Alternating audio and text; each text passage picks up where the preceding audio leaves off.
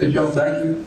Please be seated. Let me record once again, but done. That is counsel and assistant state manager, Joe, and jury. Hey, Joe, hope you had a good night.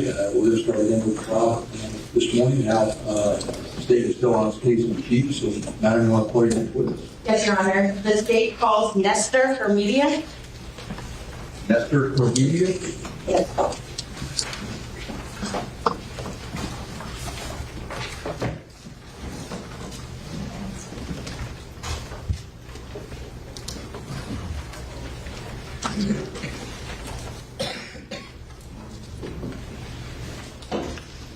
Good morning. Are you Nestor Cordelia?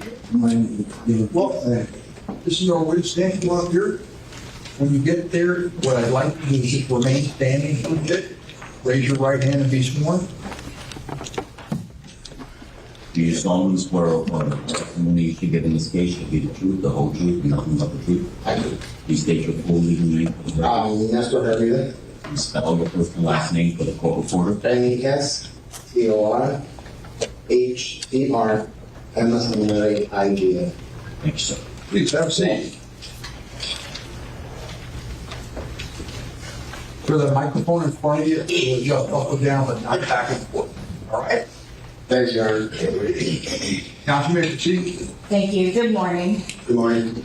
Can you tell the members of the jury where you were employed back on October 26th of 2018? I was the manager of Stone Salvation Water Association. Okay, and what is that? Is that a residential or commercial property? It was a residential property of 1,685. Okay, and where is that located? Miramar, really. Can you tell us the cross streets and the areas? Basically, you go through 40th Street, and in this case, 186 on Sunrise Avenue at 40th. Now, I'm going to turn your attention to the 40th Street entrance specifically. During your employment with the association, with the development, were you aware of the video surveillance camera system? Yes. And as property managers, did you have access to those cameras? Yes. And those cameras recorded the front entrance gate at the 40th Street location? Yes. And those cameras were actually stored within that security guard gate? Yes. How is that gate operated? Like, for instance, is there a live person? Is it automated?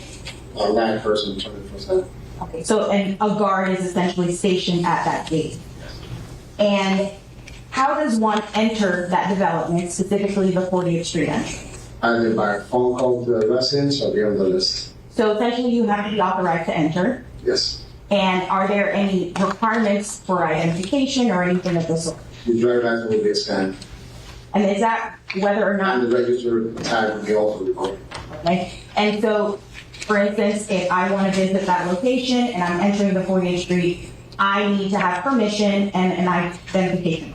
Yeah, probably. As far as the video surveillance system, is it common that it was overwritten or, re-recorded over after a certain period of time? It does. Do you recall the time frame? Your Honor, Attorney Defense Counsel was listed marked 6WW, permission to approach the witness. Yes, you may.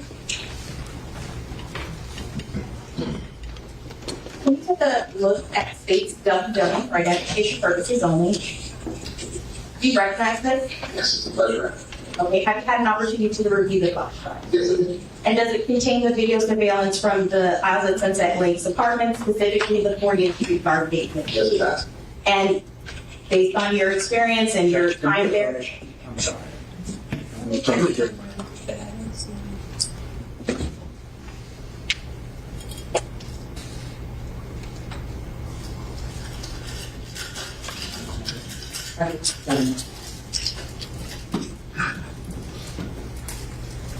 what page?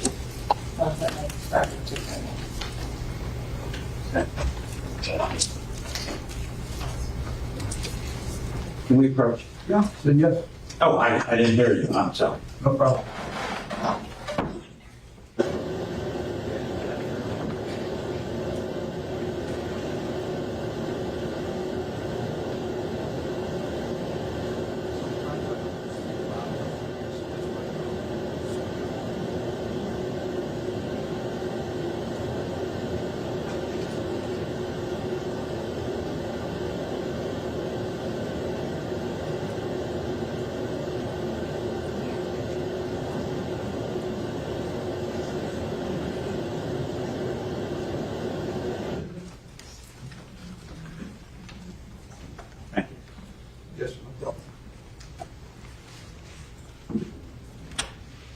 think I was saying, have you had an opportunity to review the video surveillance on the flash drive? Yes. Does that fairly and accurately depict the Sunset Lakes guard gate, specifically the area covering that 40th Street entrance? Your Honor, at this time, the state uses the evidence that was pre-marked the state's WW as the state's next numbered exhibit. Is there any objection? No. It be admitted. And permission to publish? Mark that may be published. States WW, we mark states 47.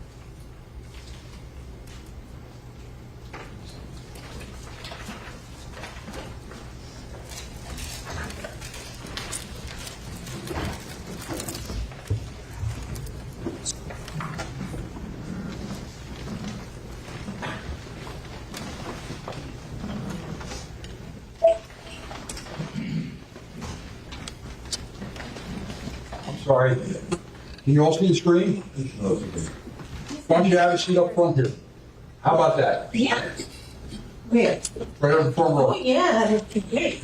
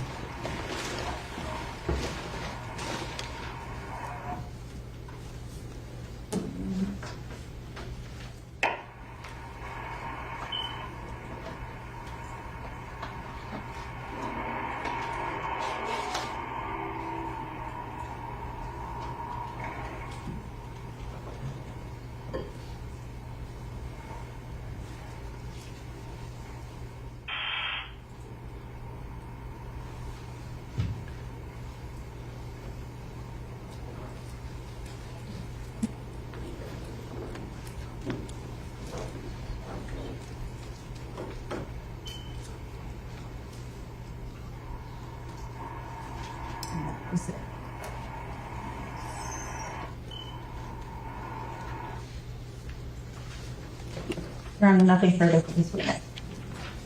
Thank you. Is there any cross-examination? One question. May I do it from there? Your Honor? Yes, sir.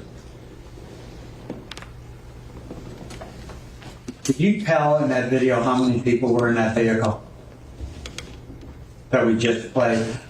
So the driver, that's your. So you don't know if there were 4 or 5 people in that car, correct? Thank you very much. Any regret? No, Your Honor. This witness excused? Yes, ma'am.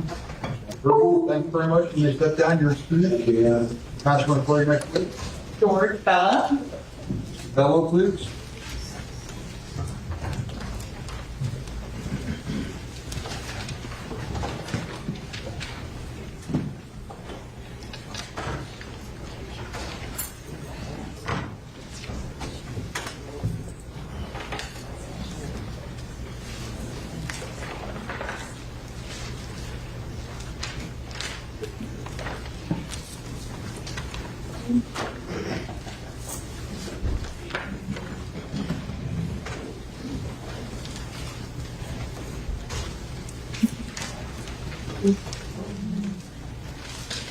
Bellow, welcome.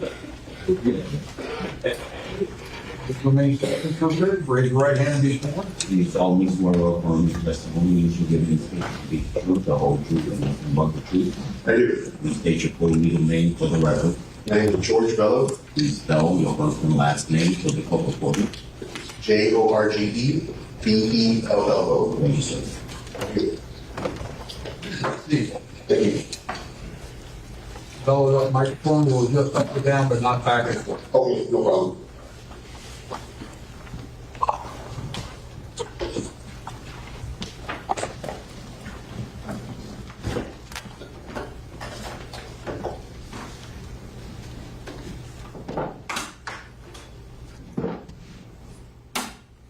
With your permission, Your Honor? Ready, you may proceed.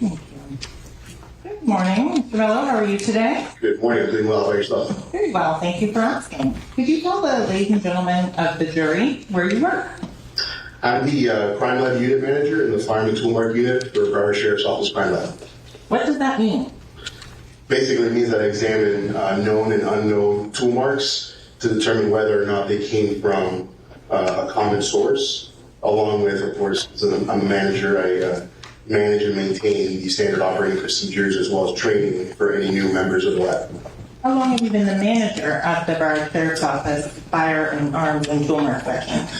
I've been the manager there for about 6.5 years. Prior to being the manager for in the Broward Sheriff's Office Crime Lab, where else have you worked? I was a criminalist in the Fireman Tool Mark unit for Miami Police Department Crime Lab. And how long were you a criminalist there? Approximately 7 years. How long in total have you been working with firearms in this discipline? So this has been for a total about 13.5 years. Can you tell the ladies and gentlemen of the jury what type of background and education you have? I have a Bachelor of Science in Marine Biology, which I received from Florida International University. And when did you graduate from Florida International University? Good question. I think it was probably about 2009, 2010, somewhere around there. July of 2009, sound correct? Yeah. Would that be reflected on your CV? Yes. If you need to refer to that at any point, please let me know. Okay, we'll do. Have you memorized every single training you've ever taken, date and time? No. Okay. No, certainly not. So if you could tell the ladies and gentlemen of the jury, after you graduated in 2009 with your Bachelor of Science in Marine Biology, what was the next steps you took in training and education specific to your current employment? So training in the Fireman Tool Mark discipline primarily occurs at labs. It's usually on-the-job training. The main reason for that is universities are gun-free zones, and so it would be a very difficult task to try to get an education in firearms on a university campus. So the training program at Miami-Dade is a 2-year training program. It's the same in our sheriff's office. It revolves around a training manual, and that manual is comprised of several different modules that we have to complete. Some of the modules in that training manual include history of firearms design, modern firearms design, history of ammunition development, orientation, instrumentation, ethics, firearms comparisons, tool mark comparisons, distance determinations, serial number restoration, and many other modules. Learning throughout that program is measured by giving technical presentations as well as writing technical papers. I also will take written examinations, oral exams, culminating eventually in a competency test to determine whether or not I can physically do the work, and then a mock trial as well as testimony training. In addition to that in-house training, I also receive training outside the laboratory in order to fulfill my job duties.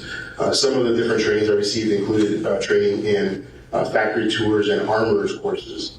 And factory tours are really important for firearms examiners because they allow us to see how the integral parts of the firearm are made. So those are the parts that leave individual and identifiable marks on casings and projectiles. So some of those parts that we can observe being made are the barrel, firing pins, extractors, ejectors, magazines, magazine lips. So we can see how all of those parts are manufactured at different manufacturers and see how the individual marks are imparted onto the tools themselves. And then the armorers course work hand in hand with that in that they show us how all of those parts work together inside of an actual firearm. During the armorers course, we'll strip down the firearm down to its screws and basic components and then reassemble it and do that several times. In that process, we can see how those parts work together to leave the marks on casings and projectiles.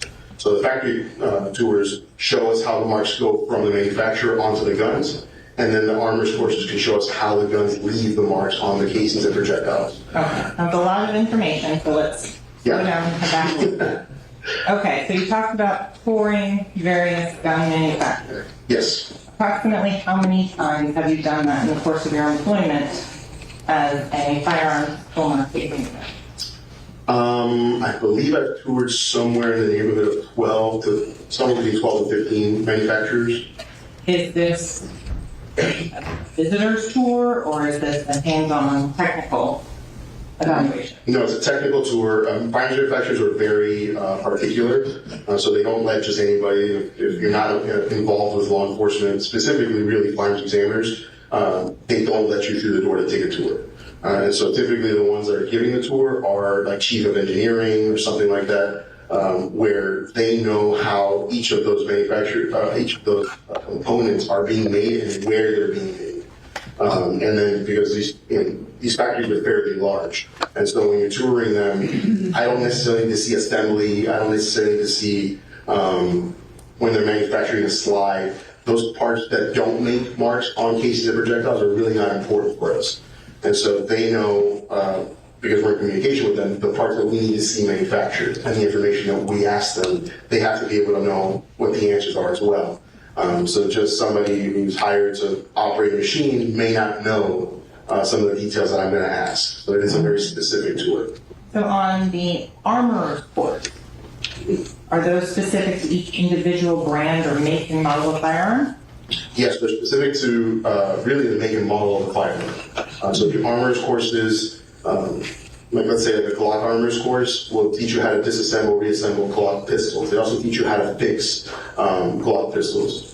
So that's kind of an added component for us. If we receive a firearm that is broken, we know how to put it back together because we've been to these armorer's courses. But they are specific. So if you take a Smith & Wesson armorer's course, Smith & Wesson makes a lot of different firearms. They don't just make pistols, they make revolvers, they make rifles, and so they have revolver armorer's courses, they have pistol armorer's courses, they have rifle armorer's courses. And so in order to be an armorer in each of those, you would have to take an armorer's course for each of those categories. In terms of the number of armor courses you've taken, can you please give an approximate number to ladies and gentlemen of the jury? It's probably in the neighborhood of 10 to 15 armorer's courses. On your daily, day-to-day job, how many times do you handle a firearm? Every day. Yeah, pretty much every day that I come into the office, I handle a firearm of some sort or another. And is it one a day? It can vary. So sometimes if a case has enough fired evidence, I may shoot one firearm for that particular case and then make comparisons. But if it's a day where I'm coming in and just test firing firearms, I might test fire anywhere between 75 and 100 in that particular day. So it kind of varies by the task that I'm performing in a given day. So it'll be anywhere from 1 to, say, 100. In a single day for firearms? Yes. And is that for the entirety of the 13 and a half years you've worked in firearms? Yes, minus the 2 years of training. So approximately 11 and a half years of handling a firearm every day.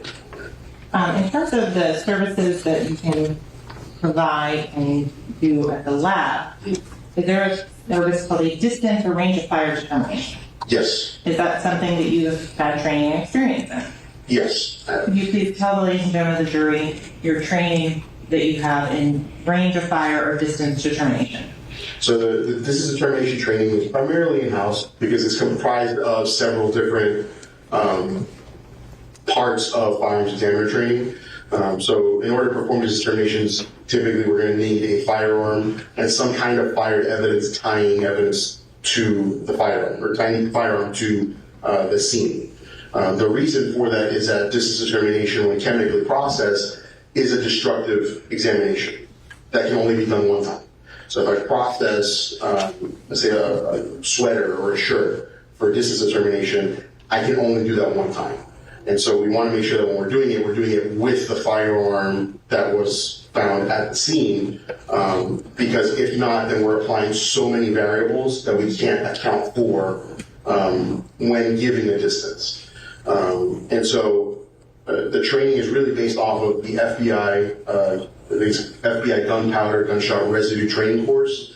And it's essentially a compilation of articles that we go through and read them. We practice making the chemicals that are required for making the test paper, the chemicals that are required for making all of the spray solutions that we would use to chemically process the garments. as well as training in using infrared microscopy and different light microscopy to try to see gunpowder on different pattern of clothing.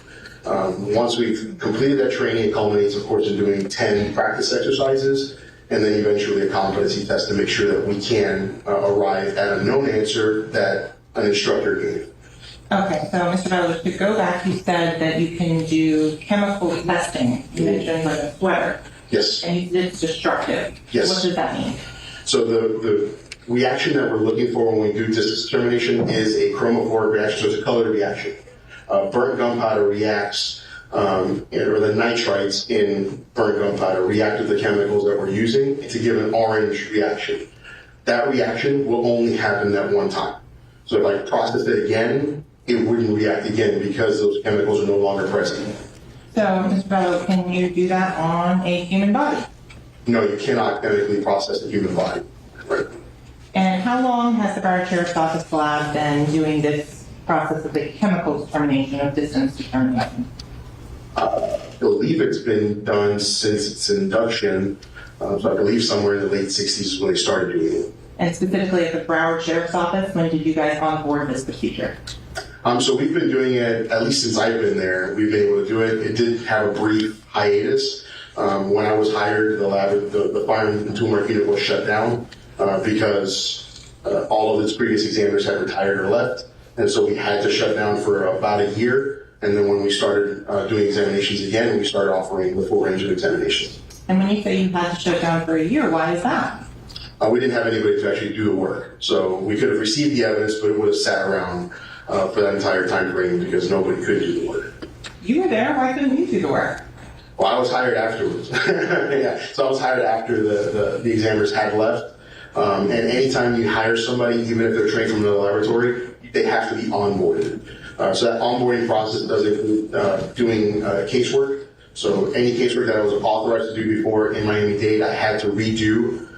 So the quality assurance manager and the lab director gave me tests when I was onboarded, and I had to pass the test. So I had to come to the known conclusions that another examiner already knew the answer was in order to be able to do the same examination at Broward Sheriff's Office. Okay, so you were certified to do the examinations in Dade County. Authorized. So I was authorized by Miami-Dade to do them at Miami-Dade County, yes. And that authorization, how long does it last for? Typically it's for my employment unless there's some kind of lapse. So if part of the authorization or part of the requirement for authorization is competency testing. And so if there's a lapse, proficiency testing. If there's a lapse in my proficiency testing and I don't complete casework in that particular field, then I wouldn't be authorized by the laboratory to do that work anymore. Is there a difference between authorization and being certified in the field of firearms full mark examiner? Yeah, so by definition, laboratories can authorize you to do work. They don't certify you to do work. A certification implies that there's a third party, right, another body outside of your employer that's giving you some kind of standardized test. And so there is certification in distance determination, in firearms comparison analysis, and tool marks that's offered by the Association of Firearm and Tool Mark Examiners. So that would be the certification. It's a test that was made by experts to be challenging. And so when you pass that, you've passed a standard test that everyone who's certified in that field passed. Authorizations are subjective in that they're designed and implemented by individual laboratories. So that's saying an authorization is saying you can do that test in that laboratory. So if you have an authorization, like I have an authorization for Broward Sheriff's Office, it doesn't mean that I can go to Chicago and do what I do in Chicago. If I'm certified, that means that I've met at least the base knowledge and practical knowledge to be able to do the examination as tested by an outside agency. So, Mr. Bello, if you go and complete an armorer's course at 6 Hour at Forest at Glock, are they certifying you that you are an expert in their firearms? They're saying you're an armorer in their firearms. So once you complete an armorer's course, let's say for Glock, then they give you a certificate saying that you're a Glock armorer. That certificate is typically valid for anywhere between 3 and 5 years, depending on the manufacturer.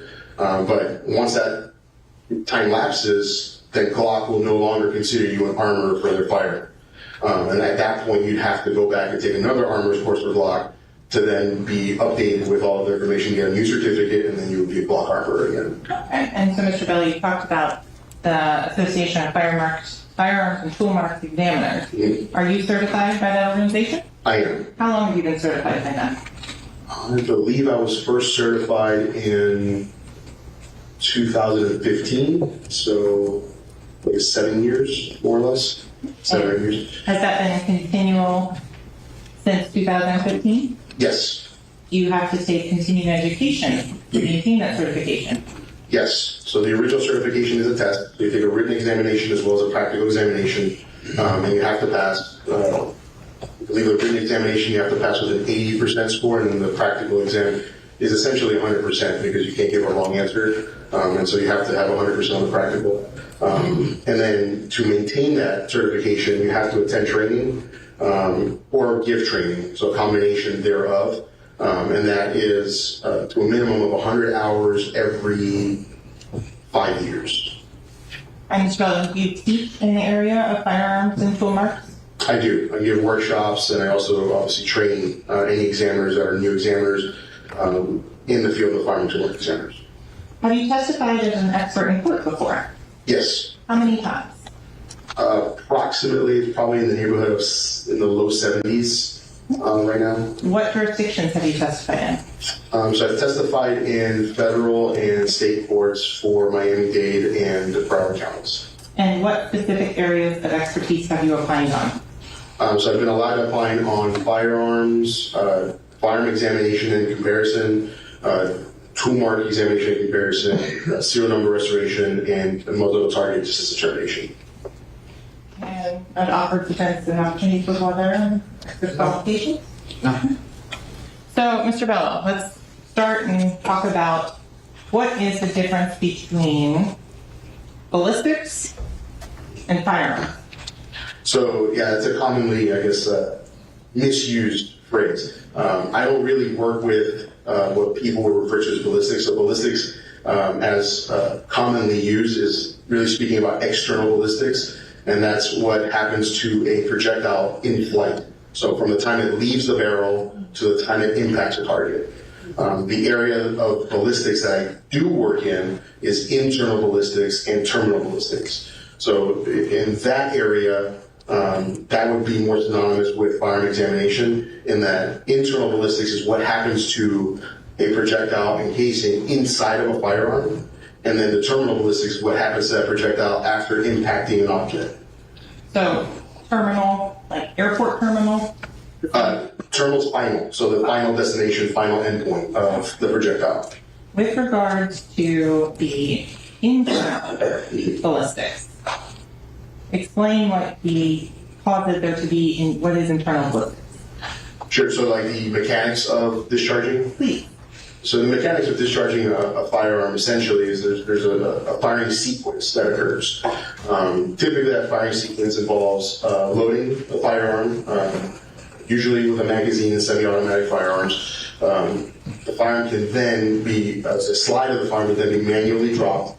At that point, a live cartridge is going to be picked up from the magazine and inserted into the chamber of the firearm. Once the firearm is in that state, it's ready to fire. Barring any manual safeties or something that's preventing it from firing, the firearm is loaded and ready to be fired. So with most modern firearms, at that point, you could pull the trigger. The trigger will release the hammer or the striker, which will detonate the firing pin. Detonate the primer. The primer of a cartridge is what holds a small explosive that ignites the powder inside the cartridge. That powder then expands through combustion and pushes the projectile through the barrel, and then at the same time, it will push the cartridge case rearward into the firearm itself. That rearward force is what causes the firearm to cycle. So at that point, the casing will be extracted and ejected, typically to the right and rear of where someone will be standing who's discharging the firearm. And then the cycle at that point starts all over again. So the slide comes forward, picking up another live cartridge, and you can then pull the handgun. Okay, lots of Trigger. big words that are not necessarily common in everyday Sure. life. So let's go back a little bit. a live cartridge. Yeah. What is that? Have a demonstrative I can show the jury. Please, depends how you can see it. No, Okay, so if you could explain what is a live cartridge. May I approach the jury to show them? Please stand up.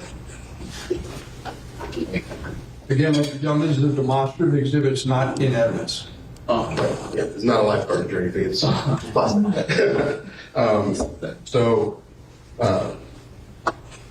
A live cartridge is essentially what you see here. So it's a projectile or a bullet, a cartridge case, the primer, and then inside is where the powder itself is housed.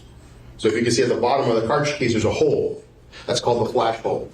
So when the primer is struck by the firing pin, the force is what causes that powder to ignite.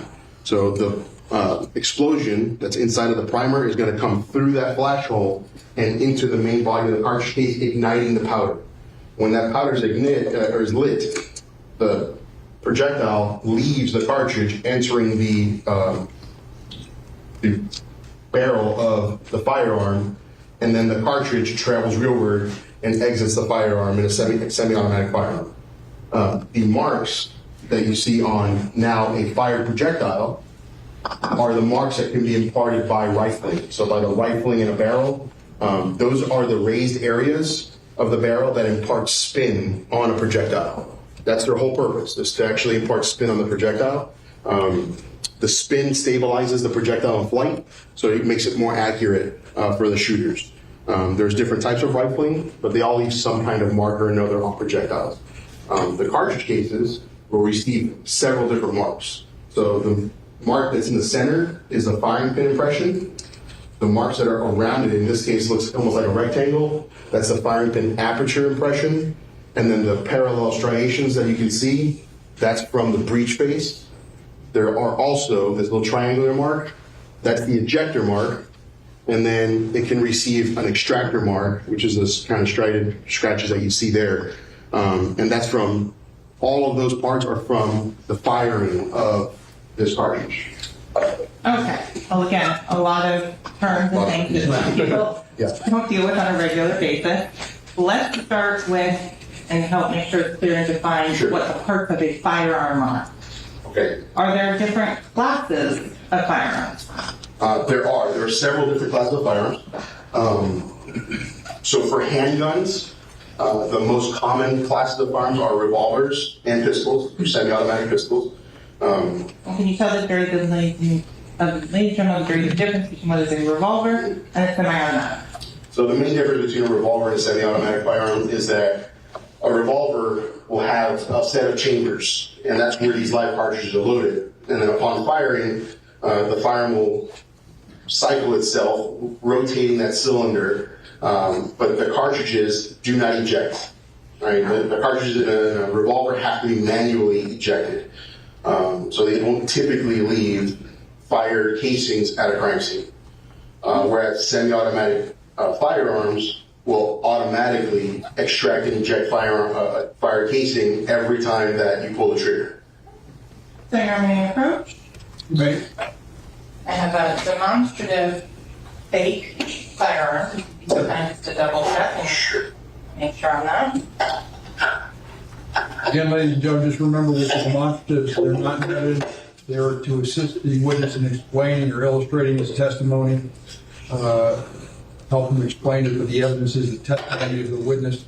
These demonstratives, unless they are later received in evidence, do not go back to the jury room during deliberations. Is the item that you have in front of you a replica or plastic firearm? Yes. Does it shoot any projectiles? No, it doesn't have a barrel or any. You can see that the barrel itself is plugged, so there's nothing that could possibly come out of this firearm. Does it have a trigger that can be pulled? No, it does not. No. Does it have a slide or a magazine that can be moved? It has a magazine that can be extracted, but the slide cannot be moved. The hammer cannot be cocked. So there's no, in this particular design, the only moving part is the magazine builds, which ejects a plastic magazine. Okay. So can you now use that, and if I can have the witness step down so we can put it on the screen, maybe use the users to see. Mr. Bello, if you would be so kind.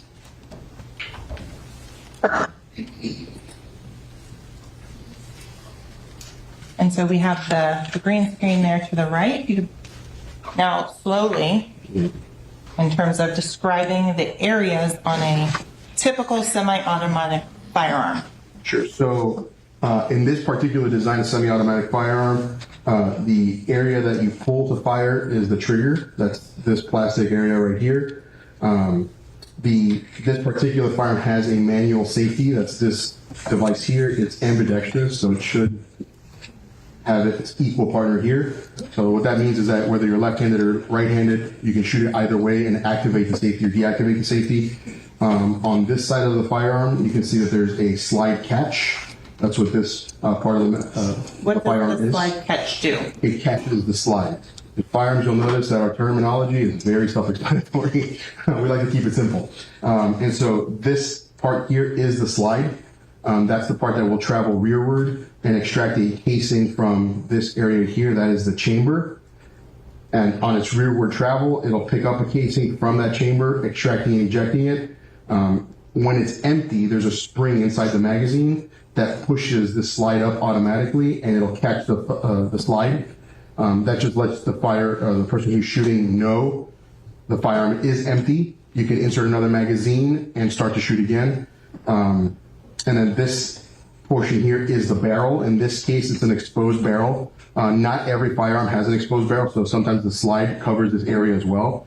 And then this is the muzzle end of the barrel. So this is the portion of the barrel where the projectile itself travels out of. And I guess just to clarify also, the projectile is not the only thing that comes out of the barrel of a firearm. There are byproducts of discharge. And so... We'll get back to that in a second. So can you demonstrate and show the ladies and gentlemen of the jury about how you would insert a standard magazine using that demonstrative? Sure. So in this particular firearm, you would just insert the magazine with the feed ramp of the magazine facing that direction. You just insert it into the well until it clicks in place. And at that point, slide up a little more. The magazine will sit flush with the bottom of the firearm, and the magazine is inserted. In regular function, at this point, typically the slide is to the rear of the firearm, and you would pull it back, and that would automatically release it to move forward and pick up a live cartridge and be in battery, which essentially just means that it's loaded and ready to fire. Okay. So you discussed rifling. Yes. Where on this gun does the rifling come from? So the rifling is from the barrel, so it's from this portion here. The chamber of this firearm ends right around here, and so from that portion forward is where the rifling will be present on the barrel of the firearm. And explain what is rifling. So rifling are raised portions of the inside of the barrel, which are designed to impart spin to the projectile, stabilizing the projectile in flight, and making the firearm itself more accurate. Are those markings, the high and low points, standard in different firearms? Yes, so there are characteristics that manufacturers will place on firearms. One of them is the width and number and direction of twist. So the width of land impression, so how wide each of those marks is inside the barrel, is standardized, as well as the number. So whether it's 6 or 5, 3 or whatever that number might be, and the direction they twist the projectile in. So whether they twist right or left are all purposely put in by the manufacturer. Do different manufacturers have trademarked or patented rifling patterns? They do. So like Glock has Glock and Smith & Wesson are famously involved for, I guess Smith & Wesson tried to make a replica of what Glock has years ago, and Glock sued them, and they won the lawsuit, so Smith & Wesson had to immediately stop manufacturing the firearm the way they were manufacturing it. And it really came down to some of those class characteristics that we were talking about, so the marks that were inside the firearm. Not really how it looks. So the firearm still looks the same as the Glock, but the inside markings are different than Glock, and they had to make them different because of the lawsuit. So with regard, you said class characteristics, that's the type of firearm. How would you say that's different from individual characteristics of a specific firearm? So class characteristics are those characteristics that are put in place by the firearm manufacturer on purpose. They know they're putting them in there. They chose to put them in there. So that's the caliber, the shape of the firing pin, the shape of the firing pin aperture, the number of lanes and grooves in a barrel, the direction of the twist. Those are all on purpose. They decided those numbers, and that's what they are making them all with. So every Taurus pistol, which is basically a replica, is a Taurus PT92. So every Taurus pistol will have 6 land impressions. They all twist to the right. They all have a hemispherical firing pin. They all have a circular firing pin aperture. Now, the individual marks are the marks that the tooling puts in incidental to manufacture. So basically, they're accidental marks. Manufacturer doesn't know they're being imparted. They don't mean for them to be imparted. They just happen by the mechanical action of making the parts. So the cutting tools or the forming tools that are used to make the barrel, to make the slide, to make the aperture, all leave marks, which are microscopic in nature, on these different parts. That's fine for you. And so before I have you resume your seat, could you show where would the ejector marks be made on this particular? So I can't open the firearm, and that's where the ejector would be. But if looking at it from this angle, the extractor is on this side of the firearm. It's a hook that's put in place right here in the slide. And then the ejector is on the opposite side. So if you could think of opposing forces, the hook has to grab the casing and pull it out. The ejector has to push the casing from the opposite side of the extractor and push it out of the firearm. So the ejector is typically placed in here, attached to the slide itself, or attached to the frame of the firearm, but protruding through the slide. And so, Mr. Bell, if you'd be so kind as to resume your seat. Can we think about it? You can, yes, that would be good.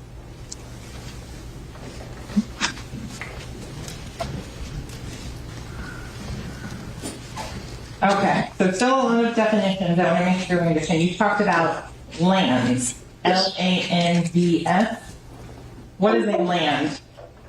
So a land inside of the barrel of a firearm is the raised area. So that's the actual area that's left inside of the firearm that impacts the projectiles. So that's the area that's going to leave those scratches I had showed you earlier. The opposing areas are the grooves. So in cutting methods, the grooves are the raised areas on the projectile, and they're the lower areas on the firearm. So these are the areas that typically are cut away by another tool inside of the barrel. Usually when we're looking at projectiles, examiners look at the land impressed areas, not as much the groove impressed areas, only because we have found some repetition in the groove areas from different manufacturing methods. And so in order to avoid any possible confusion as to whether or not it came from a particular firearm, we look at areas we know are individual, which are the land impressed areas. So in that, you're just talking about the lands on the projectile. Correct. Is there any lands and grooves on the casings? No, there are no lands and grooves on casings. Is there a database or some sort of literature that tells you which manufacturers use 7 lands or which use 3? Yes, so the FBI years ago compiled a database that they call the firearm, the gun reference database. And so basically that database has a list of manufacturers and what their specific numbers would be as far as direction of twist, number of landing grooves, and the width of the landing groove. And so with the width, whenever we try to use that database, we try to add a little bit more to the width of the land impressions that we're measuring, only so that it becomes a more comprehensive list than a more restricted list. So if we're going to make an error, we want to make sure we're more inclusive in this error than exclusive. Okay. So you also talked about firing pins. Mm-hmm. Is there just one type of firing pin? No, there are several different types and shapes of firing pins. So your typical firing pins that you're going to observe in firearms are hemispherical. I'd say that's the majority of them that we're going to see. Hemispherical just means kind of rounded in nature as far as the tip of the firing pin. But they also have firing pins that are elliptical in shape. A lot of examiners call them Glock shape because Glock was one of the first manufacturers to use this elliptical shape on the firing pin. There's also rectangular firing pins, although not super common, or certainly they were more common in the 80s and 90s than they are today. But they still are some manufacturers that use rectangular or square firing pins. And then you have rim-fire firing pins, which can be square, rectangular, or circular as well. And so there are different categories of firing pins, absolutely. When you talk about the firing pin, is the front of it flat, or is there a difference in the geometry of the front of the firing pin? So the tip of the firing pin, which is typically what we're going to be examining, are different geometries. So that's that shape that I was referencing. It can either be hemispherical, which has that almost like, if you think about a globe, it has that rounded shape to it. That's essentially the type of shape that we're looking at in a hemispherical firing pin. Elliptical is an ellipse, so it's an area where the very tip is pointed, but the edges of that are like an ellipse, so it's more oval in shape. Square firing pins are square, and then there are also cylindrical firing pins, which is a cross between some of them, so they're circular in shape, but the very tip is cut off, so it's flat. So it depends on the shape of the firing pin, but there are different geometries to the firing pins. Okay. And would that be a class or individual characteristic, the shape of the firing pin? The overall shape is a class characteristic, so that's something that the manufacturer decides before they even start manufacturing. What about other individual characteristics as to firing pins? Yes, there are individual characteristics observed in firing pins. Those are going to depend on the manufacturing method. So there are firing pins which are manufactured using a MIM process. That's a metal injection molding process. And those firing pins have individual characteristics from the expansion and cooling of the metal. So metal will expand when it's heated, and then when it cools, it shrinks back down. And in that process of expanding and shrinking, there are air bubbles that are formed inside of the metal itself. Those air bubbles can reach the surface of the tip of the firing pin, but when and where they reach, it's random. So the manufacturer can't really control that part. And then manufacturers, after those processes, or after the initial manufacturing process, then take those parts and polish them. And so the polishing also adds on some individual characteristics that can be observed in firing pins. What about wear and tear and use of the firearm? Sure. So if you're using the firearm over time, the metal in the firing pins, depending on how it was made, can become very brittle. And sometimes they can fracture, sometimes they can break. Sometimes the whole tip of the firing pin will fall off, making the firearm inoperable. So depending on how much wear and tear, it can certainly cause additional individual characteristics to appear. Is there a level of maintenance that you have to do on a firearm? Yes. What would that be? So depending on the different manufacturer, they're going to recommend a few different oiling points. But cleaning and oiling a firearm after every time it's fired is recommended by every manufacturer. And so the minimum that they recommend to do is to field strip the firearm, which means to take off the slide and the barrel, and then grease the rails that the slide sits on so that it can travel smoothly, and then also to grease the ramps that feed the cartridge into the chamber, which is part of the barrels themselves. So there are greasing points within the firearm that every manufacturer is going to recommend. They also recommend to clean the firearm, and specifically the barrel of the firearm, after each time it's fired, because every time you discharge a firearm, there's powder, there's primer residues, and there's lead from the actual discharge that can accumulate inside of that muzzle or inside of the barrel of the firearm itself. So if you don't clean that out, what can happen over time is that buildup inside of the firearm will actually fill in the recessed areas of the barrel, and so it loses its rifling, or the rifling becomes so shallow that the accuracy of the firearm can be impacted as well.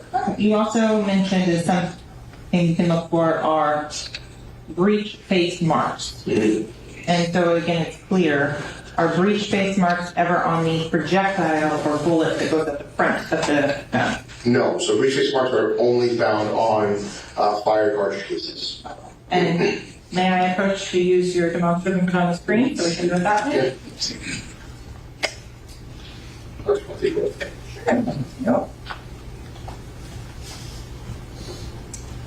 And so the screen in front of you is a touch screen.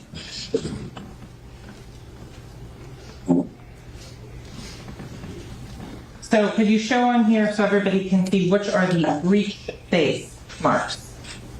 So the breech face marks, so they extend from here, it's this entire area, and then you see some of those lines continue onto these, so that's what these scratches are, and then this area out here as well.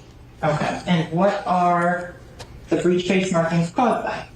So that's actually caused by the area of the slide that the cartridge case is impacting against. And is that an individual characteristic of the firearm or a class characteristic? So with breech face marks, you have a combination of both. The class characteristic is the overall design. And what I mean by design is in this case, you have lines that run parallel to each other. That parallel marking is a class characteristic. And it's characteristic of the tool that they use in order to cut that shape. In this case, it's a broach. So it's a cutting tool that they run down the face of the breech face, and it leaves these parallel lines. What's individual is the spacing between one and the other, as well as when one starts and finishes, and when and how they're oriented with each other. So those are the individual aspects of those marks. So you have a combination of both in breech face marks. Yeah. And so it's clear for the ladies and gentlemen of the jury when you're looking here, which is the firing pin impression. So the firing pin impression is actually this mark right here. So it's in this particular case, it looks like a circular mark. What would be more characteristic is if this was more oblong, kind of like that. That would be characteristic of a Glock. But in this particular case, it's this circular or hemispherical shape in the middle of the primer. And then the kind of little underneath, the little Yeah, hole so almost looking. this little divot here is firing pin drag. So in short recoil operated firearms, which essentially just means that the firearm itself is operating using the force of the recoil. There is a locking mechanism, and different manufacturers have different locking mechanisms, but in this particular case, it's basically a cam. So before the firearm will travel, or the slide of the firearm will travel rearward, it has to cam down. When it cams down, it leaves this impression of scratches, which is from the movement of the firing pin itself, dropping down and hitting the primer during that unlocking process. And you also mentioned extractor marks. Mm-hmm. Is that demonstrated on this area here? Yes, so the extractor marks are here, and more often than not, they're not found really in this area. They just, in the manufacturer of this particular model, place them here so that we can show them more visibly. But typically the extractors are going to be located on the side of the rim and underneath the rim. So this is more typical of the area for an extractor mark that we'd be looking for. The design of it in the firearm is essentially a hook. So it's made to catch that lip of the cartridge and then pull it out of the chamber. So usually they're not observed in the face of the, on the head stamp of the cartridge. They're usually observed under the rim. So, and then you also mentioned the ejector. Yeah, that's this little triangular shape there. And that can vary. They're not all triangular in shape. They can be circular in shape. They can be a half moon. They can be like a semicolon. So there's different shapes that manufacturers will impart on their ejectors. The overall shape is a class characteristic. The presence or absence can be a class characteristic as well, because some firearms don't have an ejector. Some of them use the firing pin as an ejector. But there are individual marks that can be observed microscopically within the overall shape. Speaking of microscopically, how are you looking at a projectile when it's submitted to you for analysis? So we use a forensic comparison microscope, and all that really is two microscopes that are mounted together so that I can use one set of, or one eyepiece to see both images. And that allows me to overlap the images and try to make them one, right? So if I'm looking at two different images or two different patterns, and I'm trying to see whether or not they're similar or dissimilar, if I can overlap them and then move the images back and forth, I can see if there is any agreement or not in those images. And so that's essentially how a forensic comparison microscope works. Can I now show you what's been marked the state's double X for identification purposes only? Do you recognize this USB? Yes, And did you have the opportunity to review the contents of it before you came in court today? I did. Did you recognize the 3 photos on that USB? Yes, Did they fairly and accurately depict some of the examinations you did in this case? yes. Here on this time, the state would request to move state's X in and publish to the jury. No objection. It'll be admitted. States X would be marked states 48.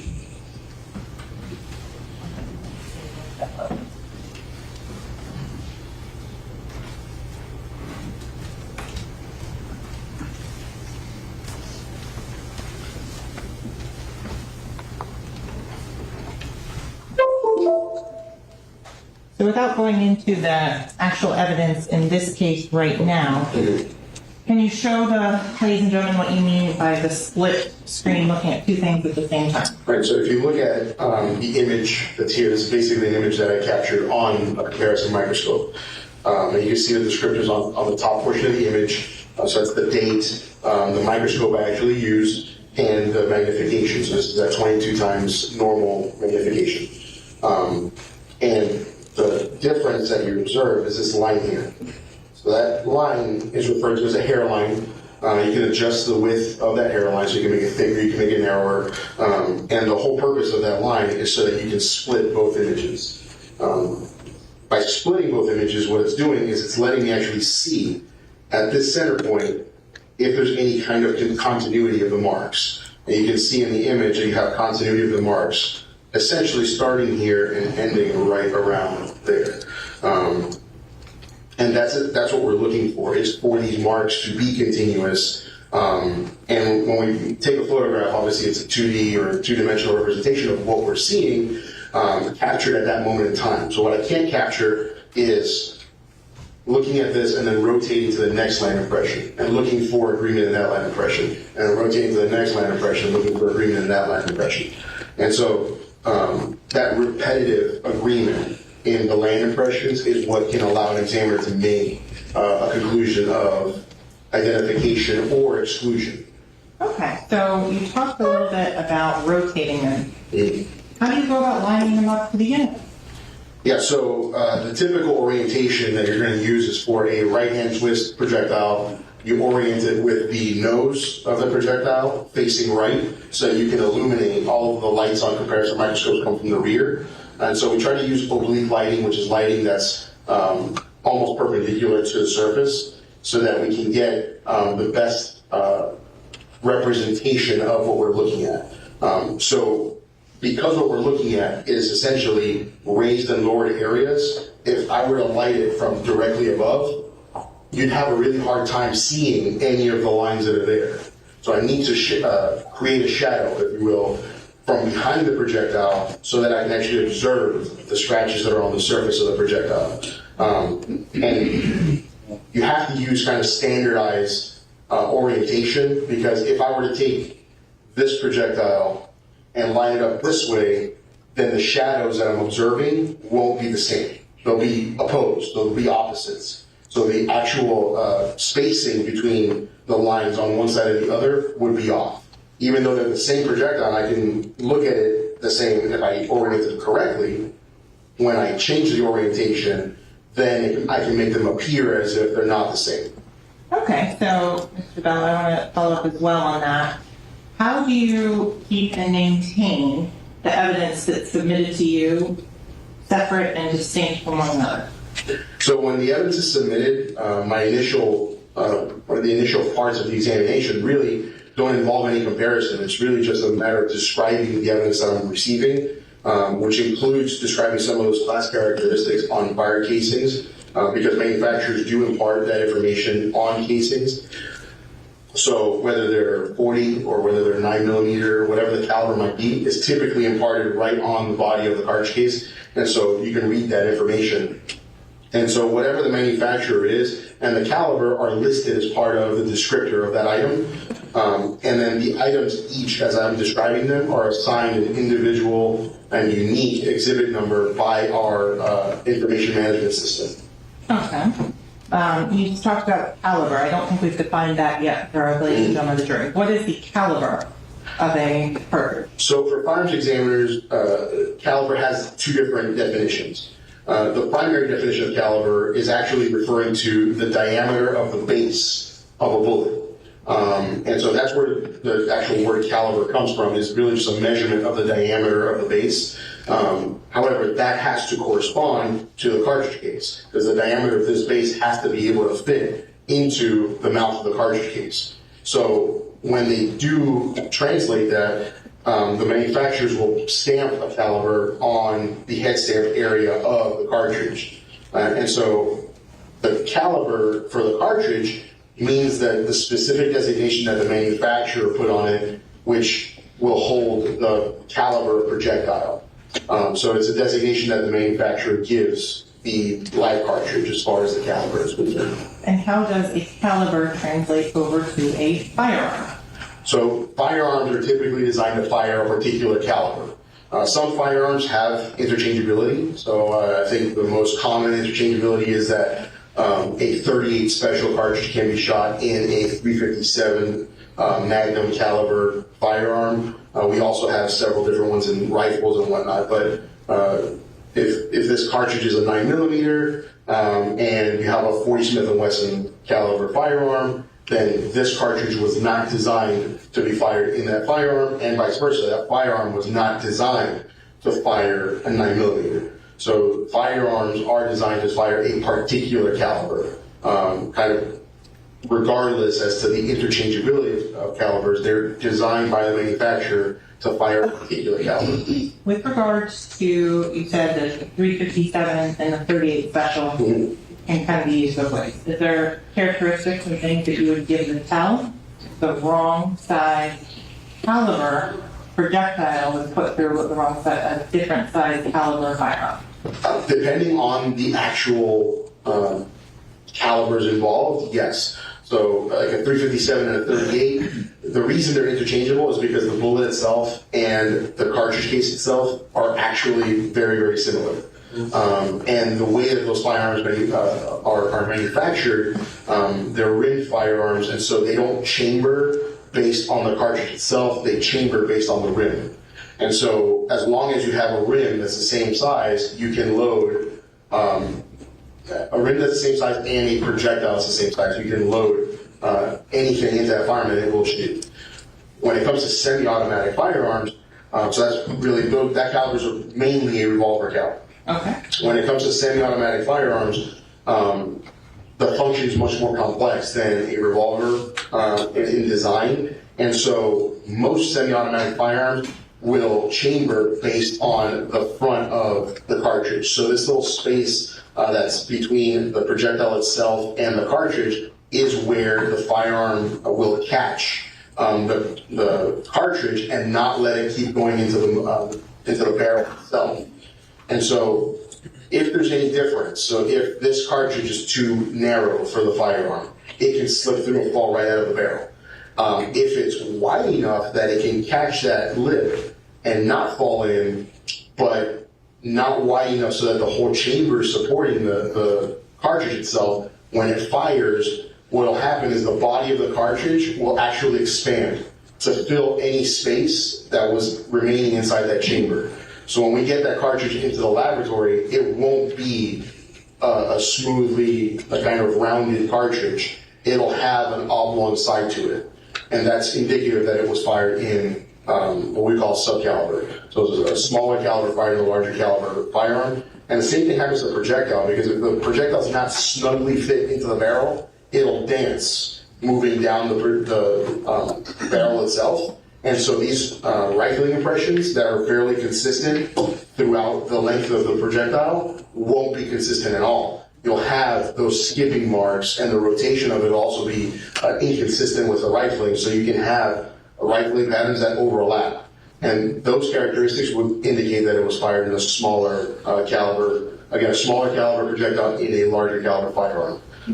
The reverse really can't happen, right? So if you have a larger caliber cartridge, let's say a 45, you can't shoot a 45 in a 40, you can't shoot a 40 in a 9, because they don't fit at all into the firearm. So it has to be a smaller cartridge into a larger caliber firearm. Okay. So in terms of you have a projectile and you have a casing. Can you ever marry those two together? So there are rare chances where that can happen. Typically it's from firearms that don't mark very well.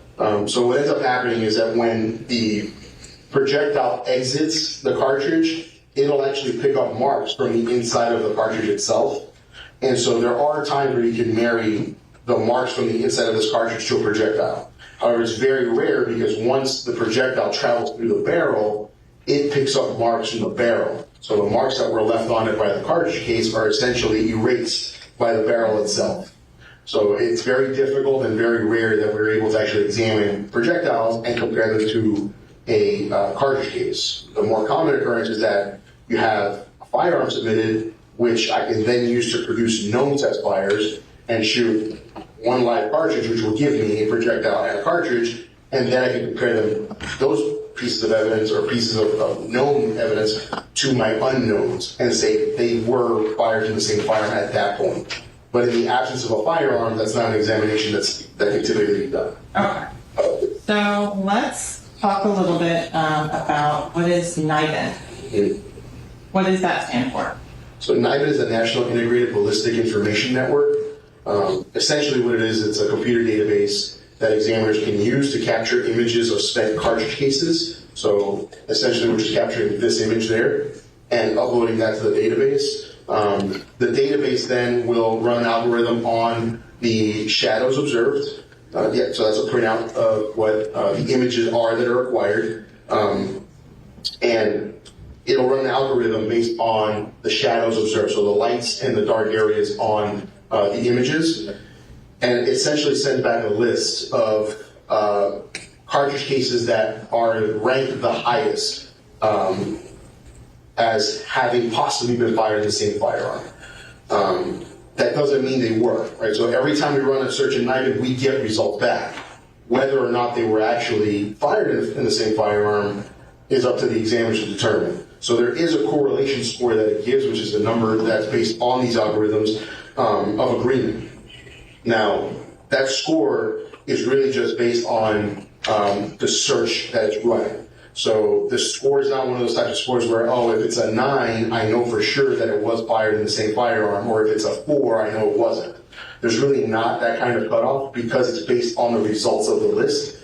So we have to look at the results every time we do a search in NIBIN. And we're looking for those same characteristics. So we're trying to do the same exact thing we do on the microscope. We try to do it using NIBIN to determine whether or not those images have enough agreement to say that they were fired in the same firearm. And then if they were, then we would report out a lead. And a lead essentially is just investigative information for detectives. Say, hey, look, these cases are potentially associated. If you're going to do any further investigation, we'll compare the fired evidence in the case on the microscope and confirm whether or not this association was a valid association. Would you ever testify with a NIBIN match? So typically that's not something that we testify to. Anything we're testifying to is something that we have physically compared on the microscope. Why is it important to physically compare them on the microscope right there in front of you? So the main reason we would do that is to actually have the evidence in front of us. The NIBIN computer database is based on images that were acquired by people, and all of us are flawed people, and we all make mistakes.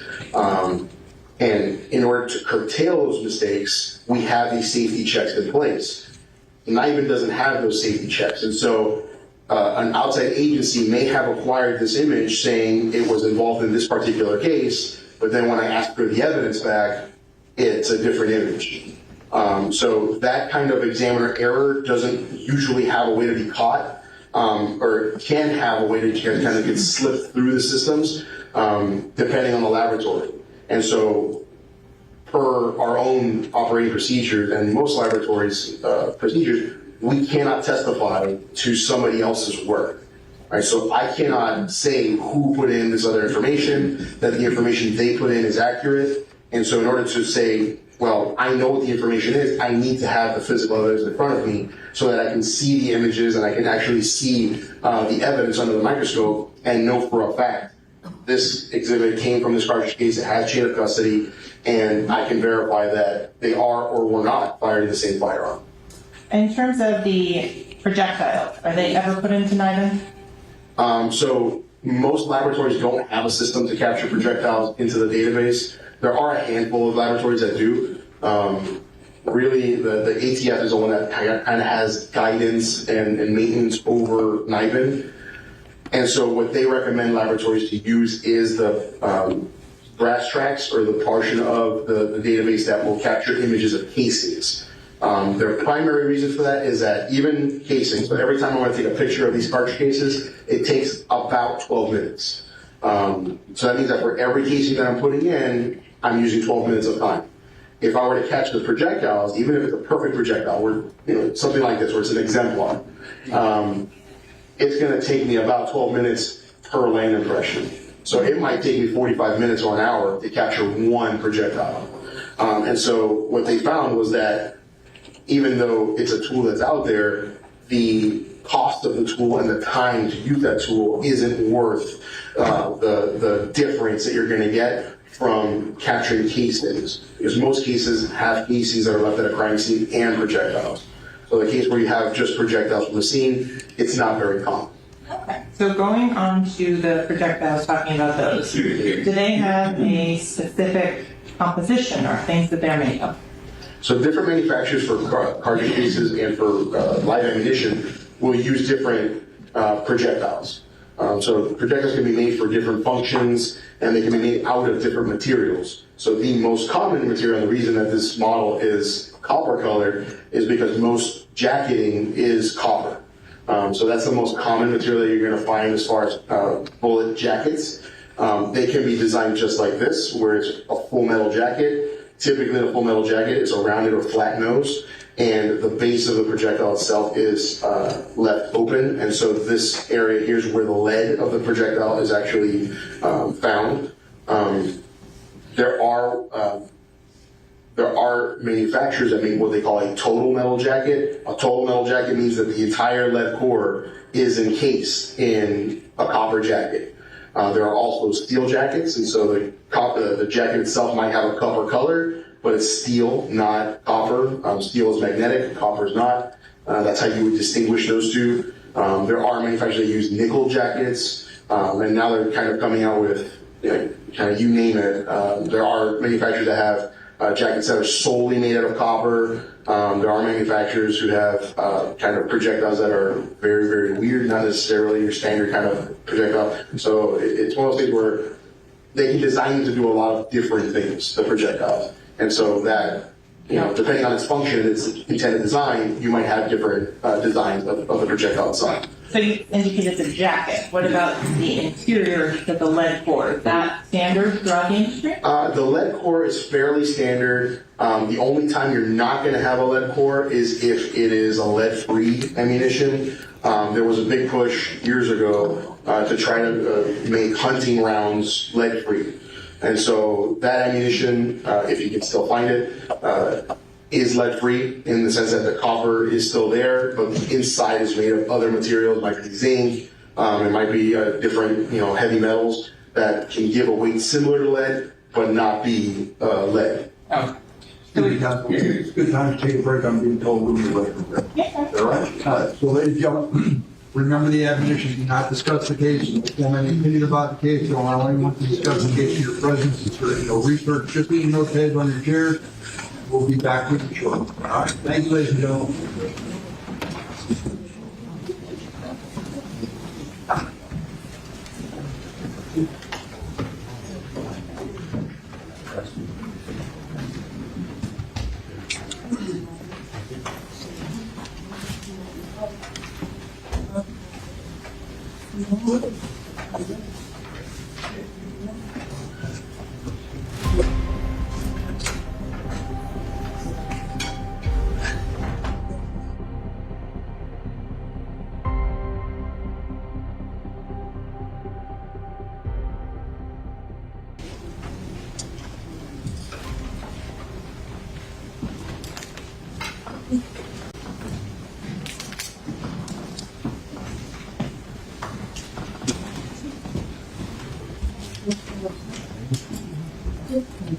Ladies and gentlemen, thank you. Please be seated. Let the record once again reflect the presence of the defendant, his counsel, his state attorneys, those ladies of the jury or witness.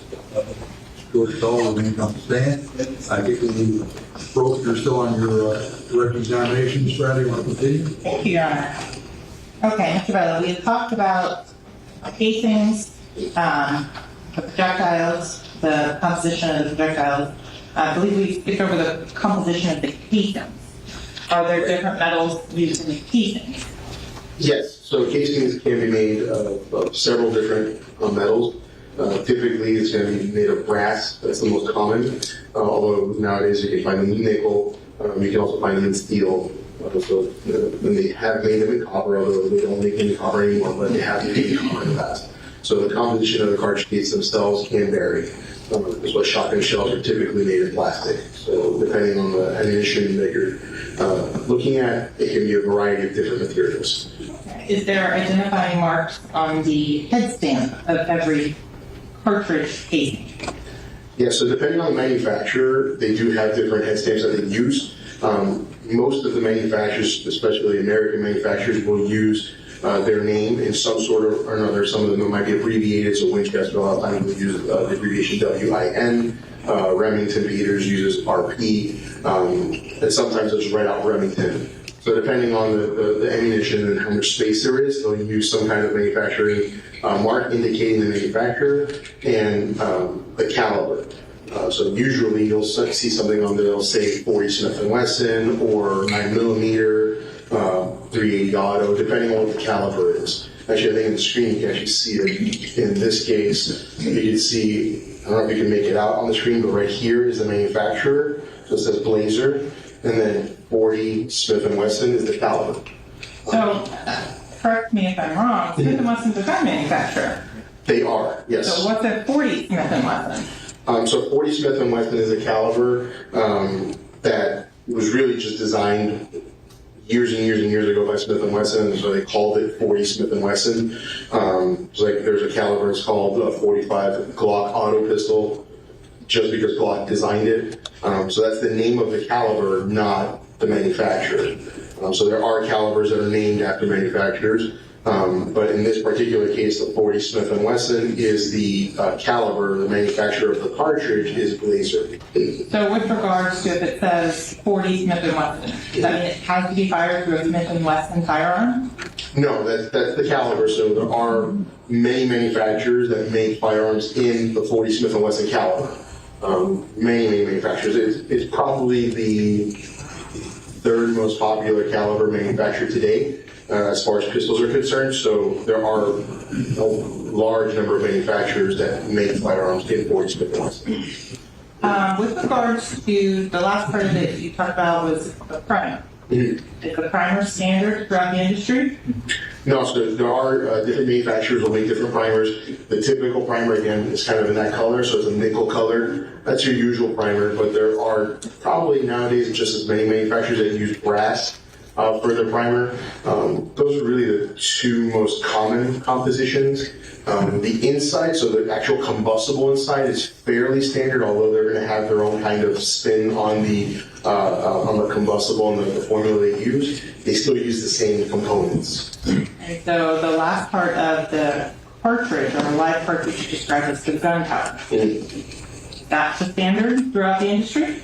So the gunpowder actually varies significantly throughout the industry, depending on the manufacturer, depending on the load that's being used, depending on the intended purpose of it, if they want it to be hypersonic or subsonic. So there are a lot of variations in gunpowder, from the shape So the shape of the gunpowder can be very varied. It can be ball shaped, it can be tubular, it can be flattened balls, it can be disc, perforated disc, and a bunch of other types of shapes. So the shapes of the powder itself can vary significantly. The finishes that they put on there are usually some type of graphite finish, which is going to protect it from self-combusting. So that's pretty standard. The composition of the powder itself is fairly standard nowadays. But the amount of powder in each cartridge can vary significantly also. So the design so the shape of the powder and the amount of the powder in each of the cartridges are probably the biggest variable when it comes to gunpowder itself. So you said and used the word load. Mm-hmm. What does that mean in your world? Yeah, so the load of the cartridge is referring to how much powder or propellant is being used inside of the cartridge. A common example that we'll see today is that, or nowadays, not today, but 223 Remington versus a 556 NATO cartridge. The cartridge case itself is identical. If I were to stack two of them side by side, you wouldn't be able to tell the difference. Inside, there's a difference in the amount of powder, and that's the sole difference between one and the other. So there are manufacturers that will sell subsonic ammunition. Typically, the only difference between a 40 Smith & Wesson or a 9mm supersonic, which is subsonic, is the amount of powder inside. So they're putting enough powder inside of the projectile for it to travel fast enough to reach a target and have accuracy, but a small enough amount that, if suppressed, leaves subsonic sound. So it doesn't make as loud a sound or perceptible sound to a person. Okay. The projectile itself, does it have a specific mass or weight? They can vary, so they have typically a specific range of weights. So different manufacturers, again, will have different weights that they load each one of their cartridges with, depending on design, depending on its intended feature. For example, 9mm have some standard weights ranging from 115 grains up to about 147 grains. Grains is also kind of one of those measurements. It's very specific to firearms. And it is a measurement that is specific to firearms. It's not something that you're going to see usually in a supermarket or anything like that. So grains are specific measurements for firearms. They're convertible, so you can convert it to grams if you would. But the typical terminology in which you would find on a manufacturer's box is the term grain. So, for example, Blazer make different grain weights in 40 Smith & Wesson caliber ammunition. They do. So most manufacturers, whether it's Blazer or any other manufacturer, will have a range of bullet weights they use. Again, depending on their intended purpose. Is it a subsonic ammunition? Is it a supersonic ammunition? Is it meant for self-defense? Is it meant for just target shooting? So they have different intended purposes behind their ammunition. So you had mentioned earlier that when the trigger is pulled, other things come out other than just the bullet. Yes, that's correct. What was that? So when a firearm discharges, that powder that's burning inside of the cartridge will continue to travel downward through the barrel and exits the barrel. So if you have a slow motion picture or a slow motion video of the discharge of a projectile, you'll see that the projectile exits the barrel first, and then immediately, as soon as the back of the projectile clears the muzzle of the barrel, there's a plume of smoke and fire that comes out behind it. That smoke and fire is the burning powder, the expanding powder, as well as any particulate lead that might be coming out. So in full metal jacketed projectiles where the base is exposed, that lead heats up and can melt and follow the bullet itself. Some of it may also stay in the barrel. If it stays in the barrel, that can get pushed out with the next projectile. And so the items that exit typically is the projectile, followed by particulate lead, followed by burnt and unburned gunpowder, followed by primer residues. So you have a combination of all of the stuff that comes out of the barrel, and each one of them can travel a different distance depending on the weight or the mass of the objects that are in question, the furthest of which being the projectile, It's the heaviest object that's coming out of the barrel, and it's intended to travel a significant distance. Hold on, just you said based Yeah. on the weight of the mass. Yes. We're getting into a little bit of physics, so I want Sure. to make sure we break it down so it's easy to understand. You're taught the projectile travels the farthest, you said because it weighs the most. Yes. How does that relate to the energy that's transferred to it? Right. So the majority of the energy in a discharge of a firearm is designed to be impelled or impacted into a projectile.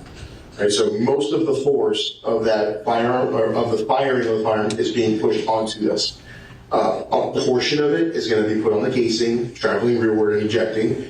And then a portion of the remaining energy is going to be used in combustion and expansion of the gases during firing. So those particles that are still being propelled by the combustion and the expansion of gases, like the powder, the burning and unburnt powder, like the particulate lead, will still travel outside of the barrel, but they won't go nearly as far as the projectile for a variety of reasons. The mass and force being applied to the projectile being the main factor, but you also have factors like the wind, like rain, like any penetrating surface or any intervening surface. So there's a lot of variables that will go into how far the powder and the primer residues and particulate lead will travel.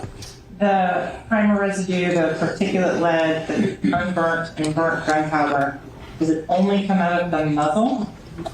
So the powder itself and the particulate lead will only come out of the muzzle because that's coming out of the front end of the cartridge.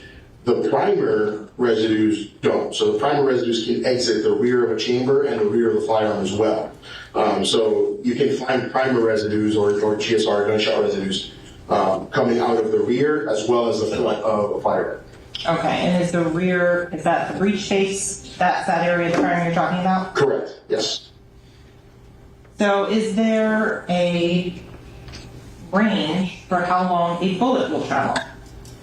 So a bullet can travel various ranges depending on the caliber that you're talking about. So and there's other variables or other ways to look at it. I guess in the firearm realm, they look at lethal range as being one thing versus how far it can actually travel is two separate questions.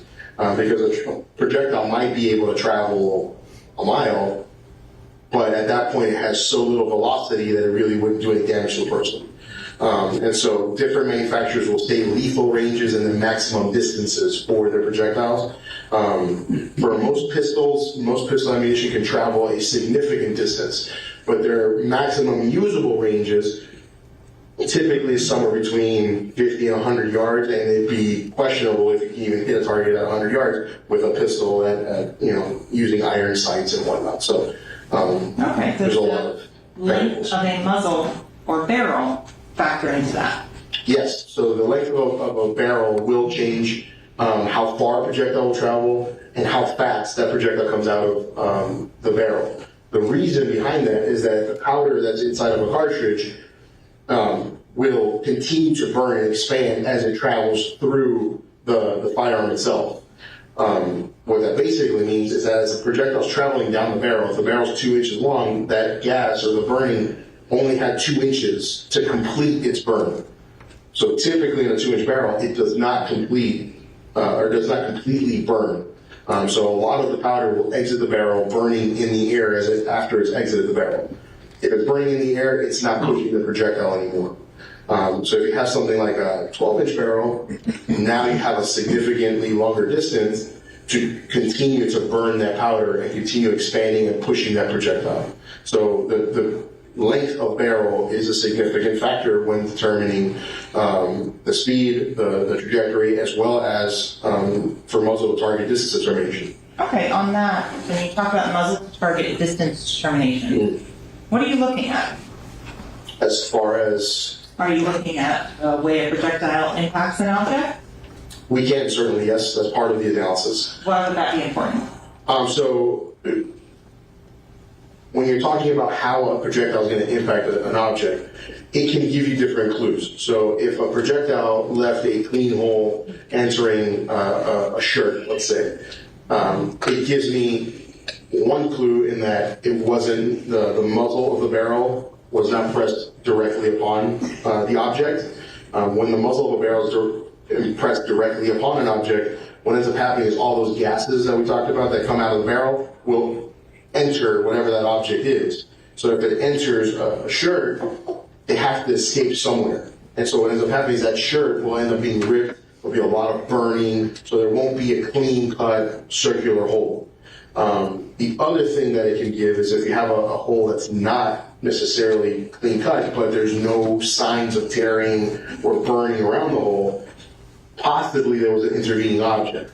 So if a bullet travels through glass, let's say, the glass will impact how the spin of the projectile, or how the projectile is able to spin.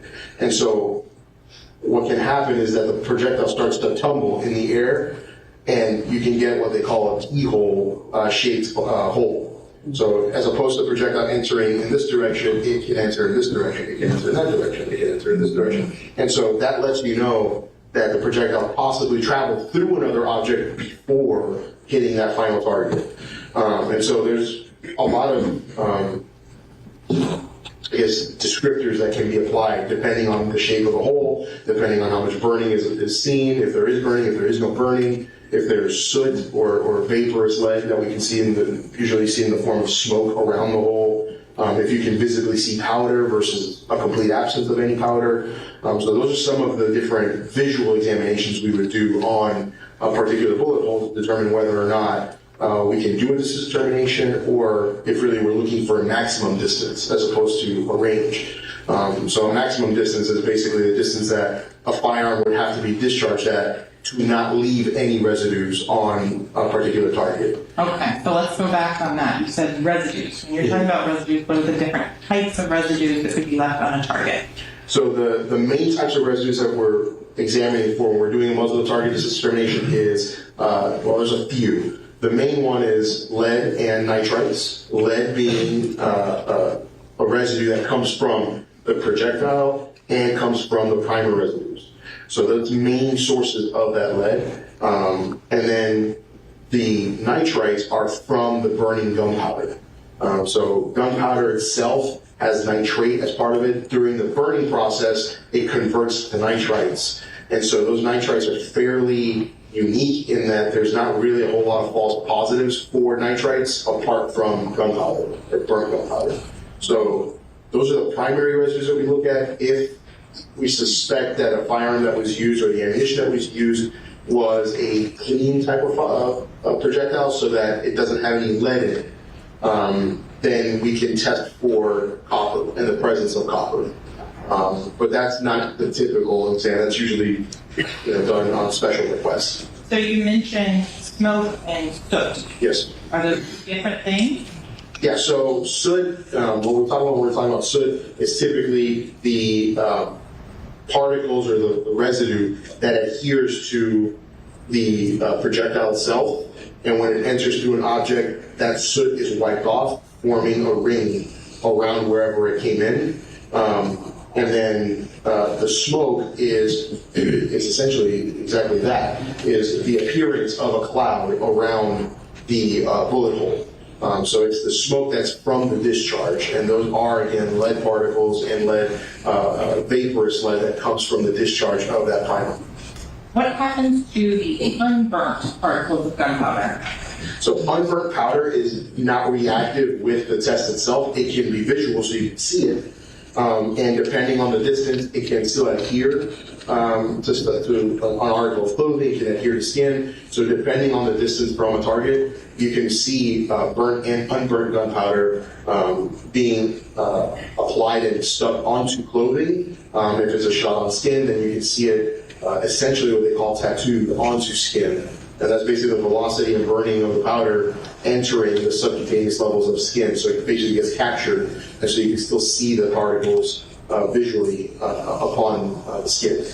Okay, so I want to talk a little bit about that. Does the unburnt gunpowder travel in a predictable pattern? Yes, so all of the particles that actually come out of the barrel will follow a predictable pattern. The projectile obviously traveling first and furthest outside of the muzzle. The following cloud of vaporous lead, particulate lead, and burnt and unburned gunpowder will travel in a conical shape. So if you can think of the items or the powder exiting the barrel, it's going to travel at its tightest distance from the hole at the muzzle and start to expand slowly. So as it hits a target, you should see a circular impression on that target, as long as it was close enough to actually leave a pattern of powder on the target. Once it gets far enough away, usually somewhere in the ballpark of 3 to 5 feet, then it ceases to leave any powder because it's all fallen out of, basically lost all of its velocity and dropped out of the air. So it has to be close enough that it can impact an object with sufficient force that it gets stuck on that object. Okay, so you said that cloud travels a maximum of 3 to 5 feet. Yes. Can you make a determination without a firearm as to the distance a cloud would travel based on a casing? No. So the reason that we don't do any examination like that is because there are many variables that come into play. So like I mentioned earlier, the barrel length, that's one significant variable. If the barrel length is 2 inches versus 6 inches versus 7 inches versus being a submachine gun that might have a 12-inch barrel or a 13-inch barrel, all of that will play a significant role in how much powder comes out of the barrel and how far that will reproduce. And so when we reproduce these patterns, the way that these muzzle target distance determinations are actually done is the first step is to visually examine the unknown, right? So the question impressions. We don't know how far that is. So we'll process it, make sure that there are gunpowder particles present and that there is a pattern present. Once we've determined that part of it, then we have to reproduce it with the knowns. Those knowns are known ammunition. So in this particular case, it's a 40 Smith & Wesson Blazer. I would use 40 Smith & Wesson Blazer. So I'm not going to use a Federal cartridge case. I'm not going to use a Hornady cartridge case. I'm going to use the same manufacturer that was used in the evidence that was submitted. Why is it important to use the same manufacturer? Because if I'm using the same manufacturer, I'm reducing the number of variables that could potentially be in place. So the same manufacturer should be using the same type of powder, same shape of powder, and typically when we're going to do that, we will open we'll open the cartridge and ensure that the amount of powder and the type of powder is consistent with what we're seeing in the evidence. If it's not, then we're going to try to use something that is consistent. So that Would you try and minimize things such as lot numbers, the date of manufacturer, those types of variables as well? if possible, yes.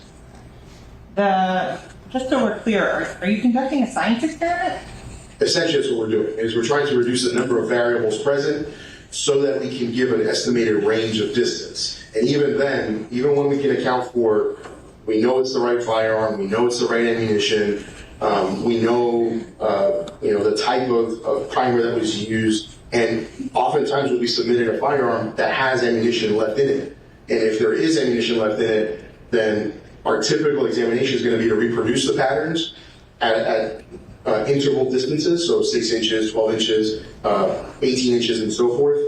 And then once we've shot that with, let's say in this case, 40 Smith & Wesson Blazer, whatever distance is closest to what I found in the evidence, I'll reproduce with evidence ammunition, so that it's the same ammunition that was found in the firearm at the time that it was impounded. And I'll use that as part of my conclusions as well. So normally when we're going to report that, it's going to be a range of distance. I'm not just saying this firearm was discharged at a distance of 12 inches. Why not? The reason we don't do that is we can't account for environmental factors. I can't account for how the clothing was handled. Was there an intervening object? So there's so many variables that you can't just give one distance. Even within ammunition manufacturers, Blazer can put a grain or two more of powder in one cartridge and a grain or two less in the next cartridge. And so there is variability even within the same manufacturer in the same lot number. So as much as they try to keep it to where there's a standard, they have a tolerance, and that tolerance still allows for potential variability. So when we reproduce these tests, the way that we're typically reporting it is that a firearm, or the muzzle to distance, muzzle to target distance determination states that the muzzle of the firearm was no closer than 6 inches, no further than 18 inches. And the edges of that bracket essentially means that I've test fired everything in between and beyond, and I can tell you that the firearm could not have reproduced a pattern that was observed closer than 3 inches, and it could not have done it beyond 18 inches. And so I'm giving that range because maybe within that range, there was some overlap. So if I shot it at 12 inches and I shot it at 14 inches, the patterns can be very, very similar. So not different enough that I can distinguish the patterns with a naked eye. So if that's the case, then I have to be able to include both of those distances. You said intervening object a couple of times. I don't think we've properly defined that. What would be an intervening object in firearms and distance determination? So depending on the object that's being examined, an intervening object can be anything like a car door, the front door to a house. If a person was wearing several layers of clothing and the person was shot, the external object is an intervening object to everything beneath that. So basically, the first object that the projectile hits is the object that has the potential to have powder on it. Anything thereafter will not have any powder on. So if somebody was shot and they were wearing a baseball cap, the baseball cap is going to contain the vast majority of those powder particles. Some of them may make it through the cap, and some of them may be present on the person themselves, but the vast majority is going to be on the baseball cap. What about human hair? Sure, so if somebody shot in the head and you have human hair, that hair is going to capture most of the powder particles. Yeah, you mentioned a pattern in the powder consuming and the unburnt gunpowder.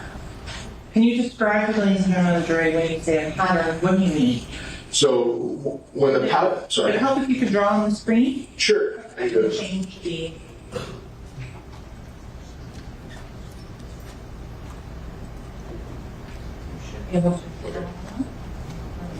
So the powder, I'll draw a couple of different things. I'm not an artist, so please excuse anything that seems very rudimentary. So if we're talking about this as being the muzzle of the firearm, the powder is going to exit in a pattern that looks like this, right? So when it hits an object that's flat, perpendicular to the firearm, the pattern that's observed is going to look something, I don't know if you can actually see the dots that I'm drawing.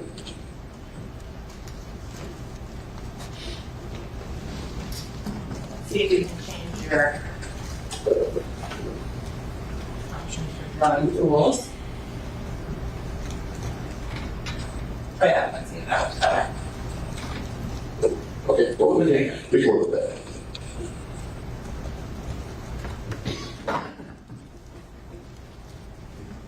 So if each one of those bigger dots is a flake of gunpowder, then the travel of the powder itself opening in this conical area like that is going to impact this perpendicular area and leave a circular impression or circular pattern of these dots, of these different particles. So when we're talking about reproducing a pattern, the pattern that we're looking for is the density of the powder and how far that distribution goes. So the further away from a target, the bigger that pattern is going to be and the less dense it's going to be. The closer, then the tighter the pattern is going to be and the more dense it's going to be. And there are particles that don't travel very far. So if the pattern is far enough, let's say something like 18 inches, you're not going to see vaporous lead. So that lead cloud, the smoke that's observed at close distances, is no longer present after a certain distance. But you can still get a circular pattern of burnt and unburned gunpowder. So you said vaporous lead falls out at 18 inches. Is that based on training, experience? Yeah, it's a combination of training experience. There's articles that have been done on it and have been published into the GSR training handbook by the FBI. And so it can even be closer to that. Again, that's part of those variables that we have to account for. So was there vaporous lead present? Was there not vaporous lead present? So my testing has to be able to reproduce whatever I'm observing in the unknown. And then I have to include whatever I'm observing in my bracket. Okay. So when you're talking about then, you said a parallel surface, do you have to take into account curvature surfaces, anything like that? Sure. You have to take into account also the size of the surface. So if this surface, instead of being this size, is only this size, it's going to capture whatever's landing on it at that time. So what that means is that if my area is only this big, then all of the powder north and south of it aren't hitting anything. So that powder keeps on traveling and doesn't hit anything. It only hits whatever is present there.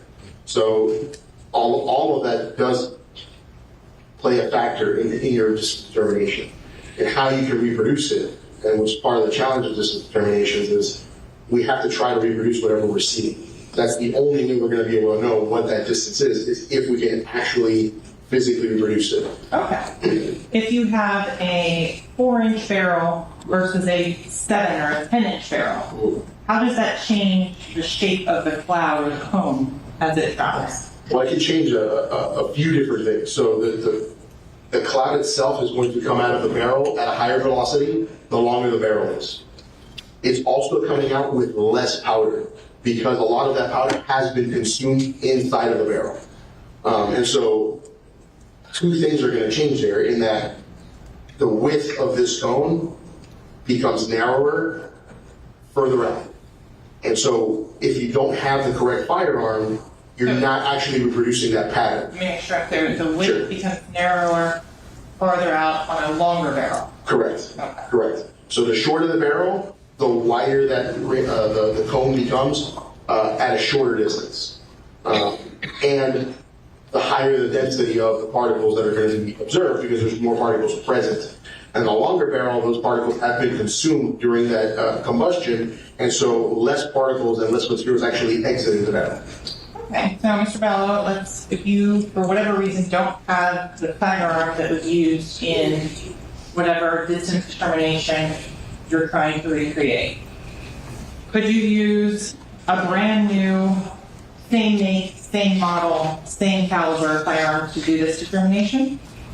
Well, in the absence of a firearm, I don't know what that firearm that was used. So I have no way of saying, okay, well, I'm going to use, let's say all the fire characteristics say it's a Glock.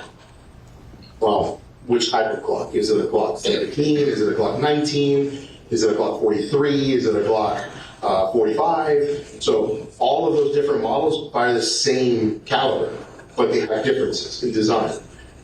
One of those key differences is barrel length. And so without knowing that it was in fact a particular Glock 17, I have no way of being able to reproduce that pattern because I can't account for those variables. I don't know what the make and model is of the firearm. Is there any way you can account for any aftermarket alterations to a firearm? Not without identifying the firearm first. And could you explain to the ladies and gentlemen what types of aftermarket, post-manufacturer alterations are possible on a .40 caliber handgun? So depending on the handgun itself, I mean, you can essentially get down to the point where you created your own new firearm. You can replace firing pins, you can replace extractors, you can replace ejectors, you can replace the slide, you can replace barrels. You can replace almost every portion of that firearm and still have what they would technically call the same firearm based on the serial number. So the serial number is imparted on the frame, and so long as you have the same frame, you technically have the same firearm. And what I mean by that is if I were to have a Glock firearm, and its serial number is USA 123, and I call Glock and I say, hey, I have a Glock firearm, it's USA 123, can you tell me what the make and model was? They'll tell me it's a Glock, it's a model 17. But I could have changed it to a 19. I could have put a different barrel length on it. I could have put an aftermarket barrel, which is not polygonal, it's conventional. So I could have changed any number of variables. The manufacturer has no way of knowing that, right? So unless you have the physical firearm present to do your comparisons and say, yes, this projectile, this cartridge case were produced by the firearm in question, then I have no way of saying that's the firearm that was used. Okay. Does the FBI set forth best practices and materials to use for doing a distance determination? Yes, they do. And what would they recommend? So the FBI recommends that you only do this determination if you've been able to identify fired evidence from a crime scene to a firearm. And so you've been able to do test fire from the firearm and come to a conclusion saying that that firearm produced the evidence at the scene. Okay. So that's the first requirement. So that's number one. What about the type of material you're going to be shooting into? So the FBI recommends using cotton twill as a substrate. It's just a substrate that they have found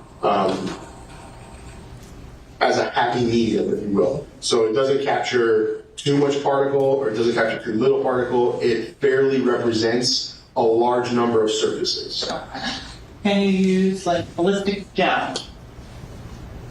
You could try to use ballistics gel. The problem with ballistics gel is you wouldn't be able to process it afterwards. It's also transparent in nature, and so seeing the powder itself is going to be very difficult. And so while you could use it, it's not something that the FBI recommends doing. Could you use an animal skin to replicate human skin? I've heard people using pig skin. I believe they say that's the most similar to human skin that you can get. So that's something that they have done. Again, you can't chemically process skin, but you can visually examine them and see the difference between the patterns in the pig skin and the human skin, as the tones tend to be very similar and the texture tends to be very similar. Okay. What about plastic covering an Amazon box to go to your house?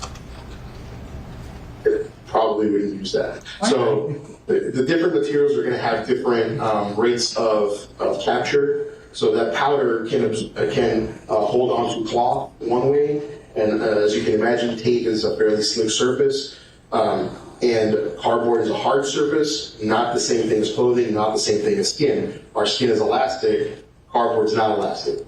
And so how powder would adhere to our skin or to our clothing is significantly different than how it would adhere to cardboard or Scotch tape or packing tape or anything like that.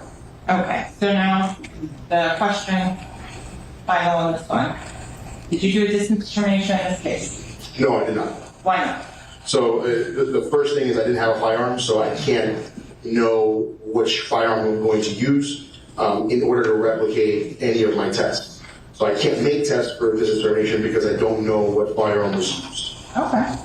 Do you have a overall list of potential firearms that could have caused the ballistic evidence in this, or created the ballistic evidence in this case? Yes, so I did use the projectiles and the visible characteristics from the cartridge case, and I ran the information through the general rifling characteristics database that the FBI initially made, and now it's being housed by the Association of Firearms Warrant Examiners. And it did come back with a list. It was a fairly lengthy list of firearms manufacturers. And so when the list contains that many, we don't typically report out a list of suspect weapons because it's just too many to report. We essentially just insert a report that if you need the list, let us know and we'll let you know how many firearms and which ones they are that could have fired this evidence. And that list is by no means exhaustive either. So there's really no way to know that that's all of the firearms that could have fired it, or was there a homemade firearm that fired it, or any other parts of like these kind of parts guns that they sell nowadays. There's really no way to rule any of those out. So this is just a list of major manufacturers that reported to the FBI their characteristics. And so approximately how many firearms were listed out in this case? I have to look at it. You refresh your recollection, please feel free to do so. Slow back when you've done so.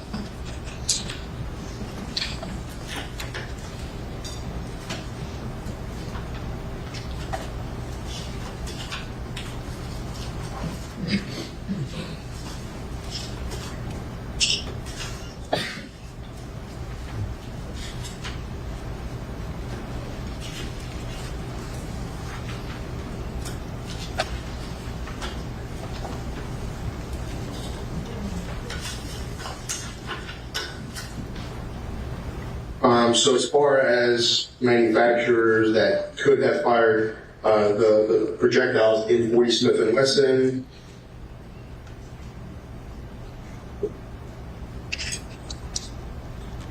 there's about 15 different major manufacturers. I also ran it again with, there was 2 submissions to me in the case. So there was an initial submission that contained 3 projectiles, and then there was an initial secondary submission which contained projectiles from the medical examiner's office. And based on the characteristics of the second submission, there was, I think, an even larger number.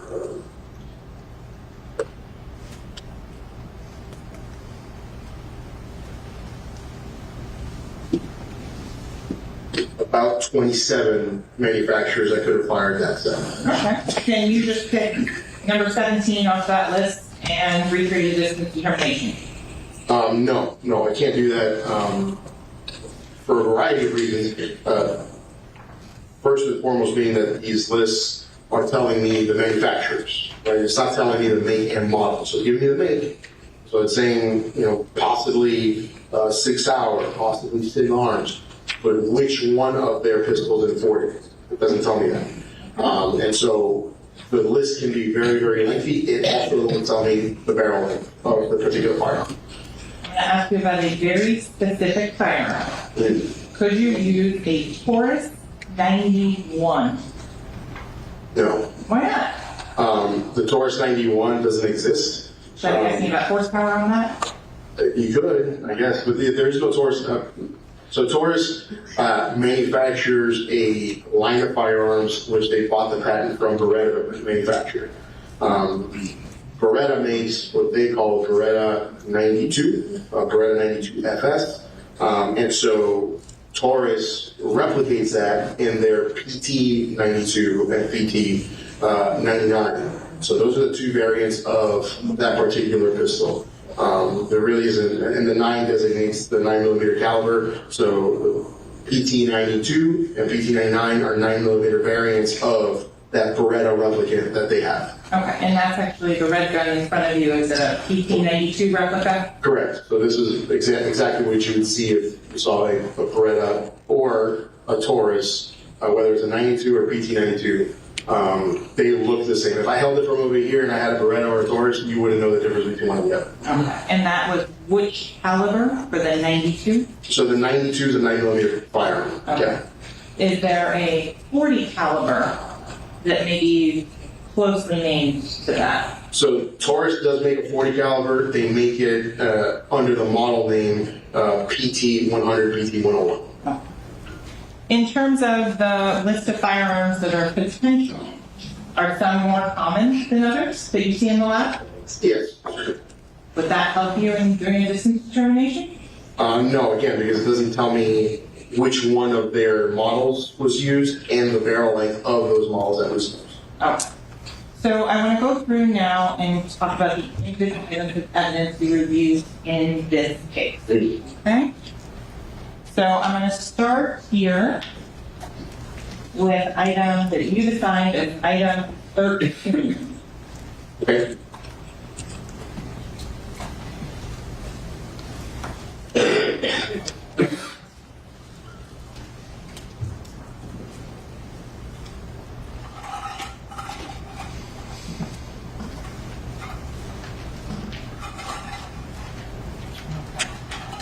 And this exhibit has been previously entered into evidence as state 43.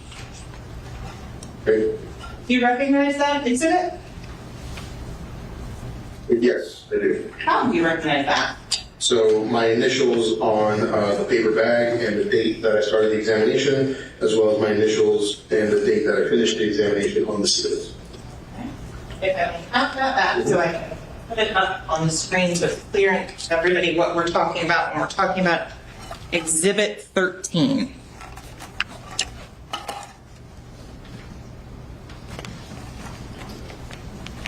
When you're talking about Exhibit 13,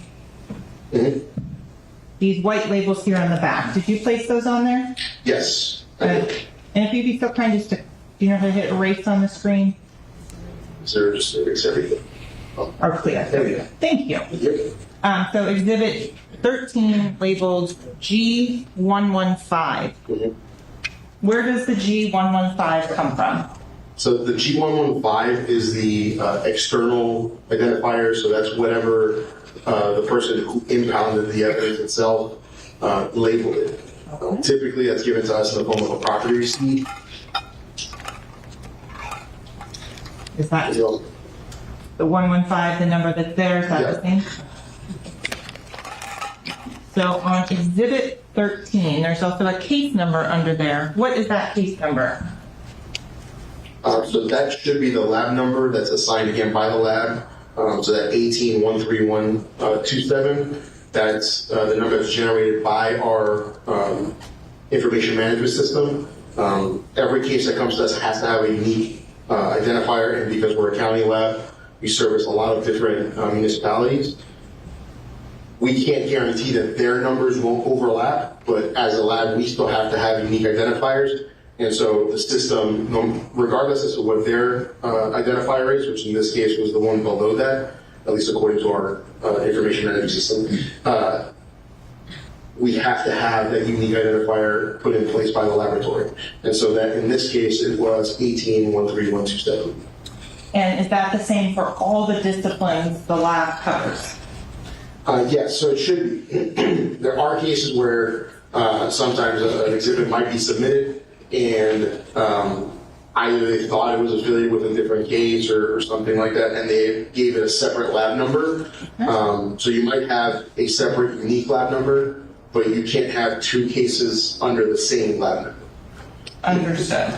So going to exhibit 13, you described to the ladies and gentlemen of the jury what you do to analyze exhibit 13. So for pretty much any exhibit, the first step I'm going to do is to try to see that whatever I received in evidence is what I'm supposed to have. With fire cartridge cases and projectiles, it's a little bit more difficult just because, as you can see in this case, they're submitted in brown paper bag or a sealed manila envelope. That's the typical kind of submission for casings and projectiles. So I'll try to feel the evidence and see, okay, this is a bag, it says it has 3 projectiles.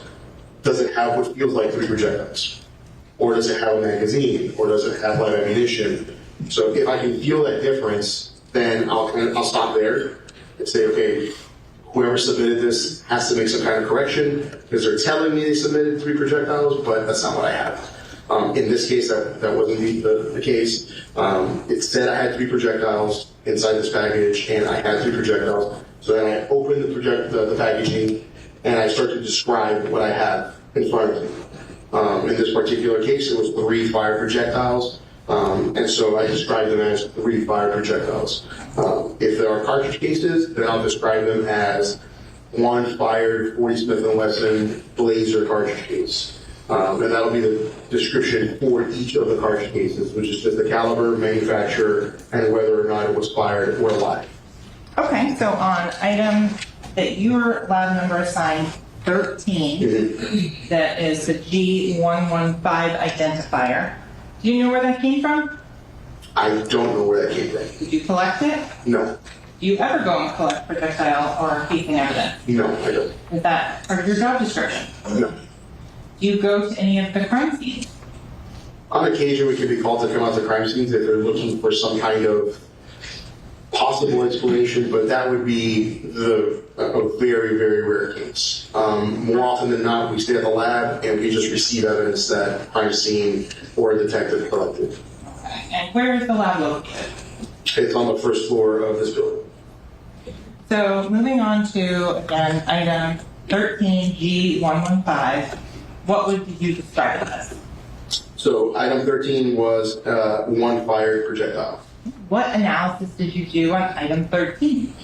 So every projectile in every cartridge case is going to receive every projectile will receive a projectile worksheet or a bullet worksheet. On that worksheet, we capture information that is standard. And the basis for that worksheet is just to see, okay, am I looking at a 40 caliber projectile? Am I looking at a 38 caliber projectile? Am I looking at a 45 caliber projectile? The importance of that is that if I have different calibers, they couldn't have been shot in the same firearm. And so that will preclude me from moving on to the next step of taking the evidence to the comparison microscope. If everything has the same characteristics, where it's a 40 caliber projectile, they have or could have 6 land impressions, they all twist to the right, then they all could have been fired from the same firearm at that point because all the class characteristics align. Then I would have to take it to the microscope to see if I can individualize them. So at that point, I'm looking for the individual characteristics to see whether they were fired in the same firearm or whether we have 2 separate firearms involved or 3 separate firearms involved. So until I do that final, I won't know how many firearms are actually involved. So you do that for every item that's submitted projectile-wise initially? Yes. Okay, so we won't go through that on each one. Okay. Specifically on Exhibit 13, the G115, what caliber was that projectile? It's a 40 caliber projectile. When you say 40 caliber, does that translate to millimeters, inches, another specialty? So 40 caliber is actually in inches. It has a synonym in metric, so it has a 10 millimeter synonym. So 40 caliber is if I took the widest portion of the projectile itself, it would measure 0.4 inches from one side to the other. If I changed it to metric, it should measure about 10 millimeters from one side to the other. Okay. How do you know the difference in tell between a 40 caliber and a 10 millimeter? They're equal. So the projectile itself really can't tell me the difference. So when we list them as a 40 caliber as opposed to 40 Smith & Wesson. But 40 Smith & Wesson is also a much more popular cartridge. For every, I can't tell you the last time I saw a 10 millimeter auto in the lab. I think probably for every 5 years we might see 1 or 2 10 millimeter autos, whereas we'll see a 40 Smith & Wesson almost daily coming to the lab. So just the difference in popularity of the two is what's going to push it towards being a 40 Smith & Wesson versus a 10 millimeter. So when you're looking at the projectile, how do you take into account any deformities from hitting intervening objects or the rifling on the barrel? How do you measure and still take those into account? Sure. So when I'm looking at the worksheet, one of the portions of the worksheet we use to describe the physical evidence we have. That's especially true and important for projectiles. We can get projectiles that are relatively pristine, but that's not the norm. Most projectiles that we receive in evidence, whether they hit a person or they hit a car or they hit a tree, are deformed from hitting something. And so it's very important for us to describe what damage we're seeing on the projectiles for a variety of reasons. One of them being that if I can't measure the exact diameter of the base, I need to know why I couldn't measure the exact diameter of the base. So is it because the base is missing? Or is it because it's just deformed, it's pancaked, it's flattened out, so I can't get an accurate measurement? And so that's one part of it. The other part of it is I do look for the class characteristics of the number of land impressions. If the damage is that half of the projectile is missing, and I have 2 land impressions, well, I don't know, did it have 6 land impressions total? Did it have 5 land impressions total and I only have 2 left? And so at that point, if I'm missing that information, I can't determine whether or not the class characteristics really line up until I take it to the microscope and start measuring the width of the land impressions and determine that, okay, if the width of the land impressions are this, then it has to be 6 land impressions. Or if it's a larger land impression, then it has to be 5 land impressions. So all of those characteristics are notated in our notes page for those different reasons. Can you look at shrapnel? Tiny, tiny pieces of a projectile, you get those landing groove impressions. Depending what's there, we could. So if, let's say, the jacket that's on here peeled off, and now instead of having one jacket, I end up having 5 or 6 fragments of a jacket. I can look at those fragments and see if there is a land impression present, or if there's a partial land impression present. That won't let me know the class characteristics of the firearm, but if there's enough information in that land impression that's present, I could make a comparison to other projectiles. So depending on how much is left of those fragments, I can. If the jacket came off of a core, right? So like the inside of this projectile that would have been lead, that core doesn't actually impact the firearm itself, right? It's covered by the jacket. So that core doesn't have any information that I can use to then make comparisons. So if it's just a lead core, there's nothing that I can do with that. Apart from maybe say it could have come from a 40 Smith & Wesson, or it could have come from a 9mm. But that's about as far as I can go with that examination because there are no class characteristic or individual characteristics present on that from the firearm. Okay. So staying on Exhibit 13, was there a number of lands and grooves on Exhibit 13? Yes.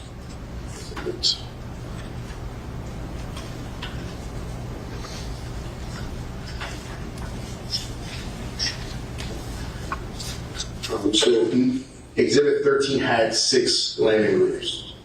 Okay. Did it have a direction of twist you were able to document? Yes, it was right-handed twist. Okay. Did it have a bullet weight? Yes, so the overall weight of that projectile was 179.4 grains. 179.4 grains. Okay. What is a cannelore? So a cannelore is a mark that's put in by the manufacturers. It's served many purposes in the past. Nowadays, a lot of them are putting it in there just for aesthetics. So it's a ring that goes around the circumference of the projectile itself. Before, cannelores were put in place for lubrication. That was their primary purpose, is they would line that indentation in the projectile with lubrication so that as the projectile traveled through the barrel, it simultaneously lubricated the barrel, or at least that was the thought. It turns out that they travel at such velocities that they're really not lubricating anything in that barrel. They're just flying out there and taking most of the lubrication with them. And so nowadays you can have cannelores, but most manufacturers today don't really use cannelores. Did Exhibit 13 have that feature? 13 did not have any cannelores. Okay. What material was the bullet made out of? So the material was copper and lead. Is there a type or of the jacket that you described earlier? Do you catalog that as to Exhibit 13? Yeah, so Exhibit 13 was a full metal jacket, so it's very similar to what we're seeing here in that it had a rounded nose and the base of it was not jacketed. So the lead of the core was exposed at the base. Okay, so full metal jacket. Was it magnetic? It was not magnetic. The lands and grooves, could you see 6 of each of them? Yes. The rifling, is there a type of rifling or characteristics of rifling? So the rifling type itself was conventional, and all that really means is a lot like this model. Conventional rifling has very clearly defined shoulders or edges to the impression. If it were to be polygonal, they kind of have the inside of the barrel looks almost like a hill, and so there are not clearly defined edges that are visible on the projectiles that come from polygonal barrels. And polygonal barrels are commonly used in what type of manufacturer of firearms? So the most common is Glock, and then the second most common is probably H&K or Versa. So moving on to you, based on what you have, do you come up and estimate a estimated total bullet weight before it was fired? Yeah, so the manufacturer intended weight would have been about 180 grams. And is that consistent with a 40 Smith & Wesson Blazer cartridge? Yes. Do you document additional defects or anything as to Exhibit 13? Yes, I do. What do you document? So additionally to what we've already discussed, I'll document the packaging, so how exactly it was submitted. You can see that the external package is a brown paper bag, but inside of that, most agencies will have some kind of sub-packaging that will separate the individual items in the bag. So in this case, it was submitted inside of a small tin can, inside of a brown paper bag.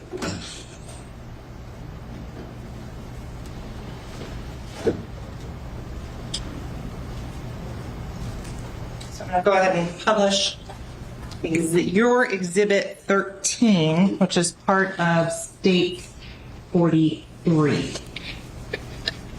Do you additionally, when you are labeling them, sub-label the item inside as well, or do you rely upon? The tin might have either my handwriting or the label. Oh.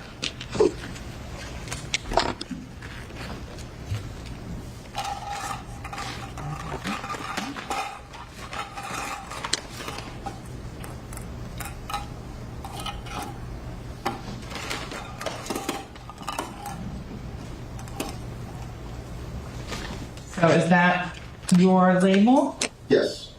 Okay. That's,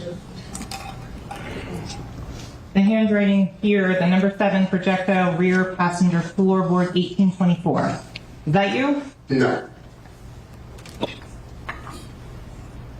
So when you're talking about the nose of the bullet, can you show the ladies and gentlemen of the jury what you mean by the nose of the bullet?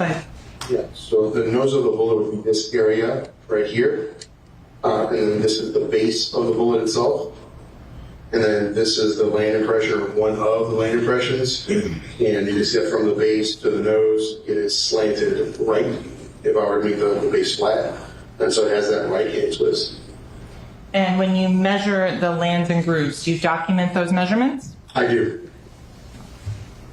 Why do you do that? So the primary purpose for that is, again, to see the class characteristics, so the width of the lands and the grooves. If there is a significant difference between those numbers in between two projectiles, then that would preclude it from having been fired in the same firearm.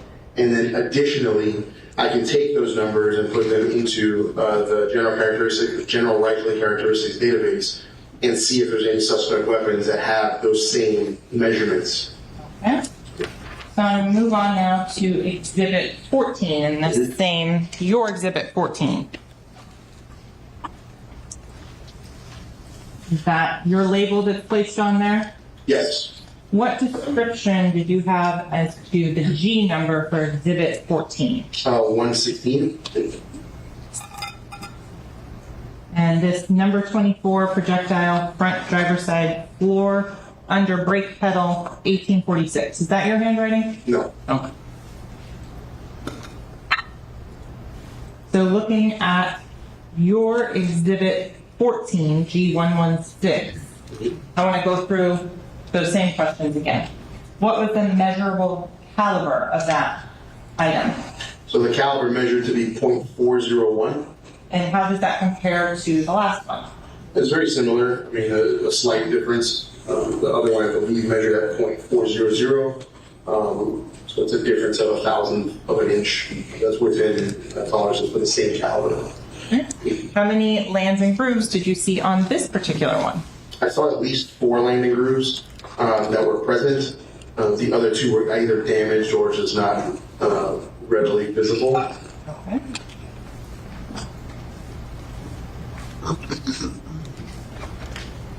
The bullet weight, what was this? It was 167.4 grains. What were the materials? It was also copper and lead. Any candelure? No. Did you see candelures on any of the projectiles here? No. The jacket type, what was it on Exhibit your 14? It was also a full metal jacket, so it has that same characteristic where it has either a flat or a rounded nose and an open base where the base is exposed, the lead core is exposed. So in here you said there was only 4 lands or grooves visible. How does that compare with the last one? That you said there were 6 lands and grooves. So the last one had 6 landing grooves that were visible. These 4 landing grooves are visible just because of damage, so there are parts of the jacket that have been ripped off. Likely due to passing through an object or impact. And so that's the only difference really. And you said passing through an object. You previously talked about going through glass. What other items would cause damage to a bullet? Honestly, it could be almost anything. If it went through a body and hit bone, it could fragment, it could have the jacket peeled off. If it hit a car door, if it went through any kind of harder object. Most of these, all projectiles really, are intended to enter an object that's mainly liquid, right? So whether it's us, a deer, or any animal, the primary composition of us is liquid. So apart from bone, there's really not anything that's hard inside of our bodies, just like any kind of animal. And so any impact with bone or hard object like bone would cause damage to the projectiles. On Exhibit 14, were you able to determine a estimated original brain weight? I believe it was, I left it as undetermined because enough of it was missing that I couldn't say 100%. Obviously, it has to have weight of at least 167 grams because there's material missing. And so it precludes certain calibers, but I didn't want to give an exact probable weight just because of how much was missing. With regards to the notes that you made with regards to your analysis of this, how did you document your additional data or findings? So the projectile has damage to most sides of the projectile itself, with the jacket missing in several different portions of it. The base of the projectile remains relatively intact, which is, again, not necessarily abnormal. If you think about how a projectile travels, the nose of the projectile is the first thing that's going to impact anything, the base is the last thing that's going to impact anything. So more often than not, the more significant damage is on the nose end of the projectile, and the base is usually the area that remains the least damaged. And it does have some of the land impressions intact, which could be measured. Were the lands and grooves consistent with Exhibit 13 in measurements? Yes, they were in a similar range of sizes. So, Mr. Bello, how do you make sure that you don't accidentally put Exhibit 13 in Exhibit 14's container? What types of controls are in place at the lab to prevent that? So when we examine the projectiles themselves, typically the projectiles are going to have some kind of labeling, usually put on there by myself as well, either permanent marker or in a scribe, which is some metal pen. I can write on metal with it. But aside from that, we are only handling evidence from one particular case at that time or at that moment in time. And so if something were to be swapped, theoretically speaking, it may get swapped 15 to 16 or 16 to 15, but it wouldn't be 15 from this case to 15 from a different case. Because I'm only looking at evidence from this case at one time. If you have one that is a known and one that is a questioned, what steps do you take to make sure those are kept identified and separate? So the knowns are also typically labeled with the exhibit number of that known. So if it say there's a known firearm, they'll be labeled T1 or T2, so test 1, test 2. And so that will clearly distinguish it from any of the evidence in the case. So moving on to Exhibit 15. Is this your label that is on there? Yes. What's the purpose of the barcode that's on all of these? So it's a barcode that really our system itself puts in place. And that barcode just contains that same information that's underneath. So if you were to scan that barcode, it would just give you its Exhibit 15, external ID, 117, case number, and lab number. So that's really all it is. It's just a replication of the below information in barcode format. In terms of when you first get the evidence, when it's given to you, how do you retrieve it? So I retrieve the evidence from a firearms vault. So the firearms unit actually houses all of its evidence inside of our own unit. We have a fairly large room that's secured by alarm and a vault door where all of the evidence is kept. When I'm going to work on a case, because I'm the supervisor, I also will assign myself the case. So I'll pull the evidence, I'll assign it, and then I go to the vault physically and I retrieve the evidence from our evidence vault. Do you work on more than one case at a time? I only ever have the evidence for one case open at one time. So one case open. When you are finished with the items of evidence, where does it go back to? So when I'm done with the evidence, it'll get sealed back up into the original packaging. If the original packaging is too damaged or something's off with it, then I'll create a new packaging for it. And then it'll be sent back to our central receiving, which then sends it back to whoever the submitting agency was. Do you reseal it with evidence tape and your name and CCN? Yes. What is a CCN? So CCN is just a badge number. It's an employee identification number. Are you a sworn law enforcement officer? No. Okay. Are you a civilian employee of the sheriff's office? Yes. The large green sticker that's on these items. Is that placed on by the lab as well? Yes. So going to item, your exhibit 15, described as G117. Did you measure the caliber of this particular projectile? Yes. Okay, what was the measurable caliber?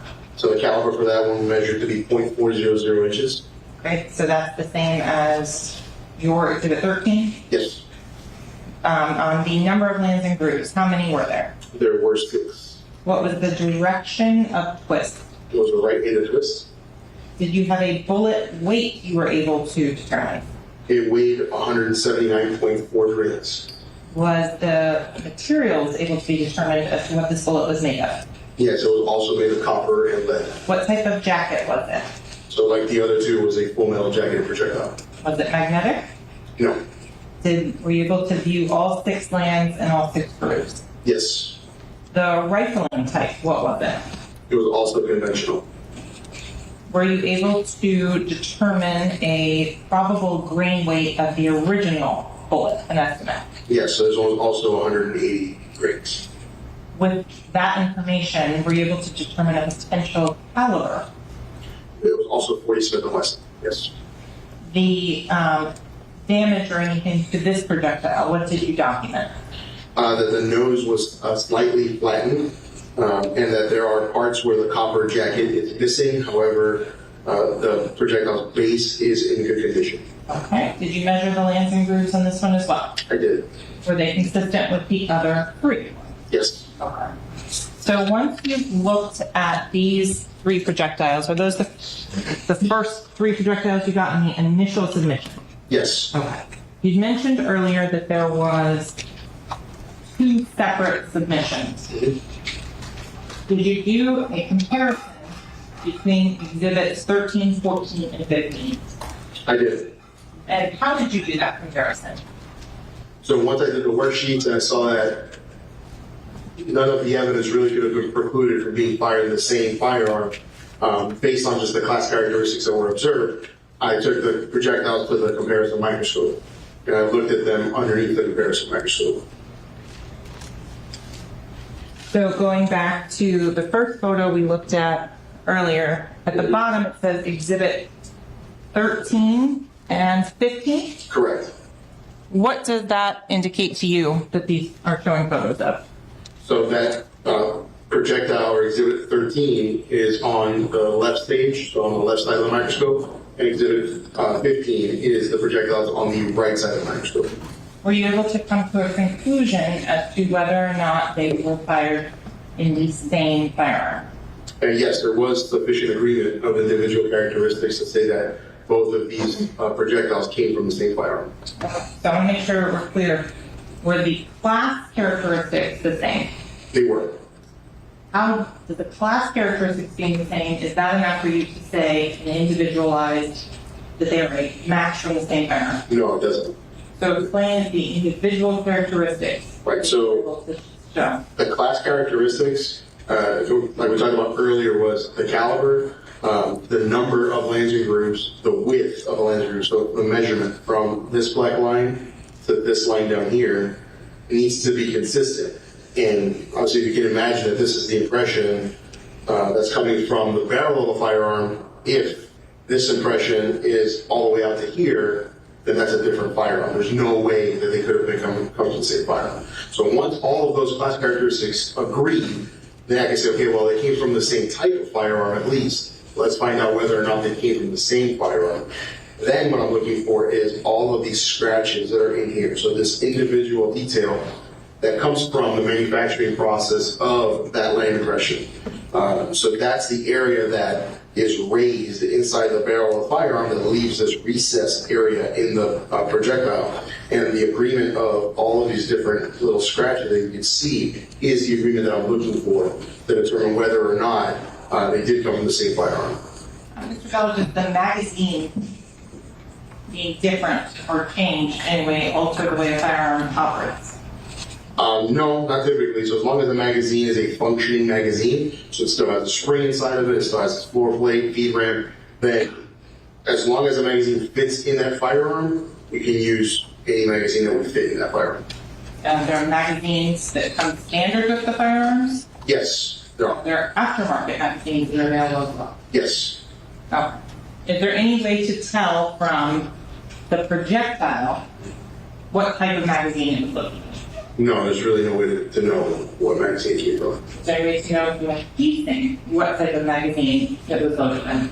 Not the type of magazine. Sometimes the magazine can leave marks on casings. So sometimes it could be possible to compare marks from known replicas of a magazine to unknowns. But again, that is sometimes, it's not all the time. And so there's really not a way to know, in the absence of a magazine or the absence of a firearm, there's really no way to know which magazine it came from or what type of magazine it came from. So we talked about Exhibit 14, which was the G116. Yep. Were you able to do the same examination and say that Exhibit 14 came from the same firearm as 13 and 15? So Exhibit 14 had similar class characteristics. The weight could have put it in the 40 caliber class. The width from that line to that line was very similar to these two exhibits, but there wasn't enough detail present. So these lines that I'm looking at in here didn't reproduce well on this other projectile. So in the absence of information, I can't eliminate it as having been fired from the same firearm, because sometimes firearms can mark slightly different. And so the absence of information doesn't allow me to eliminate it as having been fired from the same firearm, but I can also not identify it because there's not enough agreement.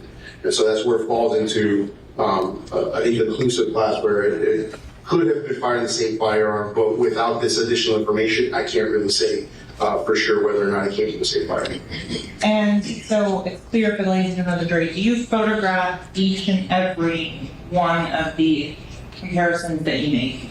No, I'll photograph a representative of the identifications I make.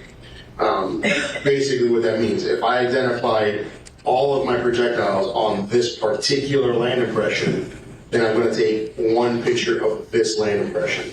If I couldn't identify one of them on this one, but the next one over, then I'll also photograph that comparison because it's a different comparison. The only reason we do that is that, really for brevity's sake, if I had 12 comparisons, they would all look like this. And so it's kind of useless to have 12 pictures that all look the same and say, look, here's 12 pictures. This representation is the same thing I was looking at if I made other identifications on this land impression. And so you indicated that there were 6 Lancet grooves on 13 and 15. When you're doing the comparison, do you match it each and every one of those? Yes, we certainly attempt to. Yeah. Your Honor, this may be a logical breaking point for line.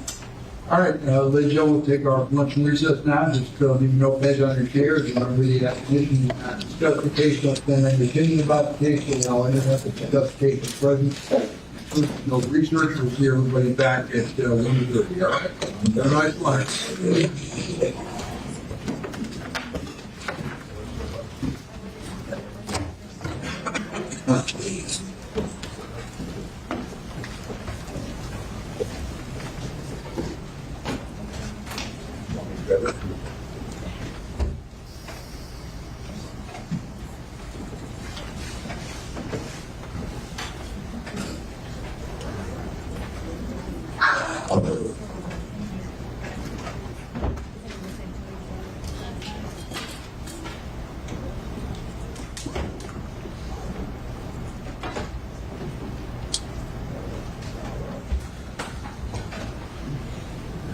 Let the record reflect the hearing step down. Now for remain the defendant. Is there anything to discuss?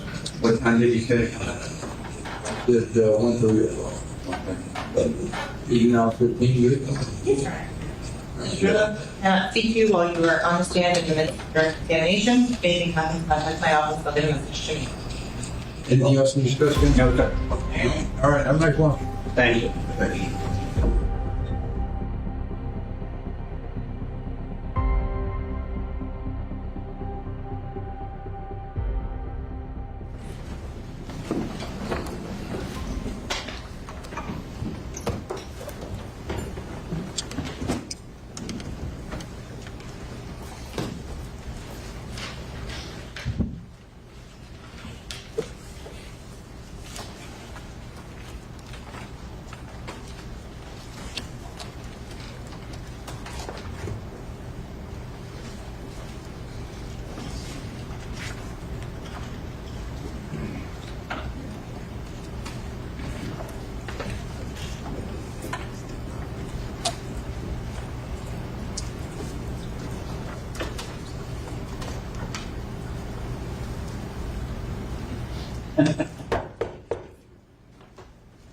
Jury entry.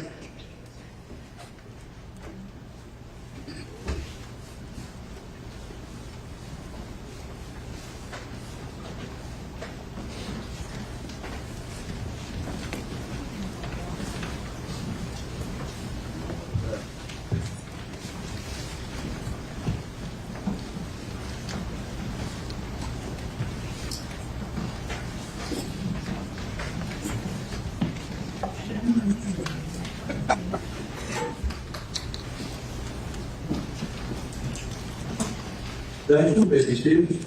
Let the record once again reflect the presence of the defendant. Mr. Devlin, his counsel, his assistant attorney, ladies and gentlemen of the jury, and all witnesses, Mr. Bello remains on the stand.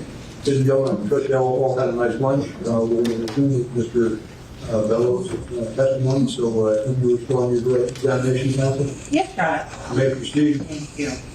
Okay, Mr. Bello, we've gone through the projectiles that were recovered and the subject of your January 11th, 2019 report. I'm going to go now to the projectiles from your March of 2022 report. Doctor and defense counsel has been marked to state why. For identification purposes. Yeah.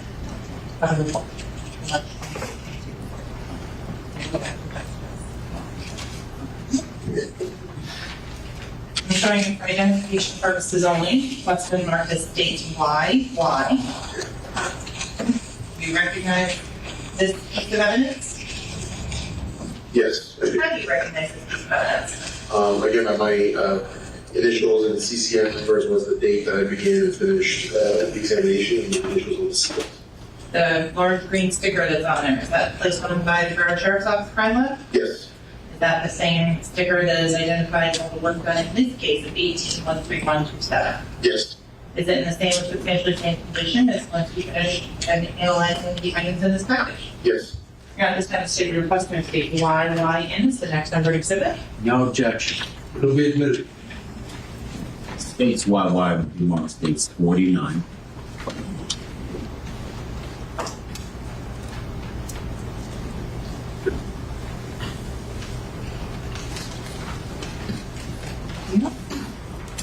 Okay, Detective, I'm sorry. Mr. Bello, with regards to this state 49, did you analyze the items inside this package? Yes, I did. What are they? So they are projectiles or projectile fragments that were submitted to the crime lab from the medical examiner's office. And in terms of the location of where they were recovered from, were you present when they were recovered? No, The determination as to where they were recovered from or how you document them in your report, where is that description coming from? so it's either from the property scene, so that's how the detective or crime scene investigator described it, or from a label on the projectile itself from the medical examiner's office. So I'm going to start with item, you had one item 30 and then you have 8 sub items. Yes. Why do you do it that way?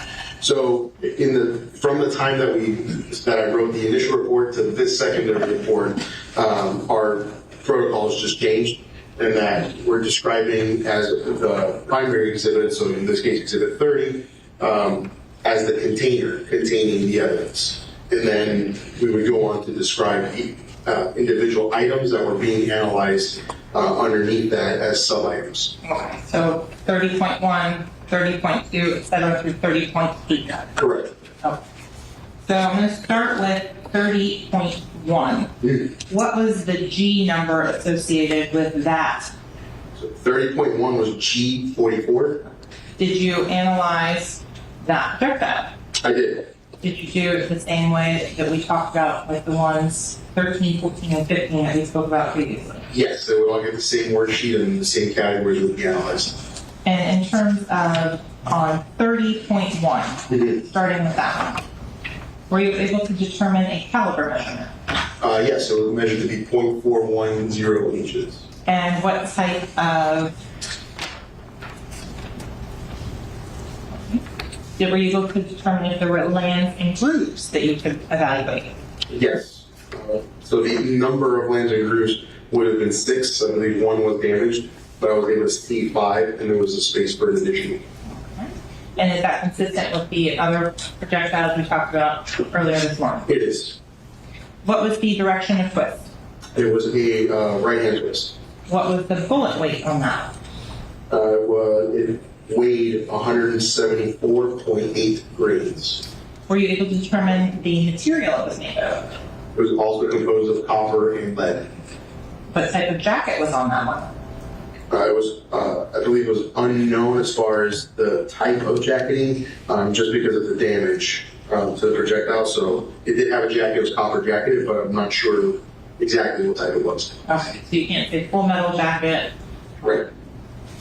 And on the, was it magnetic? No, it was not. Were the lands and visible grooves measured? Yes, they were. And what was the approximate measurements of the lands and grooves? It was very similar to the other ones. It was .078 to .081 inches for the lands, and the grooves measured to be approximately .115 inches. Okay, now to speed this up a little bit, with regards to all the other items, 30.2, 30.3, 30.4, 30.5, 30.6, 30.7, and 30.8, did they all measure approximately the same caliber? Yes, it did. And what was that? It was approximately 40 caliber, consistent with a 40 Western. Did they all have the no more than 6 lands and groups? Yes. With regards to the direction of twist, could you measure that on each of them? Yes, they were all right-hand twists. The all, in terms of the cantilevers, this particular item, 30 and all sub-items, did they have any cantilevers? No, none of those had cantilevers. The bullet material as to each of them, what were they all? They were all copper and lead. With regards to, were they all magnetic or not? They were all non-magnetic. The rifling as to each of those, what type was it? It was all conventional. Were you able to determine a possible caliber on each of them? Each of them were consistent with a 40 caliber projectiles, possibly by 30 before you split the lesson fire. Okay, so could you say that each of them were consistent with one another? Yes, as far as class characteristics, they all lined up. Were you able to give individual characteristics and tie them each together? So for this set of projectiles, no. So I grouped them into two different groups. Okay, why did you do 2 different groups? So the first group that I grouped into had agreement of class characteristics, but because of the damage to the projectiles, I couldn't find agreement in any of the individual characteristics, and there was no disagreement in characteristics either. So for that one, it was just essentially, it could have come from the state farm, or they could have been fired in the state farm, and that's exhibits 30.4, 30.2, 30.3, 30.6, 30.7, and 30.8. So those could have been fired in the same firearm based on just overall agreement of the class characteristics. And so it's clear and we're consistent in all of our numbering. 30.1, you already specified was G44. Yes. What was 30.2? It was G57, 30.3, is G58, 30.4, G59, 30.5, G60, 30.6, G61, 30.7, G62, 30.8. and G63. Okay. The second group that you said you did involved which particular projectile? So those were 30.4, 30.1, and a 30.5. Okay, I want to, so 30.4 is in both groups. Yes. How is that possible? It's basically it was a representative that had the best detail to try to compare to all of the groups. So that's why that one's included in both of them, as both groups were compared to 30.4. Okay. So with 30.4, 30.1, and 30.5, were you able to draw any conclusions? So the conclusion was still inconclusive. However, there was agreement of some individual characteristics. So for firearms examination, we have really 3 tiers of inconclusive results. There's inconclusive where only class characteristics are consistent, and that's essentially a 50-50. Maybe they did, maybe they did not come from this gun. There are inconclusive results where there is agreement of class and some individual characteristics, which indicates that they were fired in this firearm, but there's not enough individual detail or not enough agreement of the individual detail to make that next step and say that they're an identification, so that they did all come from that firearm. And then the third category is that there's agreement of class characteristics, however, there is no agreement of any individual characteristics. And so that's basically indicating that even though the class characteristics might agree, it is likely not that firearm. There's just not enough difference to say for 100% that it's not that firearm. Okay, does that include all of the evaluation you did with regards to projectiles in this case? Yes. Okay, moving on to cartridge casing. Were you provided some of those to analyze as well? Yes, I was.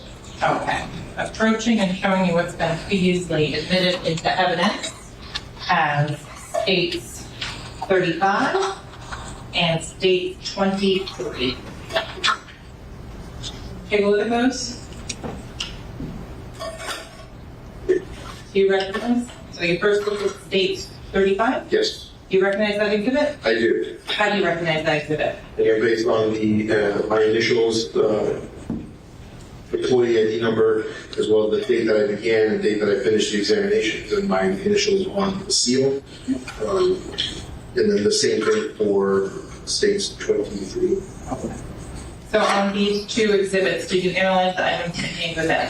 Yes, I did. Okay, so if I may.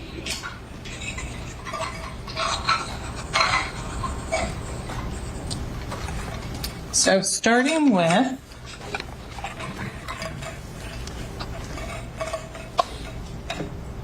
what you have documented in your report as item number 4, G196. Correct.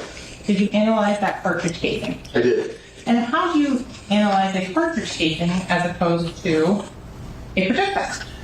So similarly to projectiles, they do get assigned a worksheet that I add to each of the cartridge cases. Those worksheets are going to capture general information about the cartridge cases that will help the examiners determine whether or not there's any consistency in class characteristics across the cartridge cases that were submitted in the case. So the classes that we're looking for, the information categories that we're looking for are the caliber. We look at the composition, whether there's, the casings are brass and brass, or they're brass and nickel, or any combination of materials located on the cartridge cases. We notate the manufacturer, whether or not there's any presence of ejector marks and extractor marks. We also determine whether or not there's a presence of a firing pin impression. Sometimes we are called to compare or examine live ammunition to determine whether or not it was cycled through a firearm. And so sometimes we examine things that don't have a firing pin impression at all because they weren't fired.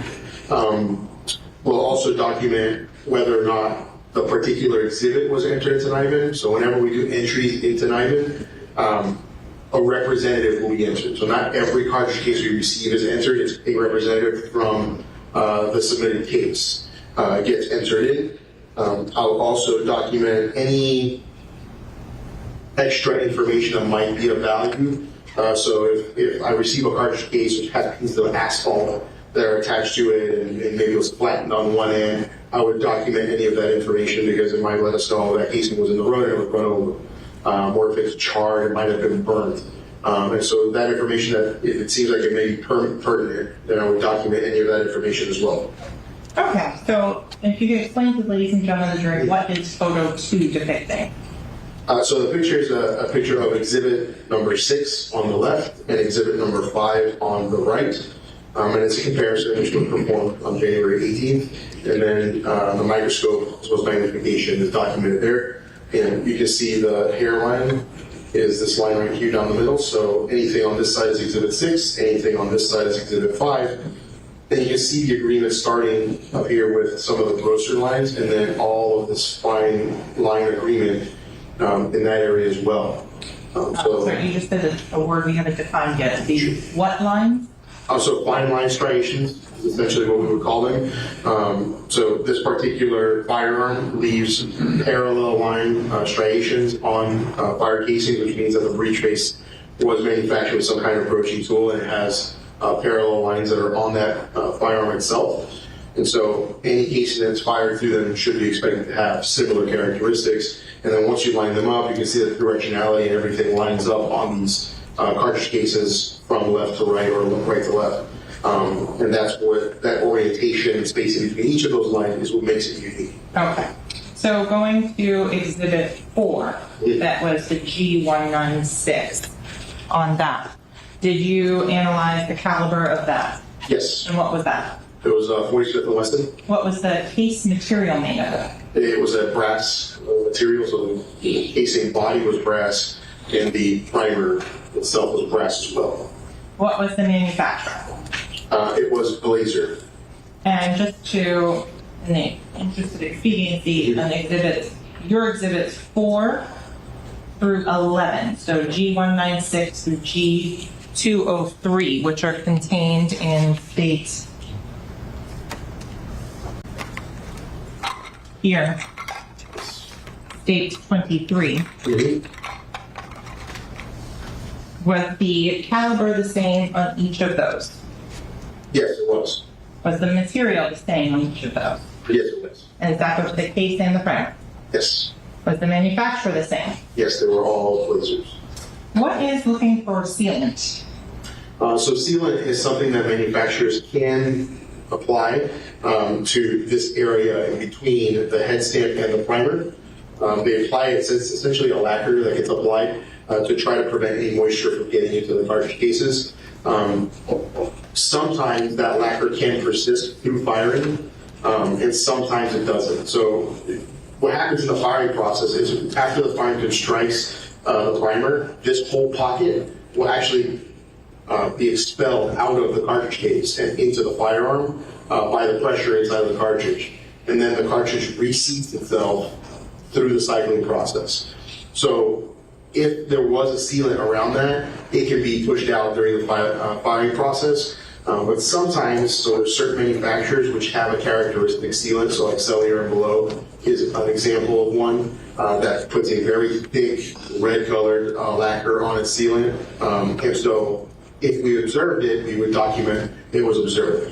But the absence doesn't necessarily mean there wasn't one there, it's just it wasn't there when it was submitted to the lab. Did you document sealant on any of these 8 casings? I don't believe there was sealant present on any of them. Can you just refresh your recollection, please?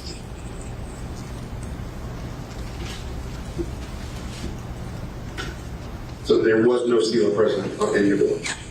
In terms of the extractor marks, were you able to document those on each of these exhibits? Yes, I was. Were they consistent from 4 through 11?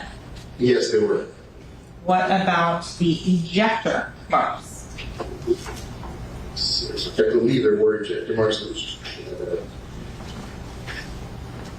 Yes, so there were observable ejector marks on all of the cartridge cases. And were they consistent with one another on items 4 through 11, your items? Yes. And that's again G196 through G203. Correct. The weathering or anything on these cartridges, is that something you document? If it was something that was extremely weathered, yes. So an abnormal, presence of rust, or if there was some kind of debris or dirt, grass, so that would be documented. Yes. Did you document that in this case? I didn't observe it. In terms of the DNA or INVAC procedure, are you involved in the processing of the casings at that point? No, I'm not. In the timeline, do you get the casings before or after the INVAC is done? Theoretically, I would give them before. So ideally, they would get to me before.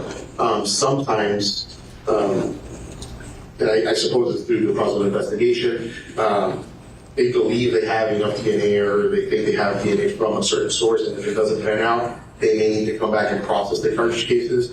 So it's not unusual for them to come back and after I handle casings to then go ahead and process the casings. Oh. So what do you do to ensure that your DNA doesn't wind up on casings? So I try to use gloves as much as possible, but we're not a clean unit. So almost inevitably, if I handle them, my DNA would end up on the cartridges. And if you Almost can inevitably. explain what you mean by a clean unit. So clean in the sense that our protocols are essentially for safety for handling firearms. We're not really looking for biological contaminants from case to case. So we don't clean our workspaces every time we work a case, right? That's a requirement for our DNA units. Anytime they're going to work a case and they start a new one, they have to clean up everything in between. So bleach and wipe down of their entire work area every time they have a new case. In our unit, we have a lot of tools that we use. We have a lot of different mechanisms that we end up using, brass tracks. We shoot into a shoot board. And those items, while clean, are not cleaned with bleach every time we work a case. They're not sterile. Correct, they're not sterile. So in terms of the DNA process, is it best practice to do that before it gets to you? Yes, that's the best practice. Continuing back on through items 4 through 11, G186 to G203, did you have a conclusion as to each of those particular exhibits? Yes, so each of those cartridge cases were found to have been fired in one 40 Smith & Wesson firearm. So there was only one firearm which fired all of those cases. And so that is again G186 to G203, 4 through 11. Correct. Was there any things that were different between those in numbers 4 through 11? There may have been minute differences, but there was enough agreement of individual characteristics that made it obvious that they were fired to be the same firearm. So moving on to states 35.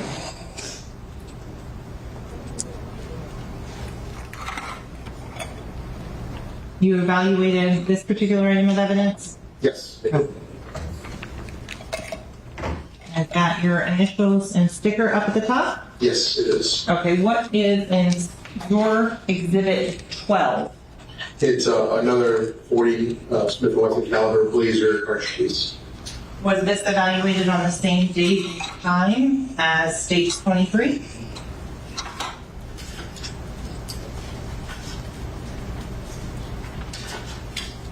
Yes, it was. What steps did you take to make sure that what is your exhibit 12 did not get switched with any of the other evidence, the other 8? So the cartridge cases again will be labeled with permanent marker or a electric stripe with the information from the case, specifically having that it is exhibit, in this particular case, exhibit 12 versus the other exhibits. And because they're packaged in different packaging, does that tell you anything about your processing? For us, it doesn't really change how we're going to process it. So whether we do have different agencies which submit things very differently. Some agencies will actually submit every cartridge case in a separate package. So whenever we receive the packaging, it doesn't really change how we're going to analyze the evidence. Because the question ultimately is still the same question: is this 40 Smith & Wesson cartridge case, could it have come from the same firearm which produced the other 40 Smith & Wesson cartridge cases? Okay. So the G number here on what is in evidence is state 35. Well, how did you document that? It's a G138. And were you present at the Miramar Substation 2811 Southwest 186th Avenue when it was recovered on October 26th of 2018? No, it was not. Going on to exhibit number 12. I want to go through that. Were you able to determine what caliber exhibit number 12 was? It was 40 Smith & Wesson. What was the case material and primer material? They were both brass. What was the manufacturer? Blazer. Was there sealant documented? No. Were there extractor marks? Yes. Were there ejector marks? Yes. Was there a firing pin shape? Yes. What was the firing pin shape on exhibit 12? It was in a skirt. And is that documented in what is photo 2 in the USB drive?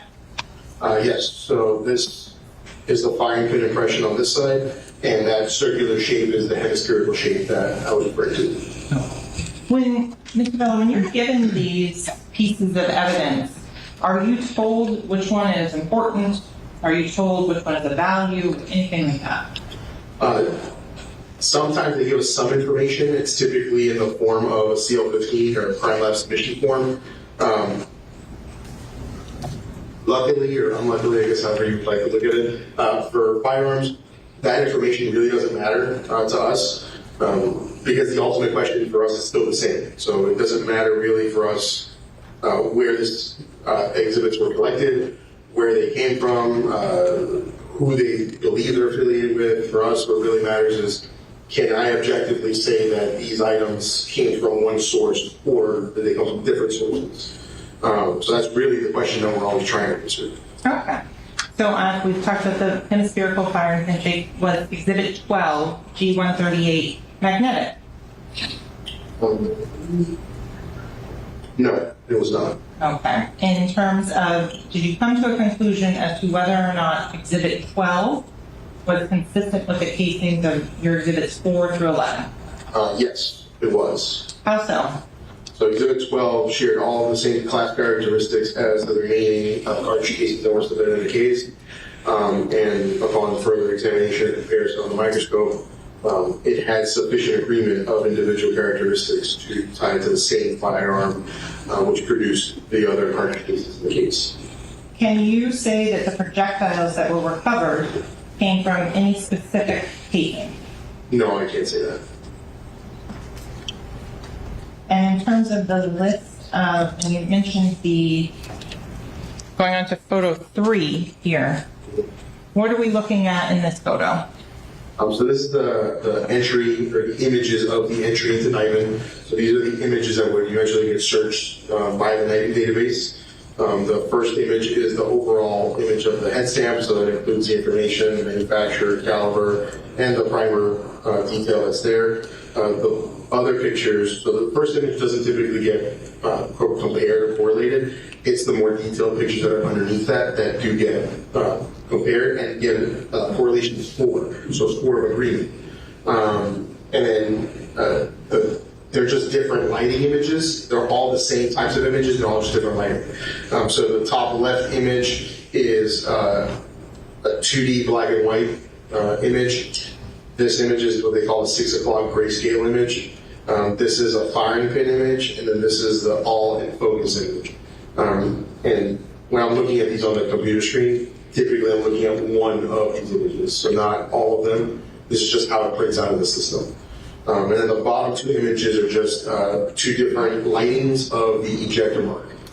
So that's this little area there is the ejector mark, and that's this is the 3 o'clock lighting, and then this is the 6 o'clock lighting. When you say 3 o'clock and 6 o'clock lighting, what do you mean? It's the directionality of the light from within the actual system. So the system itself is pretty much automated. So once I insert the casing and put the relevant case information, I just click acquire, and then it begins to acquire all of these images on its own. So it automatically focuses, it'll automatically place these different rings. So like there's a red ring here, this has a blue ring on the edges. So it automatically places all of that information in there, and those are the different details that will ultimately be correlated by the system itself. And in terms of any associations or anything like that, were you notified of any associations? No, so no associations were made in this particular case. And is that updated on a regular basis? Yes, so if any association were made after, which can happen if a firearm comes in at a later date and gets test fired put in, it can link to this particular case. Up until now, that hasn't happened. No further questions at this time, Your Honor. Man. Counsel, you may proceed. Mr. Bello, on the conclusion of your testimony, I think you should hand out certificates. Fundamental identification of dealing with fire. That's number 1. So you've got a lot of certificates to hand out. Okay. You examined these projectiles and casings on 2 different dates, correct? Correct. One was on, I think your report was 1/11, Correct. and the other one was on 3/3 of 22. Correct. 1/11 of 2019, and then 3/3 of 2022. Correct. Could you tell us, beyond and to the exclusion of every reasonable doubt after all of this examination, how many firearms created these casings and projectiles? So what I can say is that one firearm fired the casings, so one firearm produced the cartridge cases that were submitted. And as far as the projectiles are concerned, I can say that 2 of them came from one firearm, and then the other ones could have come from the same firearm, but I cannot conclusively say that there was only. Okay, so there could be more than one firearm that created all of these items, correct? As far as the projectiles, yes. Okay, fair enough. Now, after you did all of this analysis, were you able to determine what gun was used to create these projectiles and casings? No, in the absence of a firearm, I cannot conclusively say it was one or the other. Have you heard the term trajectory reconstruction? Yes. What is that? That's typically an examination that's done using either rods, some people use lasers, to match points on a line that would designate the trajectory of a projectile as it was traveling. And that would be able to place, supposedly you can do it, where the shooter or shooters were when they fired the firearms. Certainly, at least the firearm. Oh. So it would be the muzzle of the firearm is technically the origin point. Yes. And that would be in someone's hand. Somebody's right.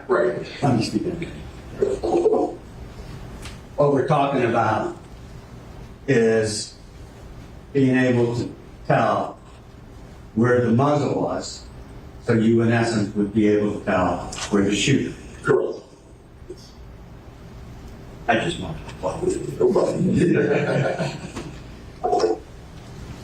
Okay.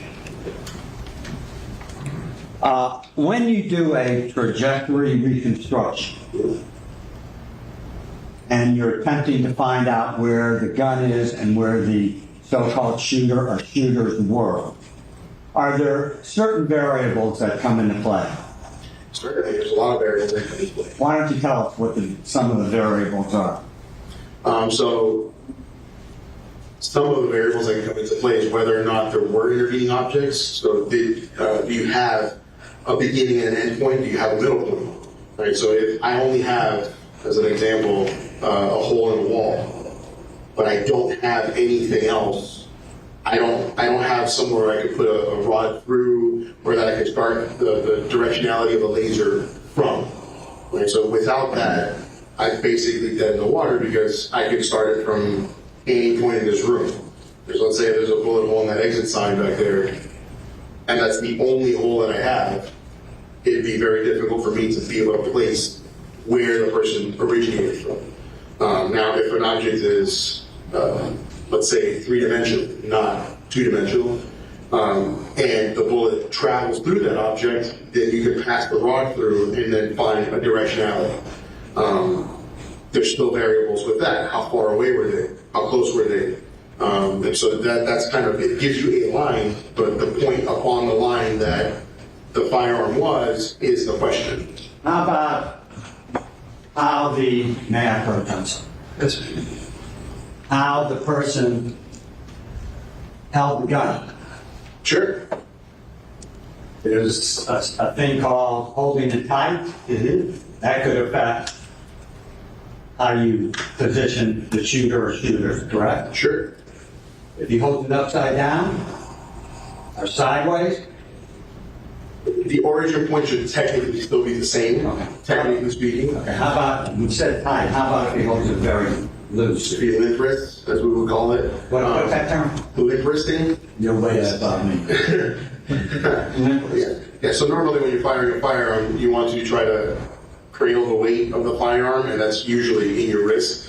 Limp wristing is just, you're letting your wrist kind of rock with the firearm. And so while the origin point may be similar, the trajectory of the projectile leaving the barrel may be different. I'm sorry, I didn't mean to interrupt you. How about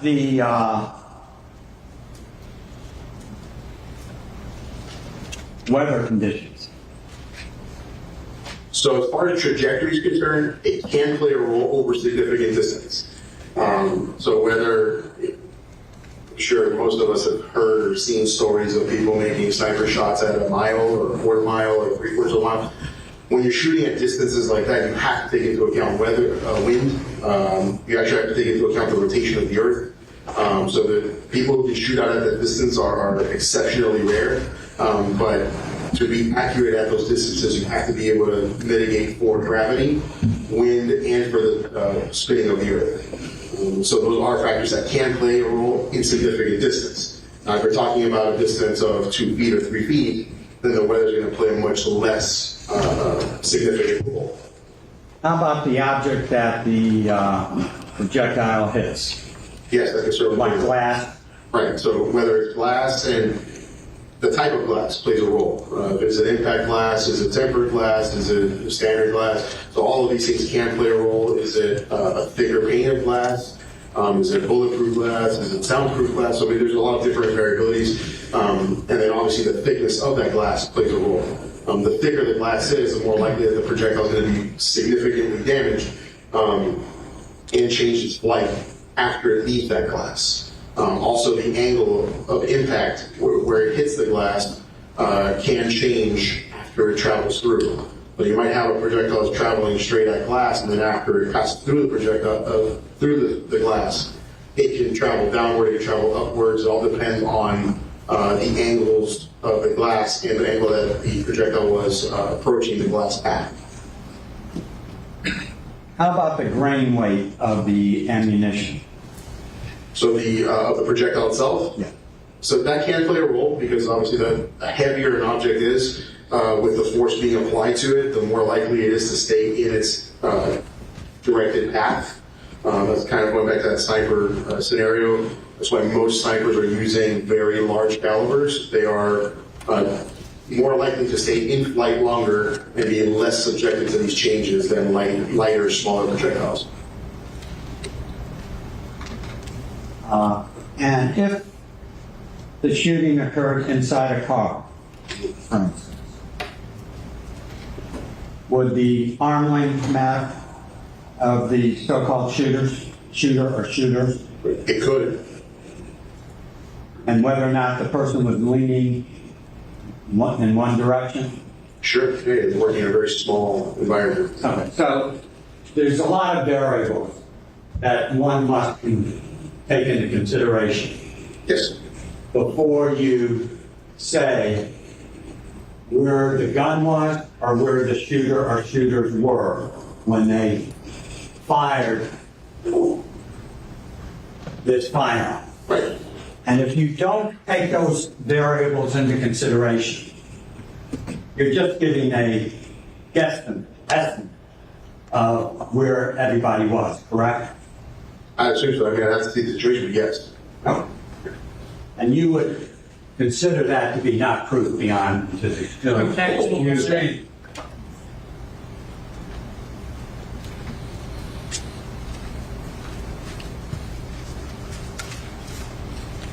As a manager of the Broward Sheriff's Office tool and what's the title, tool and Fireman to work with.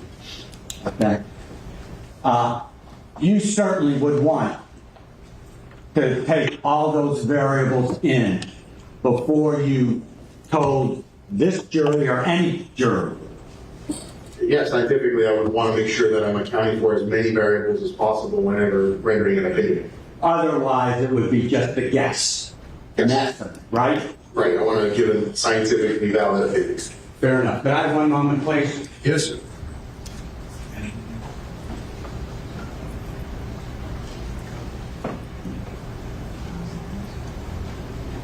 Thank you very much. No further questions. I think that's okay. Awesome. Thank you. Debbie, sure you redirect to this witness? Briefly, Mr. Bell, counsel asked you about arm length and if it matters. Does arm length have any effect on the ability to move fully tricky? No. Trigger be pulled with an arm fully extended? Yes. Can be pulled with it next to a person's gut? Yes. Is there anything that prevents a trigger from being pulled in any orientation? No. So the firearms are designed so that The firearm itself is an autonomous form, so the only thing that's required is for this trigger to be pulled, and whether it's upside down, sideways, any which way apart from something blocking it, it will function. So something has to be impeding the function of the firearm for it to function. Nothing further. Councilman, this witness excused? Yes, sir. Hold on. Yes. Thank you. You may step down, sir. Thank you. There she is.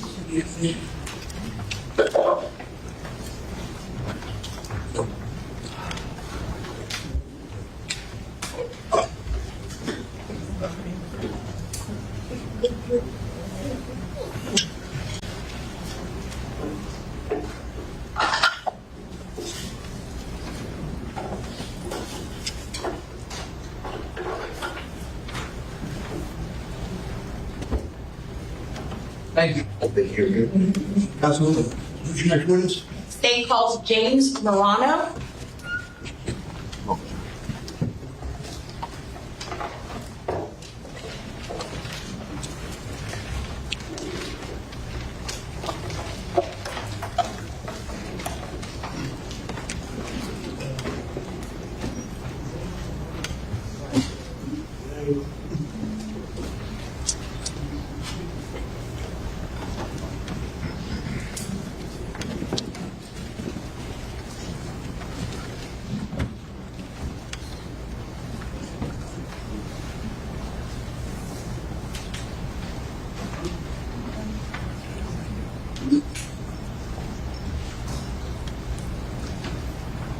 Good afternoon.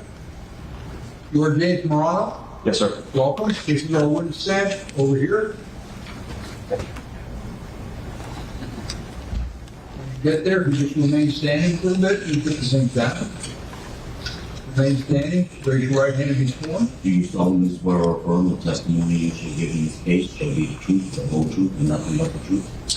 Please state your full legal name for the record.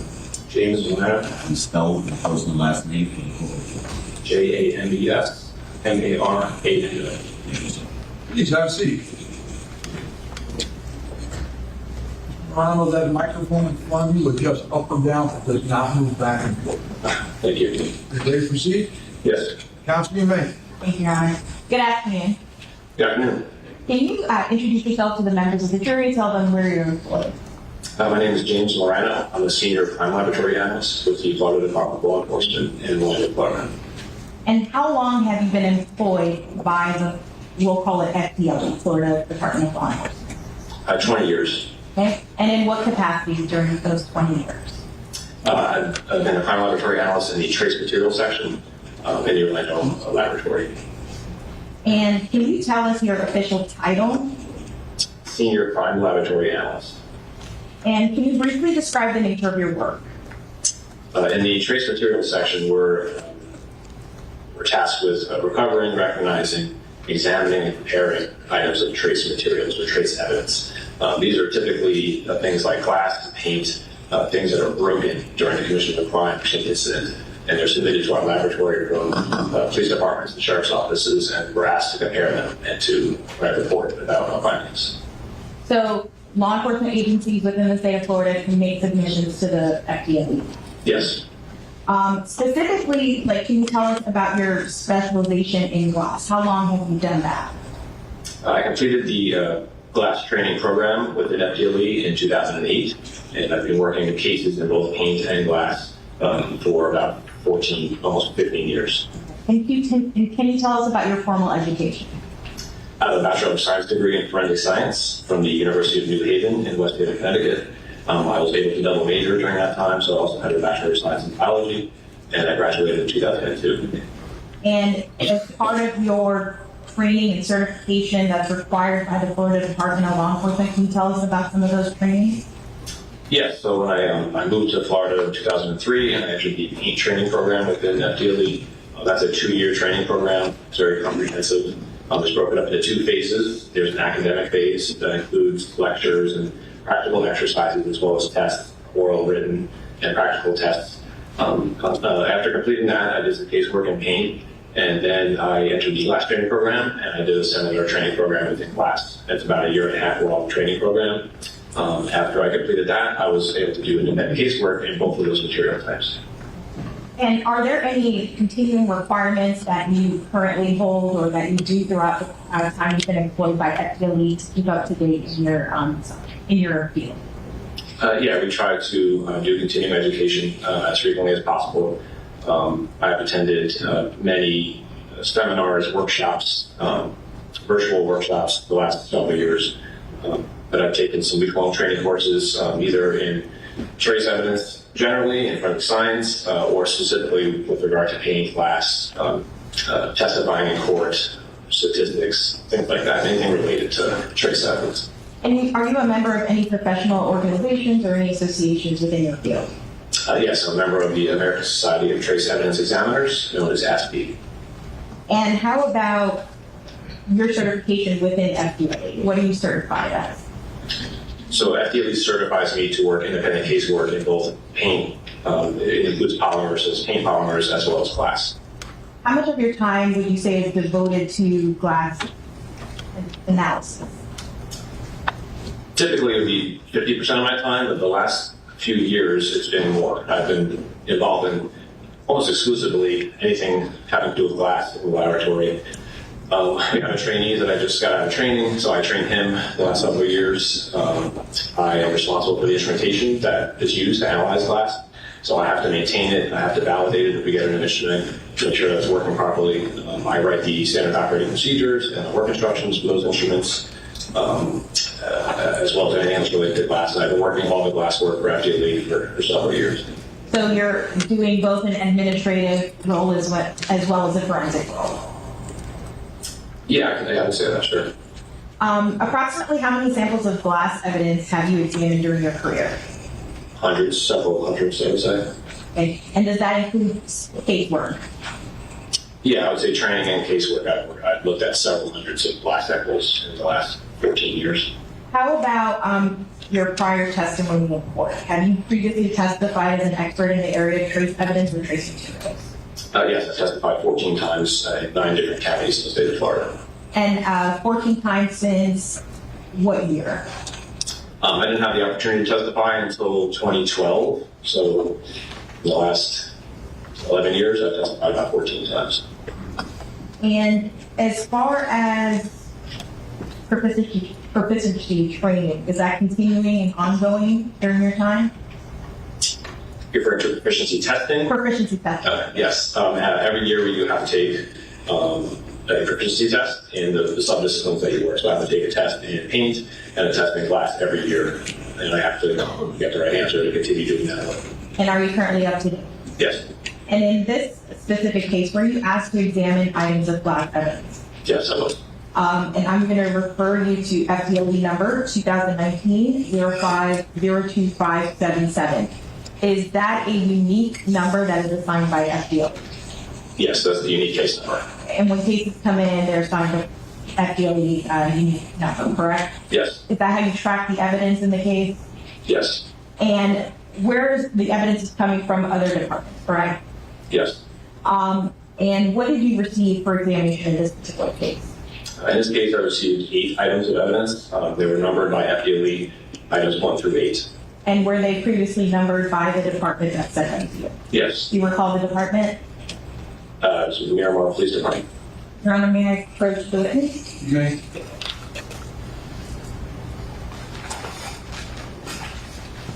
I'm going to approach. This is what's already in evidence, it states 42. Can you take a look at that?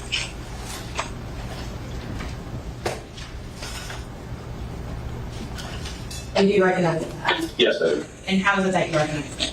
I see the FDLE case number, the item numbers, and my initials and my handwriting. So you're able to identify it based on the packaging as well. Yes, the packaging and my initials are on the seal that I've sealed. Okay, and I'm going to show you states what's already in evidence, it states 22. Do you also recognize that? Yes, I do. And how is it that you recognize it? In the same way, the FDLE case number, item numbers, and my initials are on the packaging as well as on the seals. And are those, what item numbers, would those equate to your FDLE item numbers? These are item numbers 1 through 5. Okay, and in states 42, those are item numbers. These are item numbers 6, 7, and 8. I I'm going to show you what's in pre-market identification purposes only as states ZZ. Do you recognize that? Yes, I do. And how is it that you recognize it? Also by my initials, the case number, the item number in my handwriting, and my initials on the seals. And do these exhibits collectively represent what you were provided with for the analysis in this case? Yes, it does. Any changes, or is it in the same, substantially same condition as you last time? These are in the same condition as I last bought, yes. Your Honor, at this time, the state is using the evidence that was pre-marked to state ZZ as the next numbered exhibit. Is there any objection? No. It'll be admitted.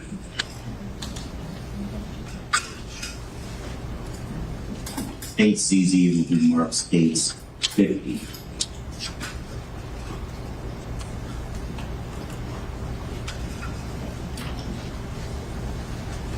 All right, I'm going to leave things with you. There's some gloves there. There's scissors.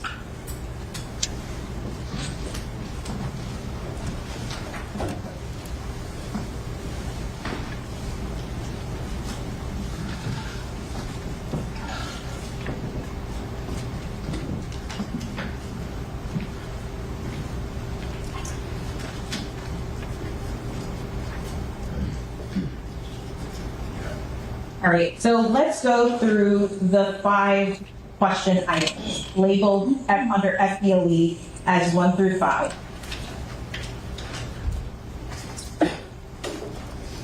What do you reference those samples as? So these are represented as being found at the scene. At the scene is described as US 27.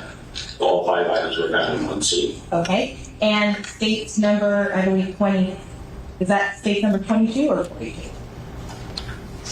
If I may, correct, John? Yes, ma'am. That's it. Yes, 22. 22. So let's refer to states 42. What are those samples from?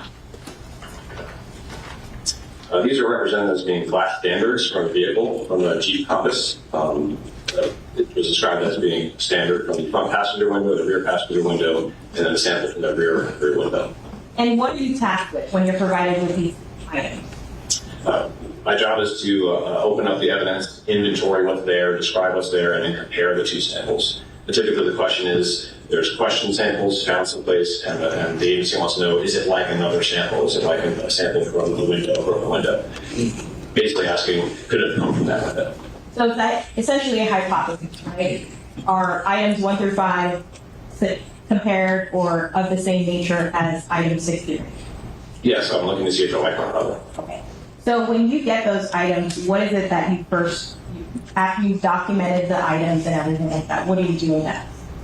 After I document them and take inventory by taking notes and pictures, then I actually start the comparison part. And I'm doing a side-by-side comparison. So I'm looking to see, I'm actually looking for differences. Can I see any differences between these 2 samples? So I'm looking at the color, the thickness of the samples. Can I see what type of glass it is? Is it window glass or is it container glass, like glass from a bottle? Generally speaking, that's what I'm doing first. And if I don't find any differences, then as I progress through the examination, I'm doing more detailed comparisons using microscopes and instrumentation. All right, I'm going to stop you there. So that analysis that you just discussed, is that your macro analysis? Yeah, macroscopic is a fancy way of saying with the naked eye. Yeah. So essentially you're doing an overview. Yes. And what is your next method or your next step? The next step would be a microscopic examination. I use a low-powered microscope at my workstation, and I'd be comparing the samples side by side, looking for microscopic features that would either tell me what kind of glass it is, or if there's any differences between them. And can you describe in detail what you're doing as far as the microscopic approach? Like, how are you looking at each glass and which samples? In this case, these fragments were rather large, so I didn't really need to use the microscope as much as I do in other types of cases. But for instance, I'm looking at the fracture characteristics. I'll take the fragments and look at the side of it, and that would instruct me what kind of glass it is, as opposed to is it tempered or non-tempered glass, things like that. Kind of generally, what type of glass is it? And is there further analysis as you go through? That would be your microscopic stage. Is there further analysis? The next, after the microscopic, yes, there would be instrumental examinations where I'm using an instrument or a machine to provide data about the sample. So one of those tells me chemical information about the glass, so I can see what the chemical composition of the glasses are. and another one is called the refractive index. And I can measure the refractive index of both samples and compare those values that I get. Outside of the microscopic analysis stage, are you using any other equipment during the, for instance, chemical composition review stage or the refractive index stage? I use a micrometer to measure the thickness of the fragments to see if they're the same thickness. And I also use an ultraviolet lamp looking at the surface of the glass. If one surface fluoresces or glows brightly, then that tells me how that glass was manufactured. If it does do that, then I can say that it's consistent with float glass, meaning it was made using the float glass process. And that's just to kind of tell me what kind of glass it is again. Okay, so you try to explain the general broad overview. Can you give us a little background into what makes glass even unique and how does it apply to your discipline, right? If I can explain how glass is made, it might assist the jury. Would that be in your testimony? Yes. So float glass is the most common manufacturing process to make window glass.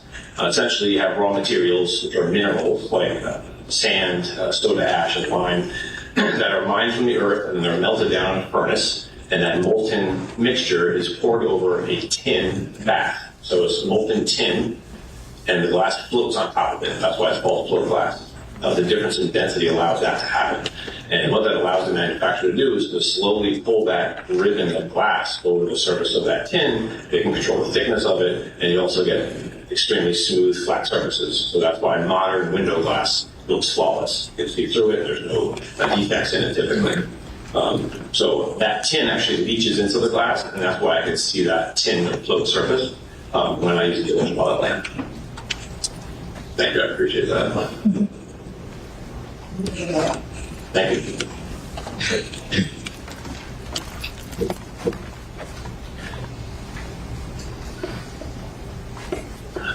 Excuse me, thanks. So is glass unique between manufacturers? It's hard to say. I like to speak more in terms of plants, right? So glass is made in a big manufacturing plant.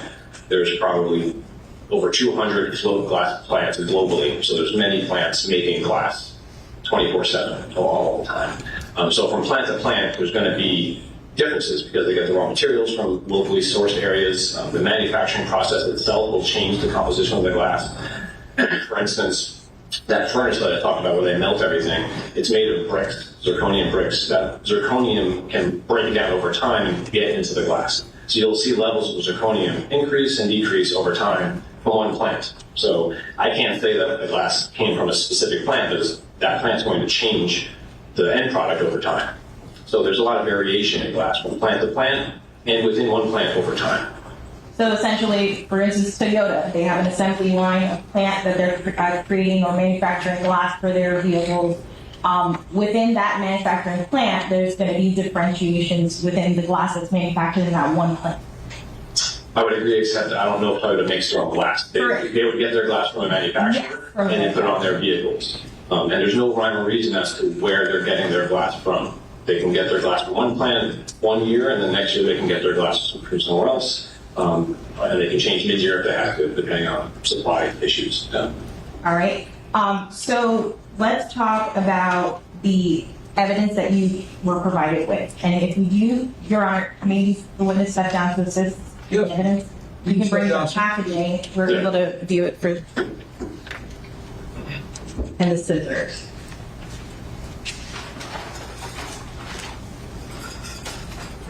Yes. And we'll start with the known sample. Okay. If you can go ahead and put me. Where should I do that? Do it right here.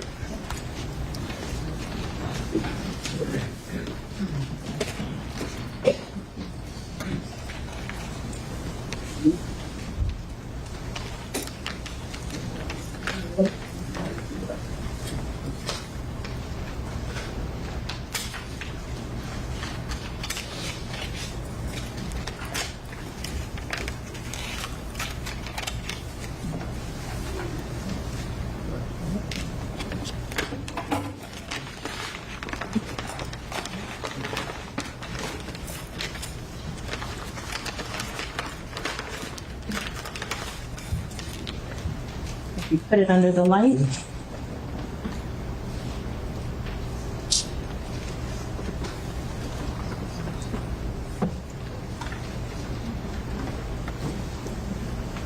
So if you put it under the green light, the jury can see it.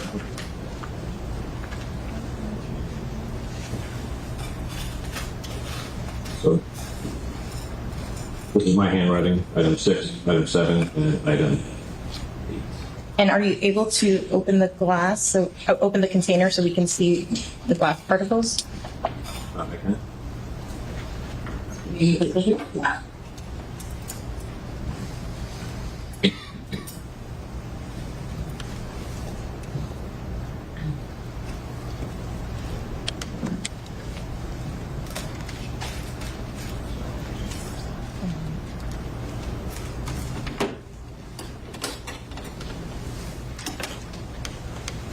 can do one at a time so I don't have any incidents. So this is item 6. Yes, this was item 6 that was just open. Okay. And in your macro analysis, can you explain to us what you're looking at? Yes. So that little plastic dish is what the samples I actually took out of this tin to use in my analysis. I did look at everything. So when I'm taking inventory, I'm in the sense of looking for glass that doesn't belong. I'm looking for different populations of glass, different types of glass. And if they all look the same, then I consider that they're all the same type of glass. So I would do that with the naked eye, and if I have any question, I could use a microscope to look in that pile of glass and see if there's anything that doesn't belong or is not like these other ones. And I was looking at the color, the type of glass that it is, and if I had to, I can look at the thickness of them to measure that. Okay. And as far as item 5 or 6, 7, and 8, they were very similar in nature? Or from a known, how would you characterize it? So item 6 was the one that's represented as being from the front passenger window. That one is light blue green in color. And once I open up 7 and 8, you'll see that they're actually dark gray in color. So there are 2 types of glass present in these standards. Okay.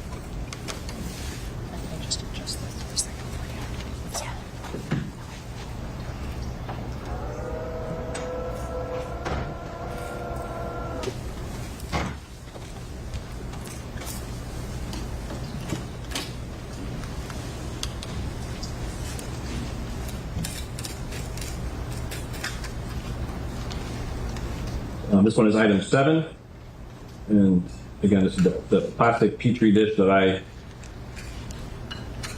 put in there to separate out glass that I examined in further detail. This was the glass that was submitted to me. As you can see, it's dark gray in color, so it's different from the item 6 glass. Okay. And this was represented as being from the rear passenger window. And when you're ready, we'll look at item number 8.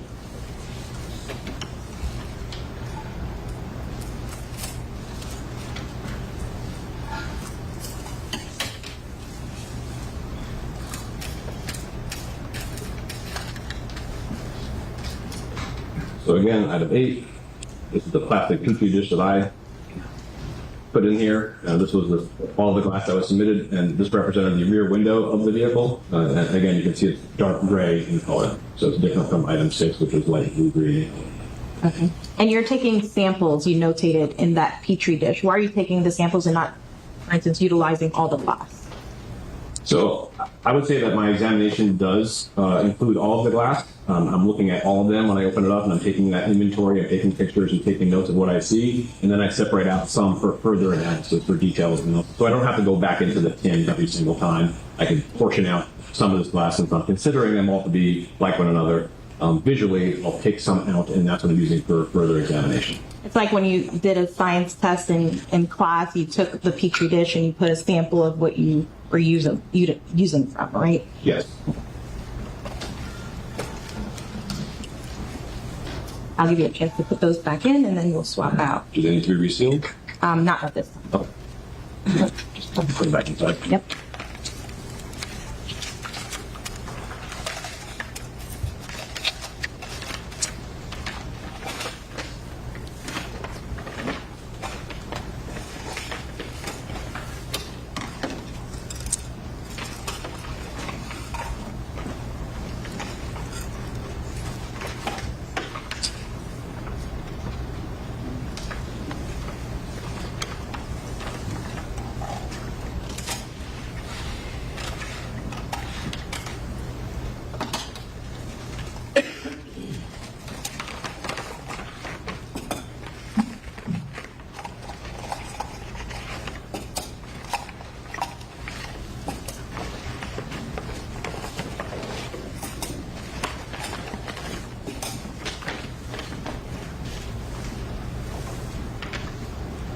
right, and these are items 1 through 5.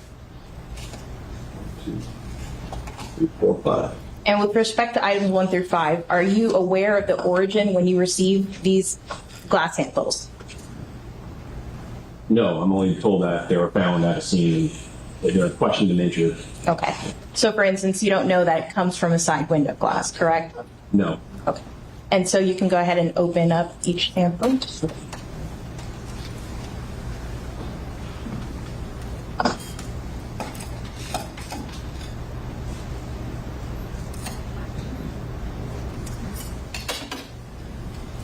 this is item 1.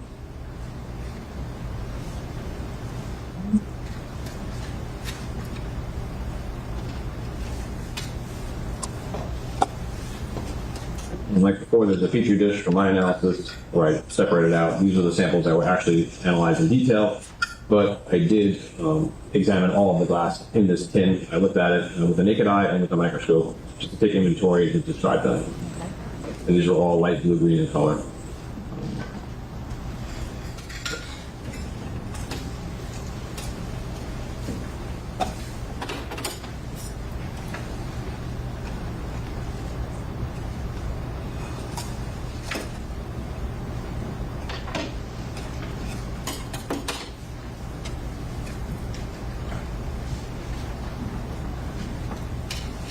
This is item 2. Here's the plastic dish that I put in here. So these are the 5 fragments, 5 or 6 fragments that I separated out and I analyzed in detail. But I did look at everything in this tin, and you can see that these are dark gray in color. They're different from item 1, which was the light blue green in color.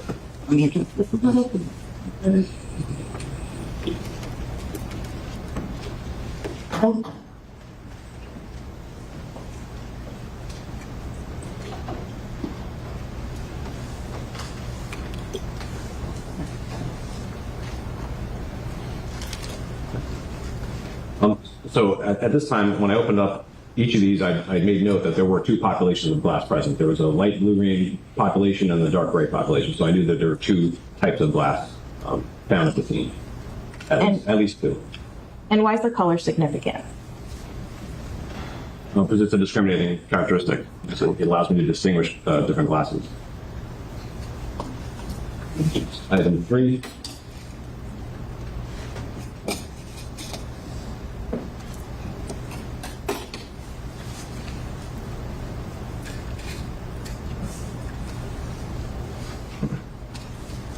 Once again, the plastic dish with the sample of glass that I separated out, and there are numerous light blue-green fragments in this item.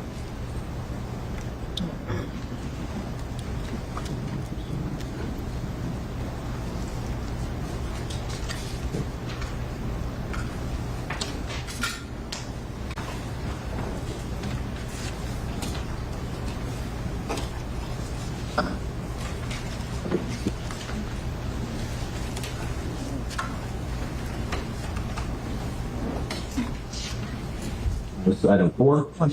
Sure.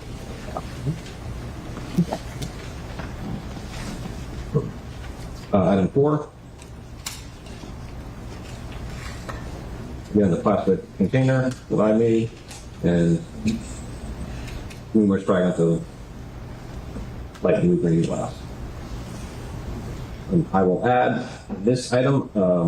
I noted that there was, I don't know if you can see it, but there's a bright green fragment. If you wait a moment for it to adjust this.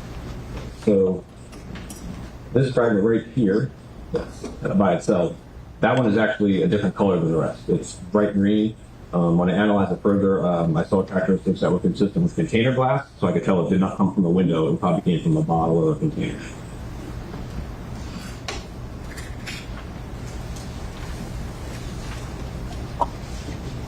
The last one is item 5.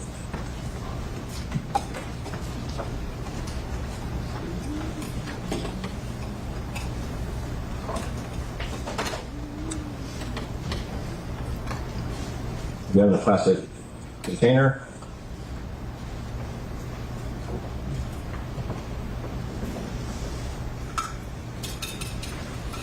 There's some parent plant material with glass fragments in this tin.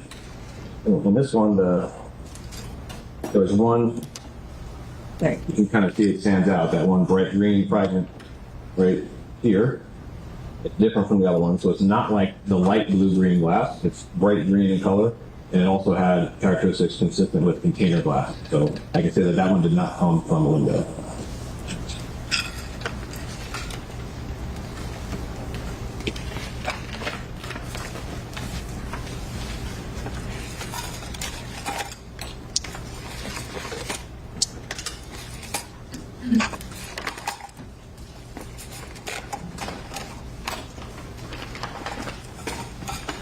And as far as what's in evidence now is states 50, did you originally receive it separately packaged?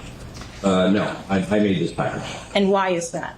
There were fragments in items 1 and 3, which was glass from the scene, that appeared to have a reddish-brown residue on them. So I thought that might be significant, so I repackaged them separately, and I preserved them so they can go back to the original agency if they wanted to pursue further examinations. They can. So I did no further examinations with these glass fragments. So you took a sample from 1 and 3 and you itemized it as 1.1. Yes. Okay. That. I'm going to open it. Right, you can take your seat.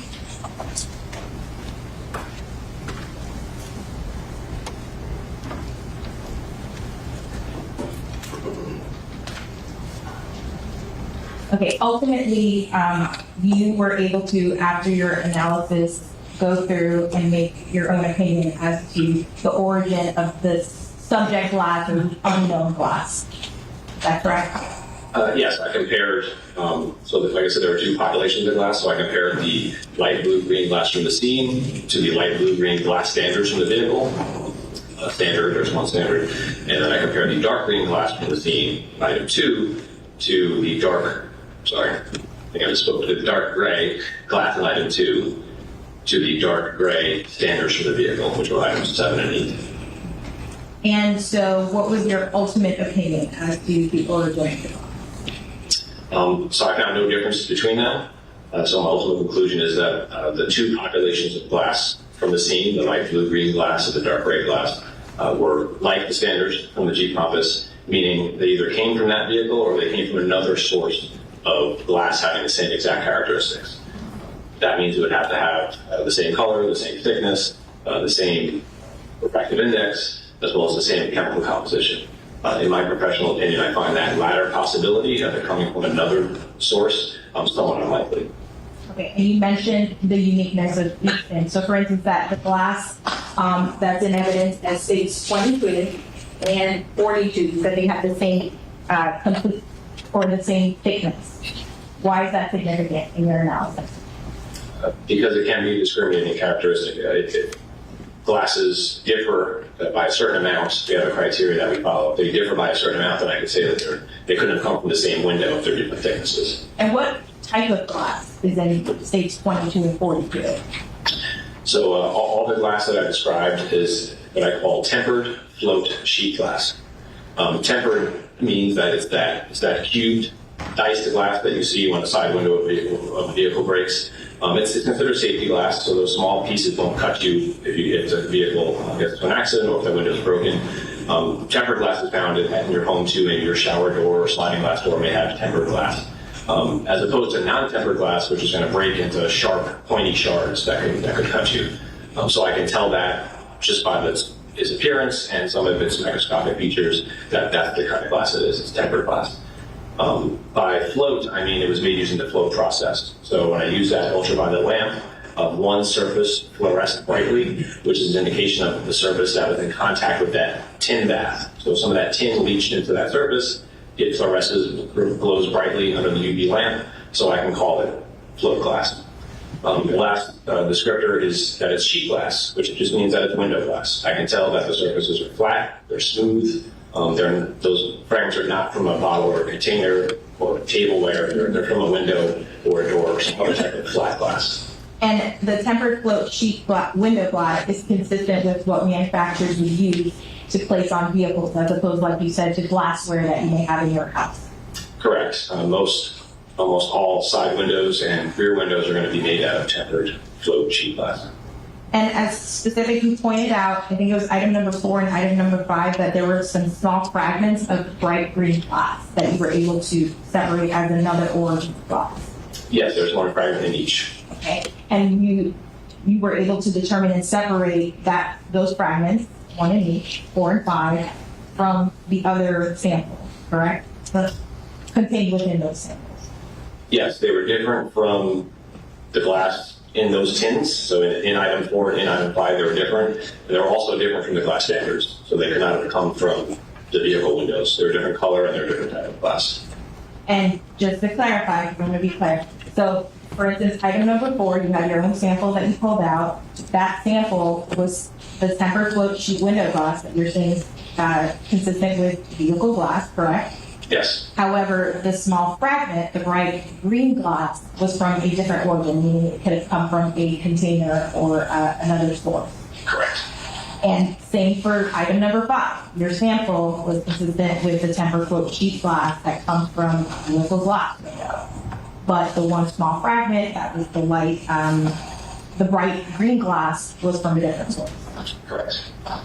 And as far as the dark gray glass in item number 7 and 8, what was the, why is that glass dark green, for lack of a better term, versus the other glass that you see as a light green or bluish characteristic? Typically, modern vehicle manufacturers make the rear passenger windows and the rear window dark gray. It's just a natural tinting, so you don't have to put an aftermarket tint on it. It just tints the passenger part of the vehicle. So you're able to distinguish that dark gray as coming from the rear of the vehicle as opposed to the light, the other colored glass coming from, for instance, the passenger side. Correct. Usually the front passenger windows are going to be blue-green-ish in color, and then the rear ones will be dark gray, especially in modern vehicles. It's very common now. And also, as to items number 6, 7, and 8, you indicated, let me ask you about the edges of the glass. Is there anything significant in the edges of those glass? I'm not sure what you mean. So, for instance, the rounded finished edges. Yes. One of the, I'm not sure which exhibit, but one of the exhibits had a rounded finished edge, which is consistent with what you would see in a side window. So if you lower your side window and you feel the top of it, it's smooth, it's rounded. That's so it doesn't cut you. So we see that in casework as an indication of where it came from. You said you didn't recall. Would your report refresh your recollection as to where that was found? Yes. If you have a moment to refresh your recollection and look up when you reviewed. So yes, it was glass in items 6 and 7 that had the rounded finished edges, and those were the 2 samples from the side windows of the vehicle. And how about you indicate, we haven't defined it yet, but what is frit? Can you explain to the jury what frit is? Frit is the black, opaque border you'll see in like windshields and also in rear windows. It serves a couple of purposes. The main one on a windshield is it gives the installer a place to apply the adhesive, so it sticks to the window stays in place.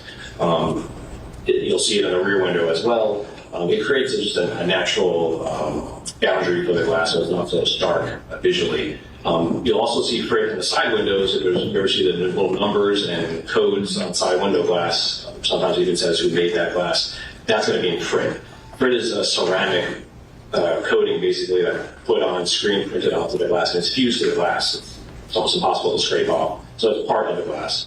If I see frit in casework on 2 different samples, I can compare that frit as well as the glass. And were you able to identify frit in any of the samples that you were provided with? Yes, some of the standards had frit, the black frit on it. Can you identify which item numbers? And if you need to refresh your recollection by reviewing the report.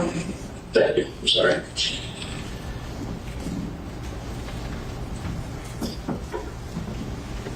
Item 6 had some numbers in frit on one surface, and there was frit on some fragments in item 8 as well. And that was an indication, was that also an indication to you that this was coming from a vehicle as opposed to another source of glass? The presence of frit. Yes. How about item, specific as the item number 8, defroster. What is the significance of that? The rear windows on vehicles have that defrost capability, and it's basically a metal wire that runs the surface of the glass. Occasionally I see that in casework. So if I do see that, it's an indication that that is a rear window glass source. And item 8 in this case did have a defroster wire or a metal coating that was consistent with defroster wire on one surface.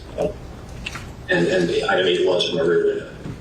Okay, and you mentioned in your opinion regarding the fact that it's your opinion that the latter possibility is considered unlikely. How are you able to narrow down the probability of that second hypothesis?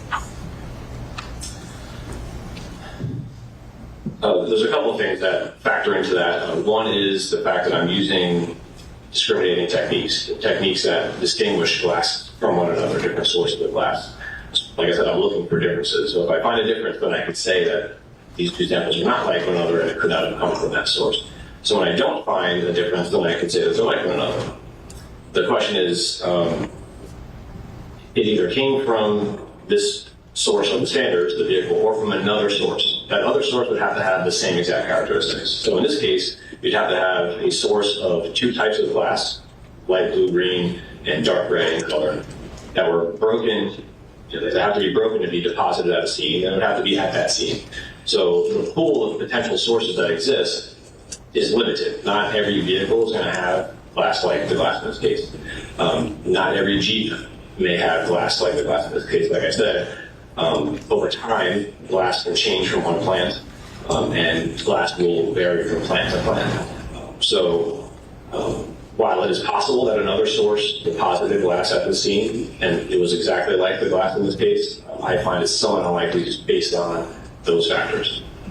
The fact that it would have to be another vehicle with broken glass, so it wouldn't be every Jeep on the road, right? Correct, it would have to be broken. A moment to bring them? Nothing further. Thank you, ladies and gentlemen, we'll take a short recess. We have no questions. No question. No question. All right, so is this witness excused? Yes, sir. Thank you, you can step down, sir. You're excused, ladies and gentlemen, or recess now, do not discuss the case, that's all any opinion about the case. Well, anyone can discuss the case further. Please go ahead on the chair. Thank you.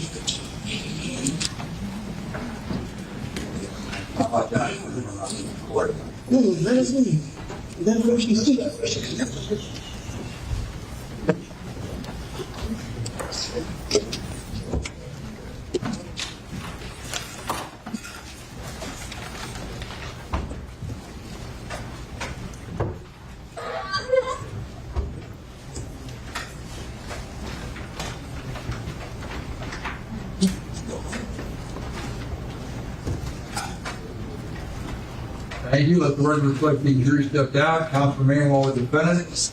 Anything to discuss, counsel? Nothing here. You need a restroom break, Mr. Dennis? Yes, can you arrange for that for Mr. Dennis, please? Thank you. Thank you. What is it? No.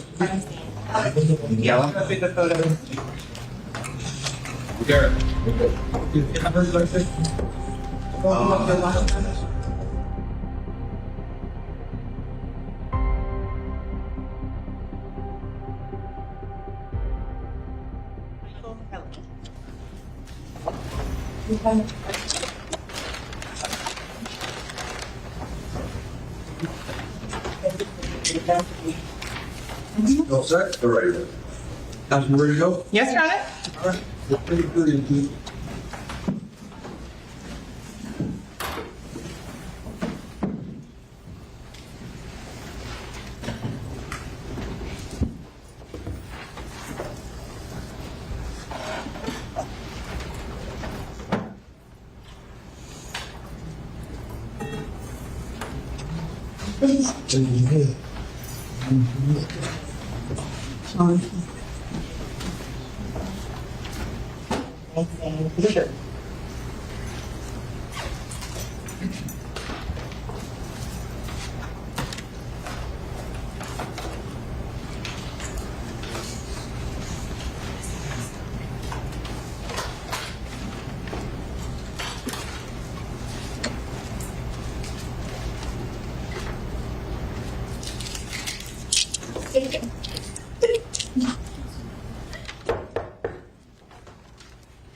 Commissioner.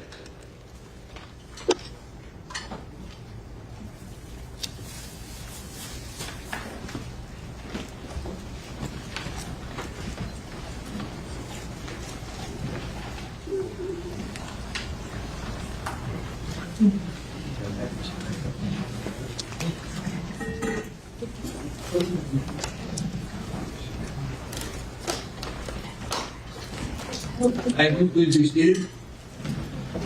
Let the record reflect the principal of duty as well as defendants, this counsel, this is state attorneys. And I think you, Michael Kelly, is that right? Yes. The next part, can you raise your right hand, please? Do you solemnly swear or affirm that the testimony you should give in this case should be the truth, the whole truth, and nothing but the truth? I do. Please state your full legal name for the record. Michael Kelly. Please spell your first and last name for the court. And Michael, M-I-C-H-A, Michael Kelly, Thank you, sir. please have a seat.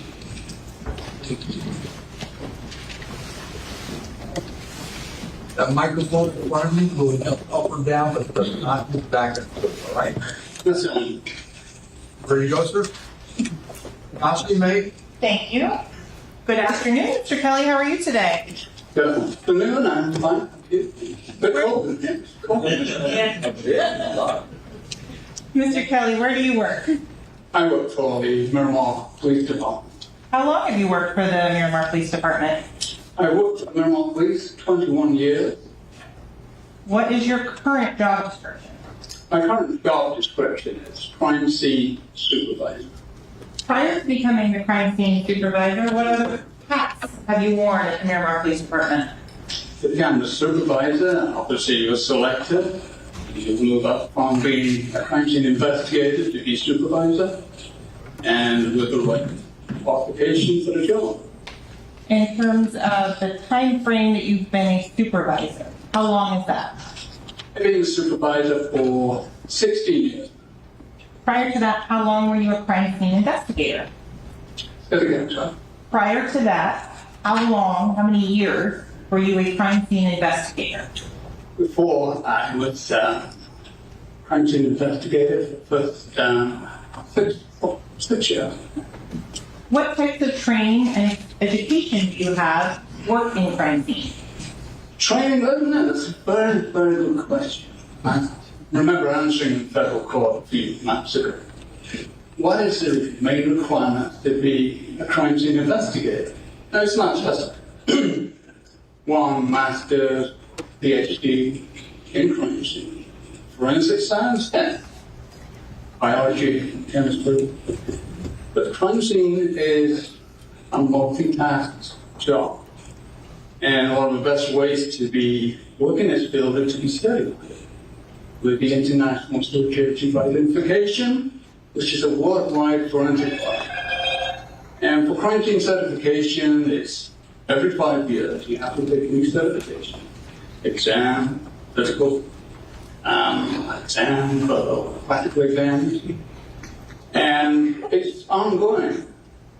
It doesn't just stay the same. The forensic field keeps changing. Now, you see, the term is over here. They take the bar exam once, and they go in. So, But investigatory. crime scene is So let me interrupt for ongoing. just a moment. 5 years, every 5 years, different material. Why does it change? You have to have continuous education. Are you certified by any accredited body? Yes, I am certified in crime scene investigation and forensic photography. How long have you held those certifications? How long? So, well, I just took my recent one for May of this year. Okay. How long prior to that have you had? Since I'm on my fourth certification, so I've done it 20 years. In terms of casework, how much of your day-to-day work is in crime scene and forensic? I was, apart from supervising, I don't know, to supervising and mentoring, coaching, training people. So I would say most of it, 80% is actual crime scene work and 20% supervision. As part of your duty as a crime scene investigator, did you have the opportunity to respond on October 26th of 2018 to Memorial Miramar Hospital? Yes, I did. And unfortunately, my day stops when somebody else's hands. In this case, true.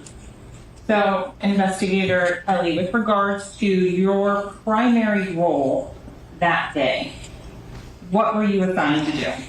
I responded to this hospital. No, this Miramar Hospital. Emergency driver. I go that route. That's what emergency room's for. Everybody gets shot, stabbed, and up in the hospital. So this call for this scene to assist the investigator, Morgan Curran, who responded to it. And I responded to assist. And I worked on the driver of the car. When I got to the hospital, there's the Jeep, gray Jeep Trailhawk, multiple bullet holes.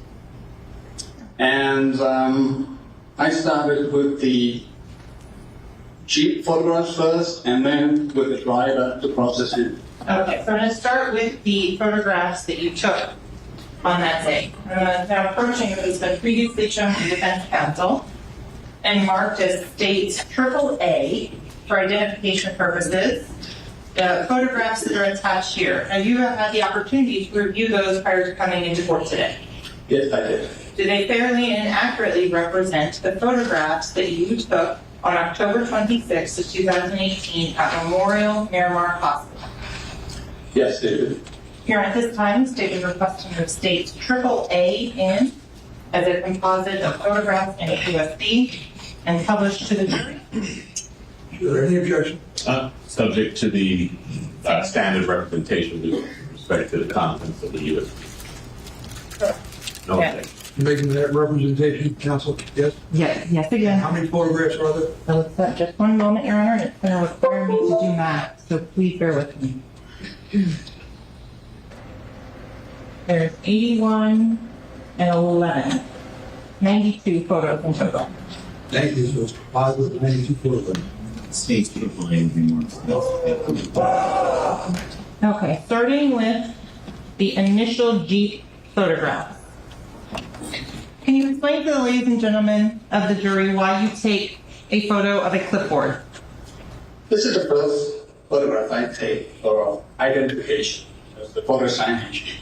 It shows me a case number, like 2018, the month, an actual case number, which is 06269, the type of case, sexual battery, burglary. In this case, it's a homicide, and then I write the address, the location. And underneath you'll have the date and the time when I first started taking photos. So the 0645, is that military time? Yes, that's the time. It was 6:45 in the morning, but the time when I started taking the photos. The next photo, is this documenting what? I was trying to show where is the location. And if you have a street sign, wonderful. In this case, you have hospital. When you're looking here at this photograph, what view are we looking at of the hospital? We're looking at an exterior photograph showing the emergency driver. And as you can see, it's been sealed off with a yellow barrier tape, the marked police vehicle. So that's the exterior with a photograph showing the actual emergency room driver. And the next photograph will show the overhang, which is the patient drop-off emergency. And the screen in front of you is a touch screen, so if you can always touch it to highlight areas of the photograph. Yes. So if you could move the red cursor to the subject vehicle that you were there to initially document. So it should be the vehicle. Okay. Moving on to the next photograph. The next photograph is the vehicle again. It's a dark gray Jeep Compass, which is called the Trail model. And in terms of this little item up here in the top corner. Do you know what that is? Yes, that's the hospital's Right. surveillance security. Moving on to the next photo. What are you showing here? Well, that's photographs of the Jeep, and the driver's door was open, and the passenger driver's side door was open. So I took photographs of the Jeep in situ, how we find it. Do you manipulate it in any way at this time? Nobody in there. So the next photograph shows the rear of the Jeep. Okay. To show the windshield was completely shut.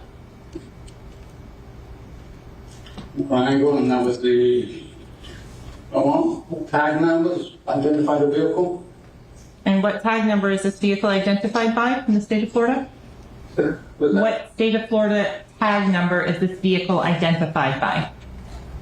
This is the Florida tag number, IEK D22. Thank you so much. And finally, moving on to this exterior photo. Well, this will show passenger door window smashed, the rear passenger door window was smashed, and then you can see bullet holes in the passenger door, the rear passenger door. Okay. As you notice now, the daylight starting right. So the lighting is changing a little bit. Same picture of the Jeep. Two doors I mentioned before are open. So, Investigator Kelly, do you take overall establishing shots first for a specific reason? Correct. That's what I call my establishing picture to show what evidence is there. Are you looking for evidence and potential evidence while you're taking these photos? Yes, I'm always looking at what I'm photographing, and eventually I'm looking underneath the vehicle. I did not go inside the vehicle. Why? Because I was informed that to obtain a search warrant. Investigator Kelly, when you're taking these initial documentary photos, do you have any briefing or any background information about what has supposedly happened? The only thing I was told, it was a drive-by shooting. The driver drove up to the emergency room, patient drop-off with two victims, both with gunshots. So that was the only information I'd received at that point. Do you make contact with detectives who are doing interviews while on scene?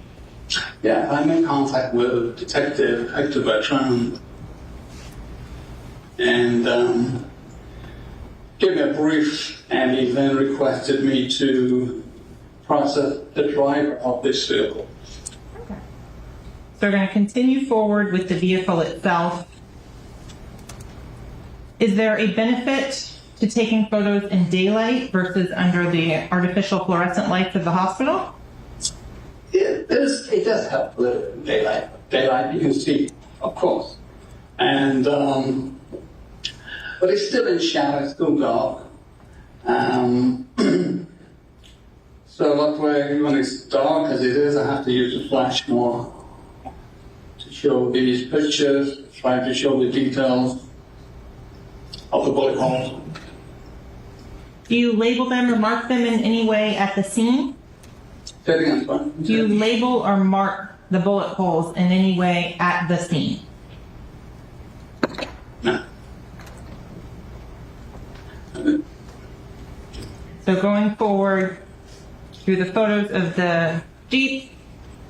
Yeah, this is the, I didn't go inside the vehicle, but I could take photographs from the open doors to show the interior. This is the rear passenger seat. And as you noted, there's many items, there's big congealed blood, there's many items inside the vehicle. Do you remember what the weather was like that morning?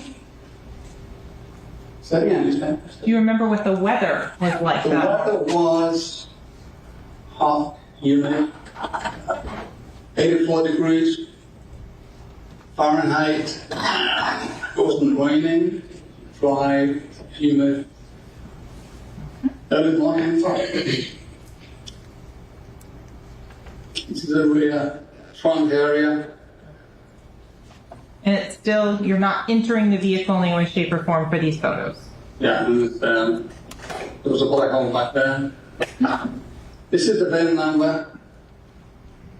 I'm going to make it a little bit bigger. What is a VIN number? So the VIN number here is C4N JGDB2JT198929. Oh. And What are you documenting in this photo? this is the driver's seat. And various items inside it. Exterior of the driver's door. Then again, noticing marks, the damage to the vehicle, in the hood, bumper area. As a crime scene investigator, do you respond out to run-of-the-mill car crashes? I understand the question. Do you go to hit and runs on the side of the road as a crime scene investigator? I do it.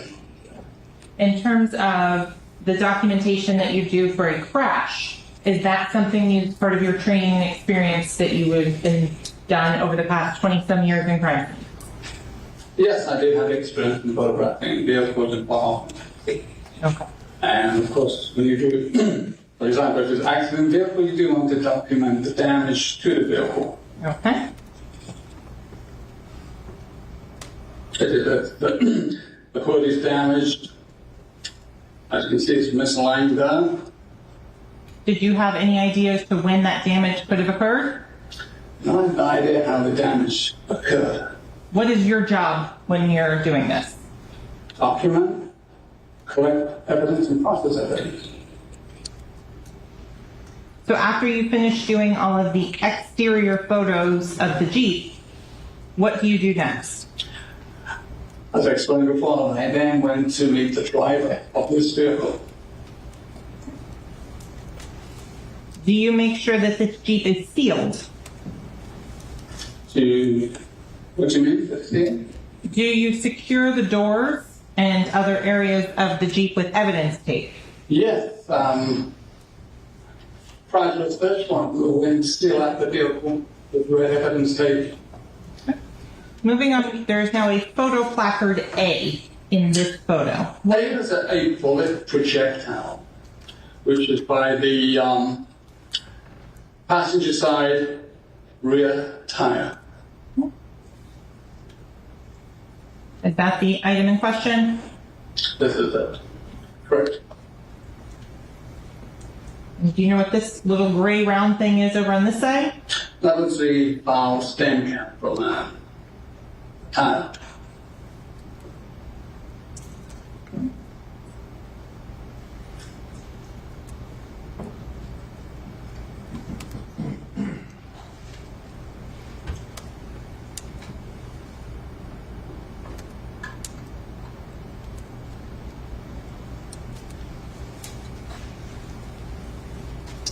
In terms of this view here, why do you take multiple photos of placard A?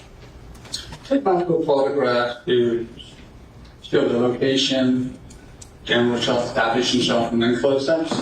And the next photograph shows the sealing up the vehicle, red evidence tape, which I my initials and Okay, and you do that around the entire vehicle? yes. How do you transport the vehicle from the hospital? We could use a tow truck service, and when we do tow, so for example here, A and B, I document it being put onto a flatbed, and then I escort it to a secure facility. So in that way, we know nobody touches the vehicle, nobody opens the door, they don't break the seal. So we use a tow truck to take it to a secure facility. Do you then secure it in the facility and secure that with evidence tape as well? Correct. And we take it to the, this was a West substation and I sealed the doors, locked the water shutter to preserve the evidence. Okay. Going now, you mentioned you processed an individual at the hospital. Correct. Who was that individual you processed? Name was Cortland Henry. Where was Mr. Henry being held or kept? It's in this room, so photo shows isolation exam room 18. Was anyone else in the room with Mr. Henry when you went in there? There was an officer guarding me, yes. Is this how you found Mr. Henry when you entered? Did you explain? So I photographed victim, a suspect, and photographed them, and searched how you find them. I also looked to see if there's any visible injuries, any blood on the hands, for example, so I'm photographing the hands. And we photographed tattoos, any form of identification marks. And was Mr. Henry wearing a hospital-issued identification tag or bracelet? Well, there's a hospital identification tag for Henry Cortland.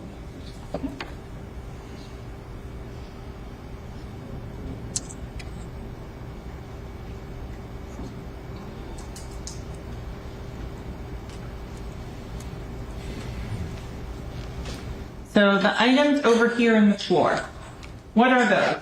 These are the clothing that Cortland Henry was wearing when he came into the hospital. Now, I didn't see him wearing the clothes, but that's what the responding, the first officer told me. This is his clothes that was in the room with him. And typical hospital procedures, they take off the clothes. Which is why every time we go to the hospital, they're all naked. Why? They remove the clothing. And there's two bags here. One has the footwear and the other bag has the clothing. Okay, I'm going to start and show you what's in previous systems to the defense counsel as state triple C. Do you recognize this item? Yes, can I? How do you recognize it? Oh, it has my handwriting on it. It has my initial date, and it does give a brief description of what it is. What is that item? This item is a t-shirt, black t-shirt, with Drew Film Edit written on it. And is that item in the same or substantially same condition as when you collected it? See that? Was there 2 cuttings taken from that shirt and done by you at a later date? This was collected from this child, yes. Is that shirt packaged as it was after you took the cuttings? Yes, this is my packaged the evidence after I have collected my evidence item. Here at this time, the state would request to treat state triple C in as our next exhibit No objection, Your Honor. 52. It'll be admitted. States triple T mark states 52.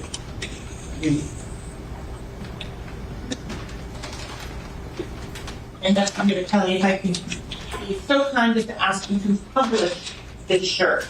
There are gloves to your left, and I will grab you some scissors.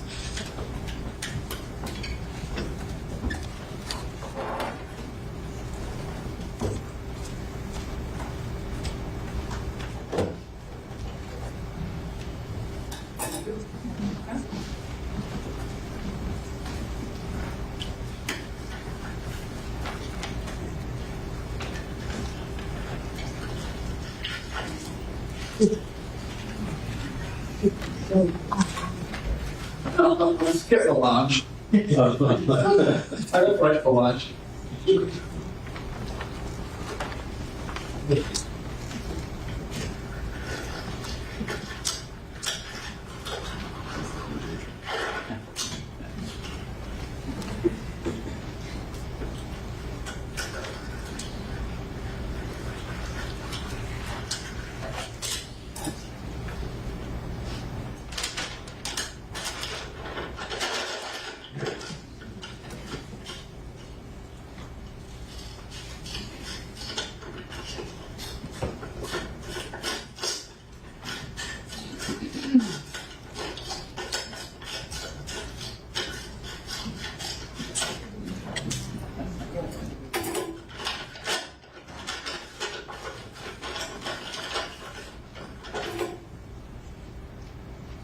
And if you could show the small logo on the front of the t-shirt first.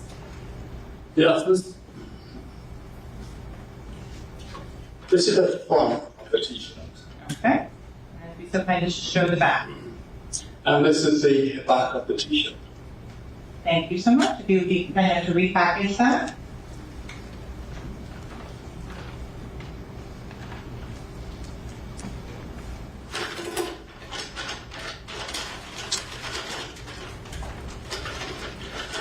Now showing you what's been marked as the triple D for identification purposes only. Do you recognize those items? Yes, I do recognize this. What are those items? I listed the 3 items in the package, and they are the cutting from the blood stain on the front of that t-shirt, and a cutting from the rear of the t-shirt, and then I have a swab from the blood stain on the Air Jordan sneakers, which is this. Is that in the same or substantially same condition as when you collected that and processed it? Yes. Here at this time, the state would request to state triple D in as state 55. Without objection. 53. Thank you, those are good without objection. States triple D marked states 50. So with regards to the cuttings that are in there that you described, are those subsets or taken from that shirt that was introduced as state 52? The first 2 items were taken from the Eric t-shirt. So I'm now showing you what's been marked as state triple E for identification purposes only. You recognize that item? Yes, I did. What is that? This is the hoodie, black hoodie, and also the t-shirt has been removed and repackaged. But the other item inside here is a plastic container, blue plastic container. And is that item in the same or substantially same condition as when you retrieved it on October 26th of 2018? Yes, You said one item was repackaged. What was that item? the t-shirt which I just shown you before. Your Honor, at this time, the state would request to move state triple E in Without objection, Your Honor. It will be admitted. state 54. States triple E marked states 54.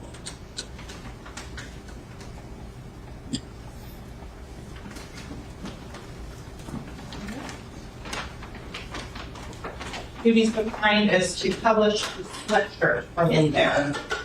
Thank you.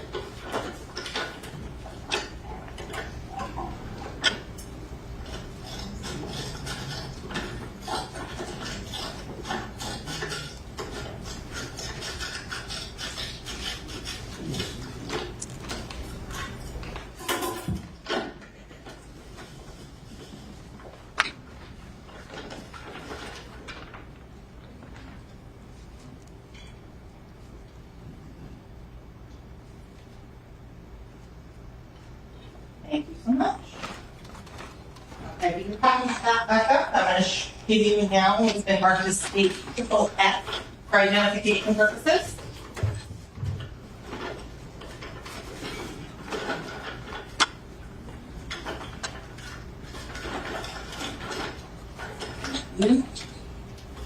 You recognize state triple F? Yes, I do recognize it. What is that? It's the sneakers, these sneakers that are in the photo up there. Are they in the same? Right there. Are they in the same or substantially same condition as when you collected them on October 26, 2018? Yes, Here at this time, the state would request to move state triple F in as 55. Objection? No objection. It will be admitted. States triple F marked states 51. Okay. I want to go back out to the scene of the Jeep again for a moment. Did the projectile by photo marker A, did you recover that particular item? I did. Okay, now approaching with what's been marked as state triple G for identification purposes only. Do you recognize that item? Yes, I How do you recognize that item? have my writing, evidence seal, a description of what this item is. And that's the flattened bullet projectile, which I use a photo marker A on crime scene photographs. Is it in the same or substantially same conditions when you collected it on October 26, of 2018? Yes, Your Honor, that place it was back in 2008. Your Honor, this time the state would request to move states triple G in as states 56. The objection? No objections. It'll be admitted. States triple G on states 56. So going through the photos here, back one. Did you conduct a analysis on hands or process the hands of Portland Henry? Yes, I did what I call GSR, gunshot residue, GSR. Did you do one or two of those? I do two tests. Okay. Now, there's always this dilemma, which one you do first. In this case, I did the evidential one first for laboratory testing. And my secondary test was a presumptive test. So in this approach that's been previously marked as state triple H for identification purposes only, do you recognize that item? Yes, I do. How do you recognize that item? My handwriting, my evidence seal, and a description of what this is. It is a gunshot residue evidence collection kit. This is a collection kit that you use for laboratory testing with the SEM, which is the scanning electron microscope. Does Miramar have a scanning electron microscope at the police department that you can use? No, it's a scan electron microscope is not optical. You may remember from your science days when you could look through an optical magnifier, got blood, see those squiggly things moving around. But because gunpowder residue is too small, you need electronic scanning microscope. It's not optical, it works by electron. Almost like a sonar radar. It's ping and bounces back. That's the only way you can see or detect gunshot residue. You have to remember. So, investigator telling me, interrupt you for a moment. Is that item in the same or substantially same condition as when you collected it on October 26th of 2018? Yes, it is.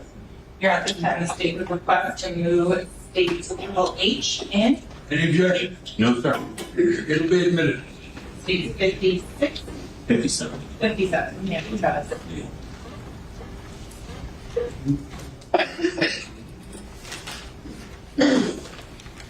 Okay, so now looking back up the photo that's up on the screen, if you could describe what is the next gunshot residue test that you did. This is a photograph I took of the presumptive GSR kit I did from Portland Henry. And the photograph, you put the description of the name, and I try and take a photograph of the actual results. And can you explain to the ladies and gentlemen of the jury how you interpret these results? To interpret these results, we're looking at blue specks, which will react. It's a chemical reaction to the nitrate, so blue speck will give a positive identification. So on here, there's kind of a reddish brown. Is that a positive identification? Well, obviously, when you swipe somebody's hand for splash, you can get lime, blood, and so forth. It's not blood, but other particles will attach to the swab. I couldn't see any real blue to me. No. I couldn't see it in the test. So going forward, did you have an occasion where you collected DNA swabs regarding the victims in this case? Were they given to your care, custody, and control? DNA swab from who? That would be DNA swabs 3, 4, 49, 54, 87, 88, and 89.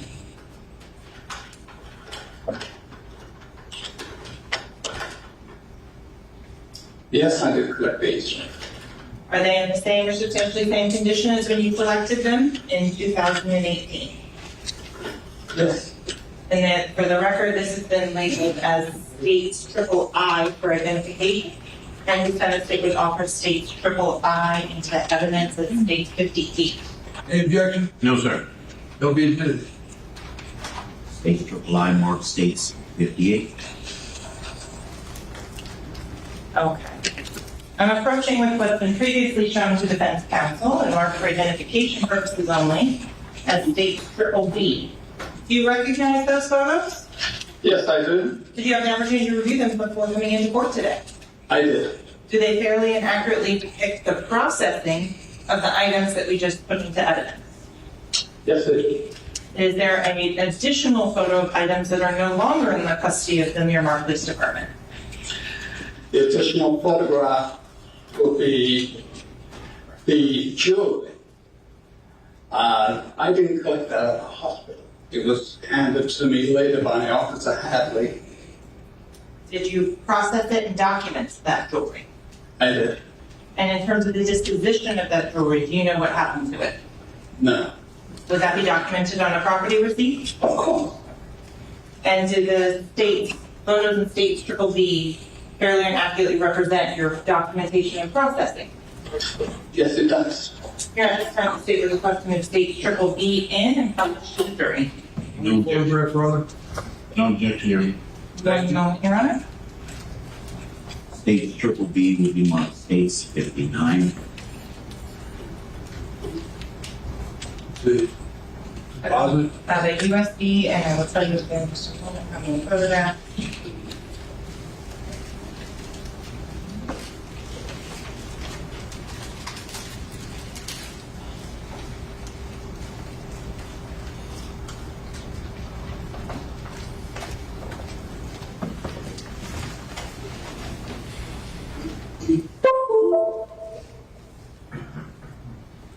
$18 photographs, Your Honor. thank you, counsel.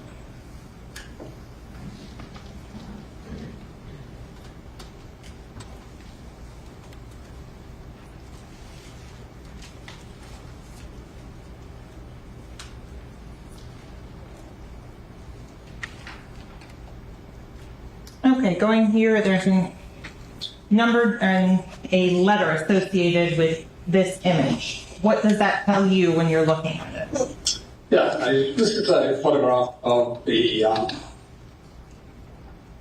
clothing, and I give it a new identification mark A. Did you separate the shirt from the sweatshirt and document it further? Good. Sweatshirt and t-shirt together, and a blue container. Okay.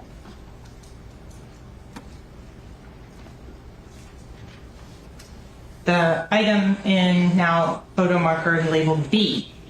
Yes, I've given the container B for identification, and it shows the cannabis. Moving on to the item that's labeled C. Is that what has been previously entered into evidence as the shirt? Yes, this is the t-shirt I just shown the jury, and this is the front of the t-shirt. Was there an item of interest on the front of the t-shirt? Yeah, we have two small specks of blood on the front of the t-shirt. That's a close-up photograph to show small specks of blood.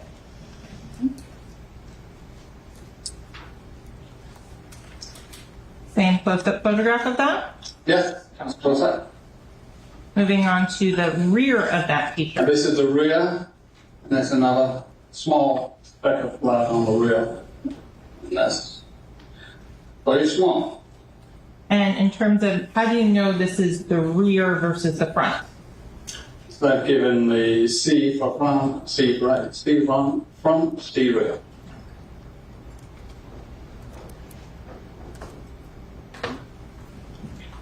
And so did you then process and document the sweatshirt? This is a sweatshirt, and these are the sneakers. And one of the items that you put in was a swab of a blood stain from the sneakers. Is that indicated in the photo we're looking at here? Yes, on the right at the bottom there of the sneaker, there's a very small blood stain.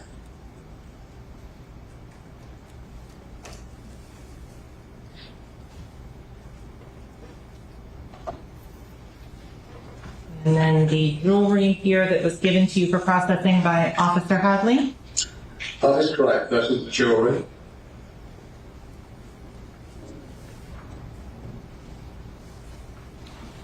So that gone through most of what you did on October 26th, 2018 so far. Can you tell the ladies and gentlemen of the jury what you do to prevent cross-contamination while you're analyzing items in the lab? To prevent cross-contamination, we change our glass frequently for every item you handle, also in the mask. When tie-back protection where required if it's blood stained.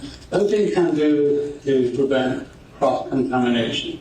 In packaging items separately, handle each item separately with the glass on, and keep changing. Surprising how many boxes of gloves you go through when you do that. Do you document every single time you change your gloves? Do you write it down in your report every time you change your gloves? Not every time, I just put in a brief part of my report, I change gloves frequently. I don't specifically say how many gloves I use, it's just that I change frequently per item. Okay, going on to October 31st of 2018. Did you assist Miramar crime scene technician Christopher Carter in documenting the search warrant of the Jeep? Yes, I did. I helped him with moving items, changing them in glass, turning it over, both sides, and so forth. So I did assist that, yes. Did you assist later on November 25th of 2018, did you assist Morgan Curry with processing an MVAC filter? Yes, I did. Going forward to November 28th of 2018, did you assist in doing a trajectory analysis? Yes. And so what was the goal of the trajectory analysis? The goal for this trajectory analysis was basically to show approximate height of the shooter. At this time, I didn't know where the original shooting had taken place. The hospital was the second proceeding. So, using trajectory strings and rods, I can determine approximate height of the shooter. In this case, it was between 5'10" and 4'8". And in terms of the shooting reconstruction, is that a separate procedure that is done as opposed to a trajectory analysis? Correct. Yeah.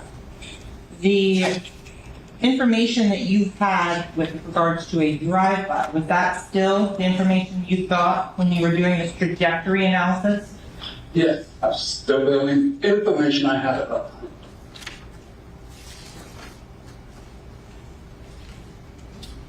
The cuttings that were made, was that done on or about December 24th of 2018? December 24th.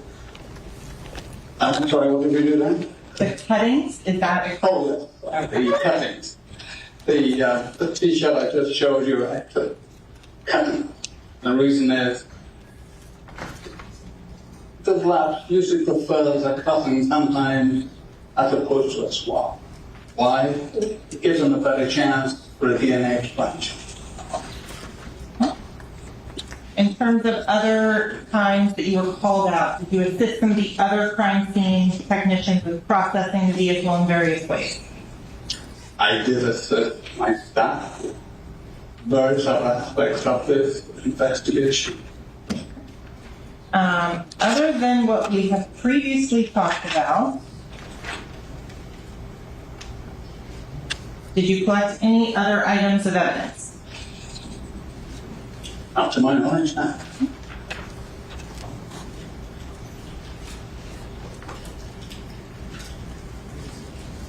In terms of the keys to the Jeep, were those present when you were doing the various search warrants? Sorry, who's present? The keys, the car keys. Oh, the car keys. Were For they the Jeep? Yes. Were they provided? Yes. Nothing further at this time, Your Honor. Counsel, thank you. No.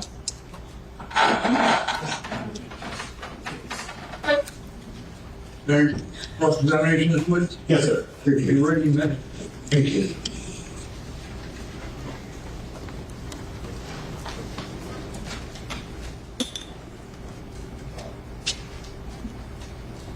Sir. How are you? Good. Thank you for being with us. Just have a few questions. You began, let me start where you finished, about the trajectory analysis.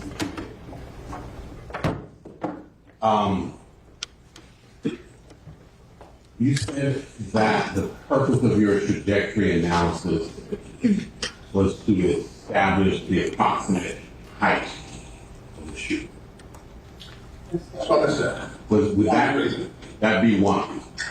And the other would be to determine the flight path of the projectile. That is correct. Okay, so, may I, Your Honor? Yes. So, and you use string to do this? Strings and rods. Strings and rods. Okay, let's set the rods aside for a second. The strings that you use, the way that you use them is that you affix them to the bullet holes that you saw. Correct. To try and fix a string, we use like a glue tack. A piece of gum, essentially. Okay. It's a good way to say it. Right. Again. So you took a piece of gum, and if I may approach, let us assume, would you step around here and help me? Let's assume, for example, that this witness stand is the vehicle, and you perceive there to be a bullet hole at this location. Okay. So demonstrate for me. I know we got the bullet hole string affixed to the bullet hole with a piece of gum here. Tell me how you perceive it. Well, there's a bullet hole in the gum. The next very important item you need is another hole. A good bullet trajectory you need 2 or 3 holes. Gives you some idea of the flight path. One hole is where you can't tell which way the bullet trajectory is coming in. Okay, so let's just be clear. Any of the analyses that you performed, you did on at least 2 holes that you assumed or concluded represented the flight path of a single projectile. Correct? Correct. But remember, they've got the rear winch completely shattered. Okay. So there's no holes in the glass, Right? but it's going into the rear seat. Okay. So one of the holes would be the first hole in the back of the rear seat. And the second hole would be where? If it goes through, and you have more. Okay. So the holes that you analyzed with your string and gum were holes that perforated the back of the seat and you could tell where they exited another part of the seat. The ones in the seat finish that. Why? Some moved into the, but it didn't continue to the front seat. I know one day, but we're talking about the swing area. It ended there. It didn't continue. Okay. Well, I'm just trying to figure out where the 2 holes are. One would be the back of the seat and the other would be the front of the seat. Oh, so those were your 2 holes. Yeah. All right, well, take us from there. You have one hole in the front of the seat, right? You have a hole in the back of the seat. Well, the seat might be wider. And you affix the string on which side of the hole? whichever area you can attach the gun to. Is it possible to?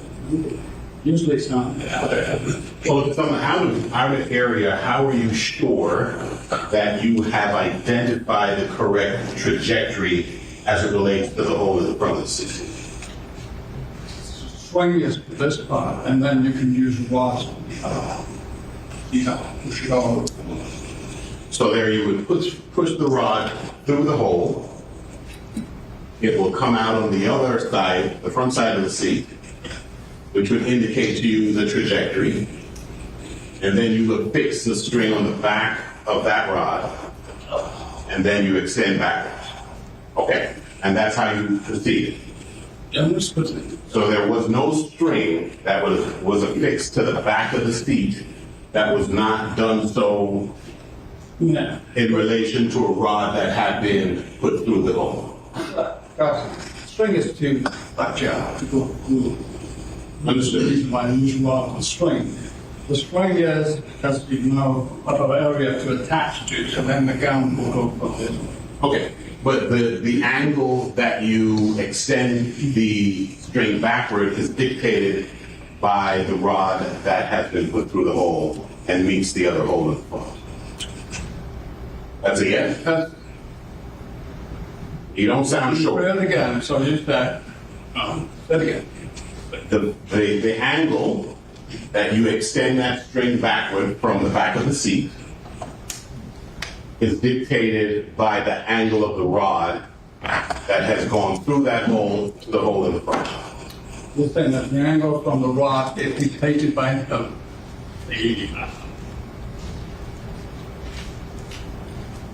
the angle of the string is dictated by the angle of the rod that you had already placed through that hole. Okay. Right? I agree with that. That is, I'm not the expert. You tell me. Is that what happened? I agree with you. Well, is that what you did? I don't remember now, but I Wouldn't remember you the have? string part. I remember. I'm sorry. One at a time. I'm sorry. Talk over one another. That's my fault. No, don't go. I need you here.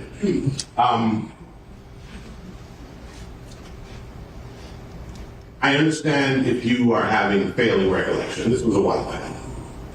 But as a scientific matter, would it not have to be the angle of that string coming out, at which you extended, would it not have to be dictated by the angle of the rod that you have placed in there?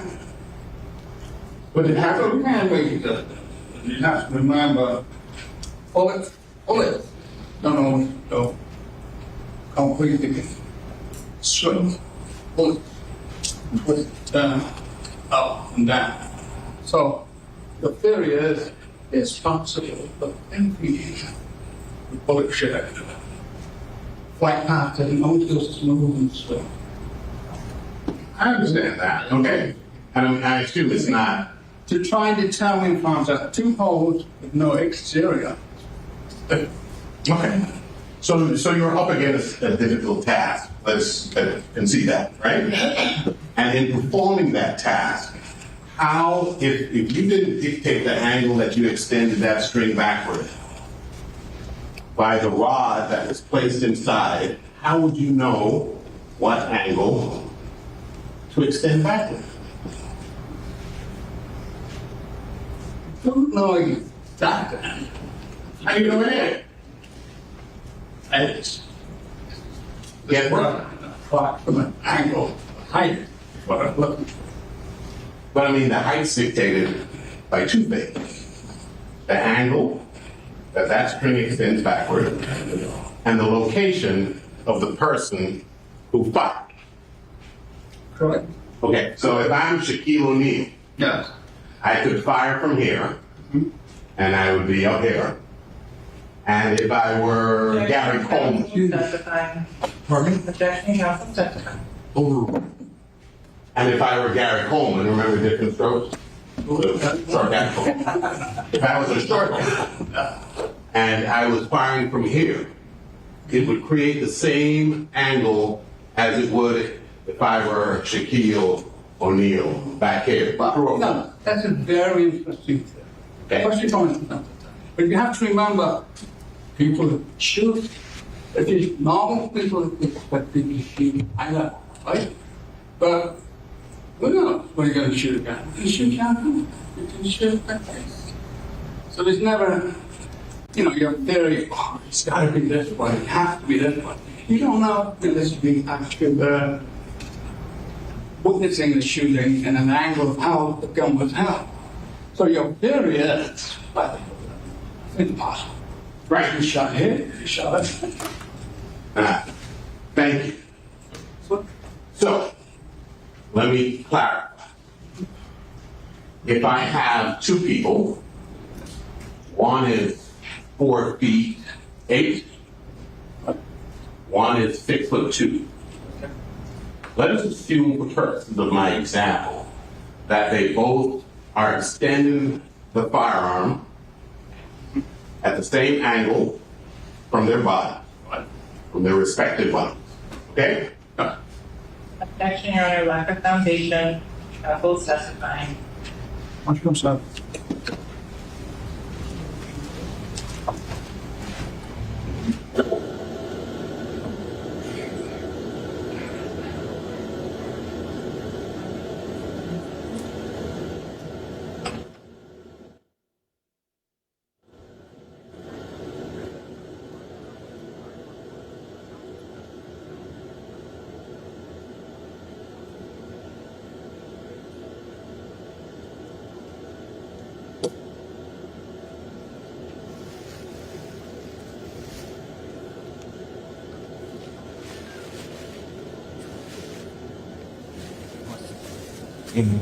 Come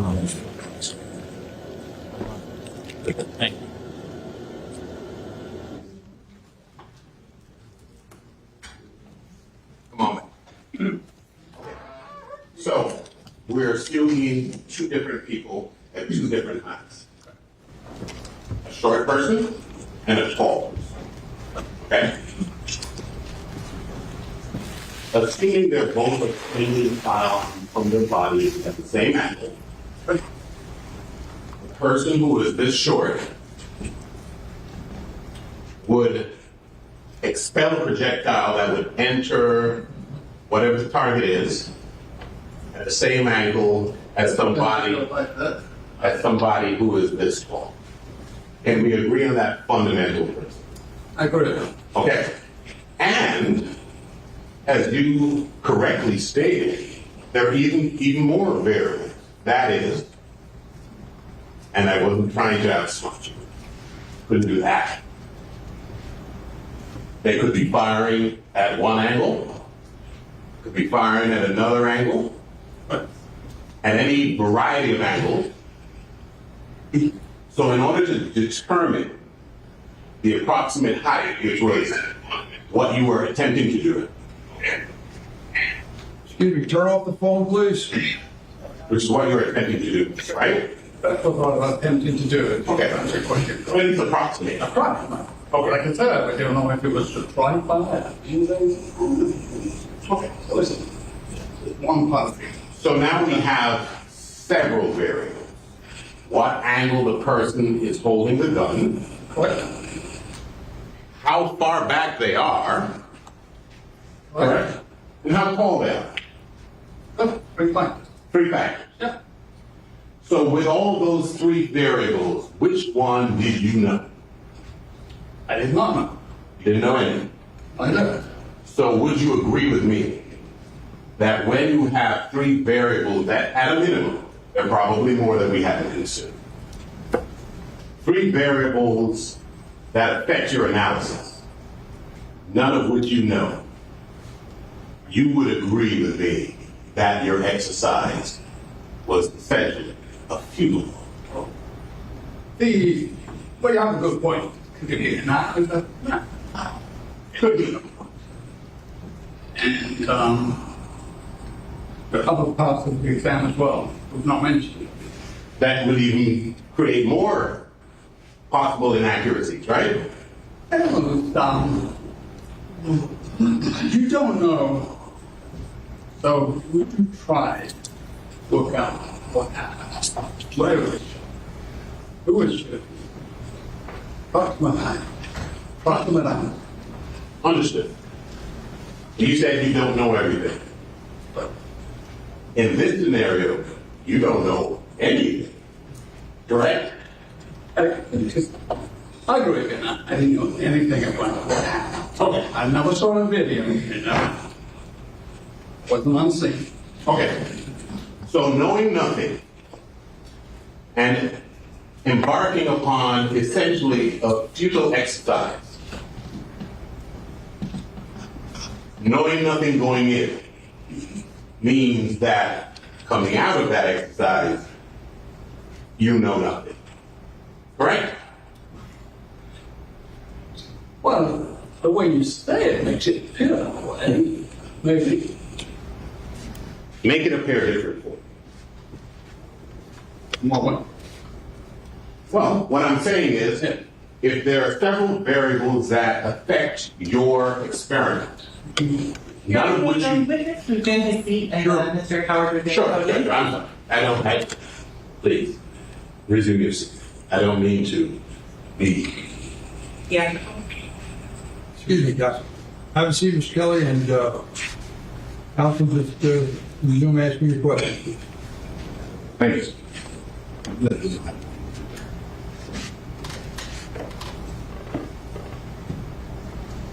If you're engaged in an exercise that requires you to know certain factors, and you know none of them,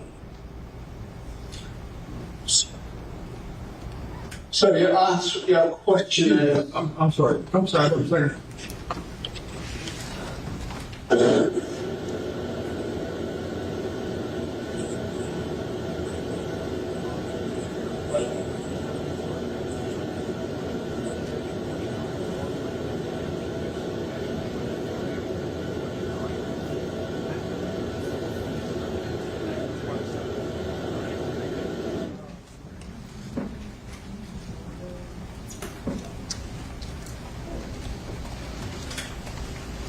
we have a court reporter trying to keep track.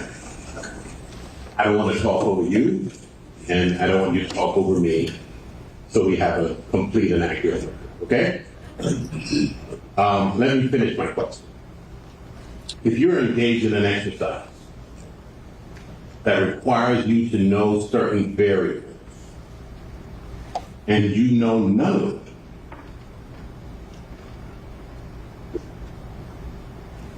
right.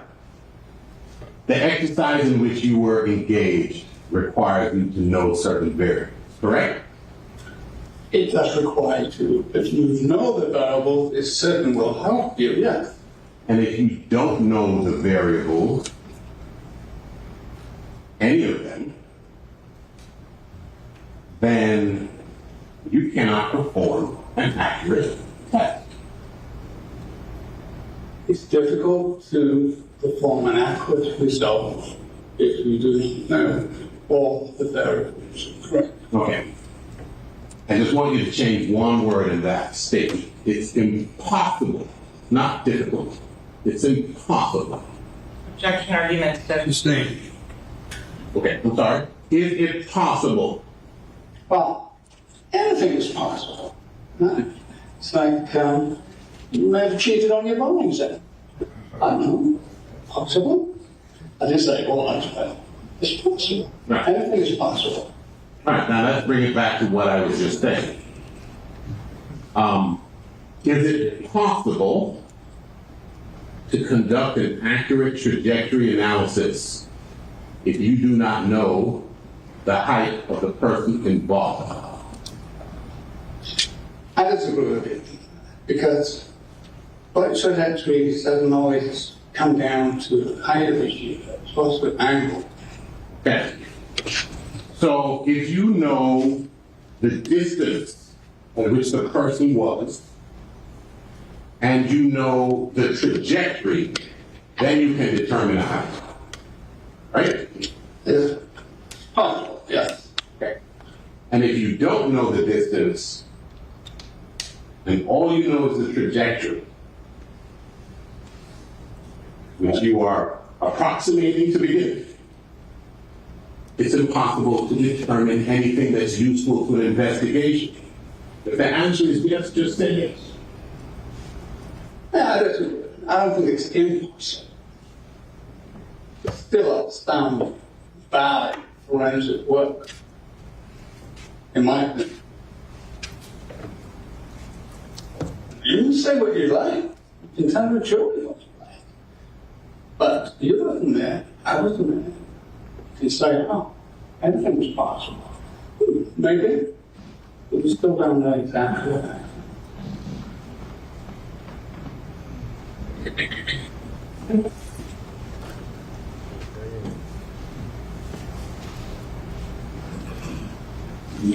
You have anything you want to add to that? Objection, Your Honor.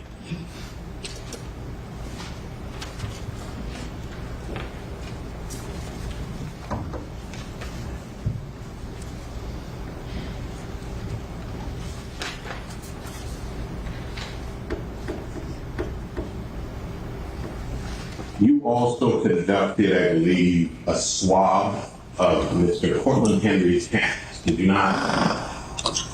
Swab from his hands, you said?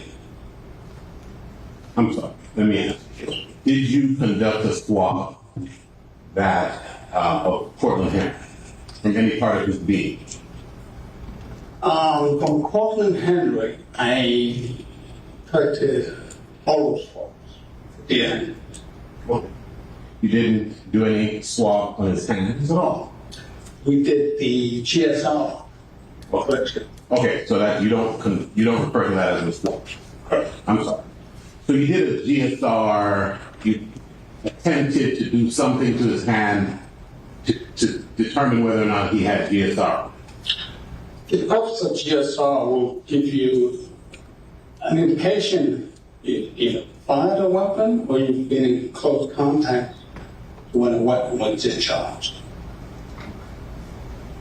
And you conducted a test on site? Correct. Called presumptive test. Presumptive test. And you also sent, what is the thing that you sent back to the lab for the other test? That is the tripeg evidentiary gunshot residue collection kit for the scanning electron microscope, which is valid in court. It's a scientific test. And your presumptive test showed negative. Cool. And you know that a lab test showed positive. Outside the scope, objection. Sustained.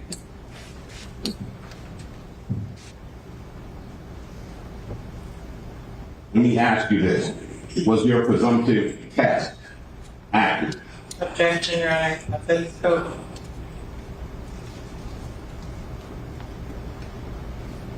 I'm sorry.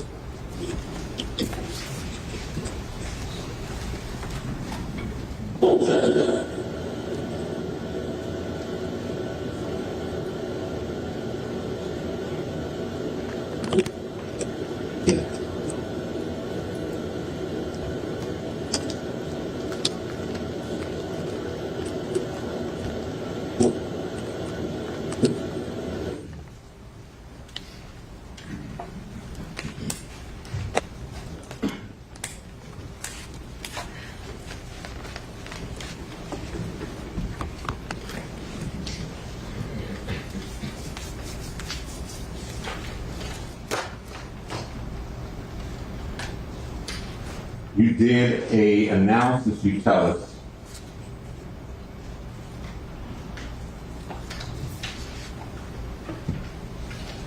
Actually, strike that.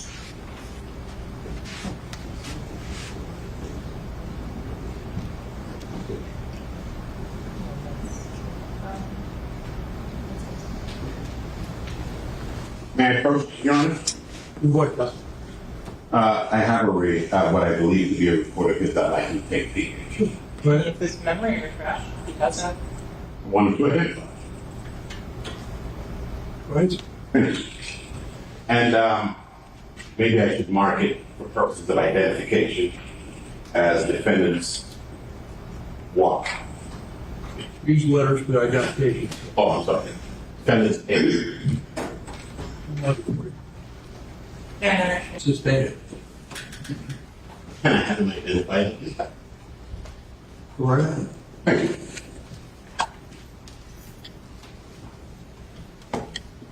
No, sure we have comment.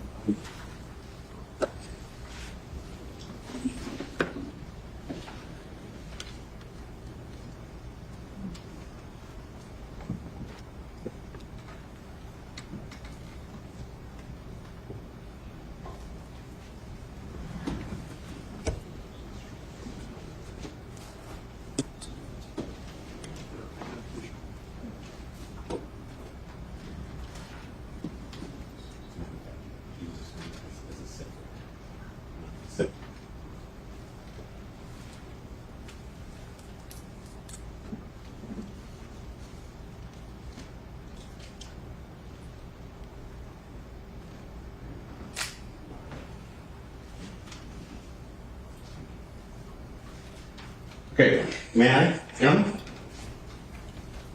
I'd like to approach you, sir, and show you what I've had marked as defendant's exhibits for identification purposes only. A and B. I want you to tell me if those are both parts of reports that you bought.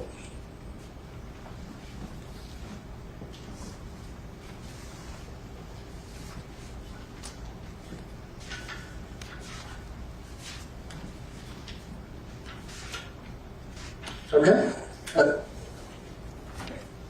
I also want you to tell me, without revealing what the context is, if the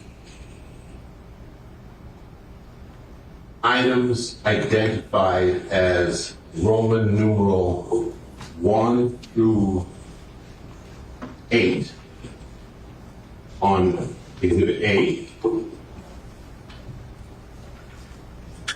is intended to convey information of the same nature as those that are labeled 1 through 8 on Exhibit B. Not if they're the same thing, but if they're intended to convey information of the same nature. So your question is, say it again. I want you to look at both.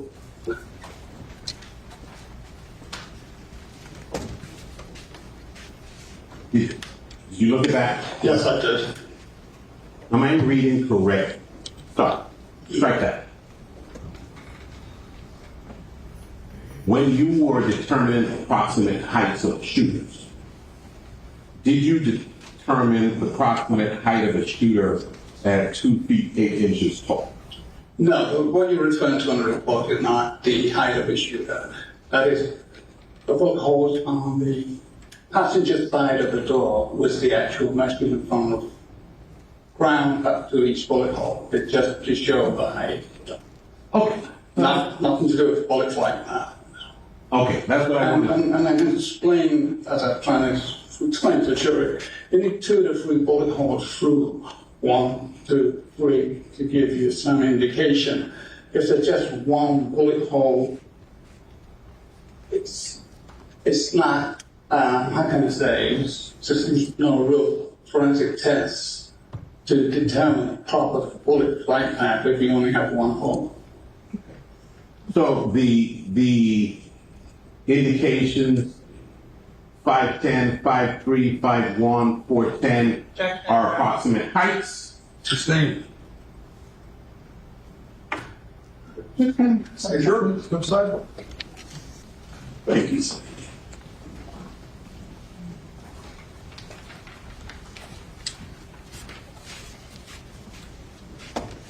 You, sir, came up with height trajectory. The highest one you came up with, not trajectory, the height of shooter, the highest one you approximated was 5'10", correct? Well, I previously said was approximately 5'10" from the rear shooter.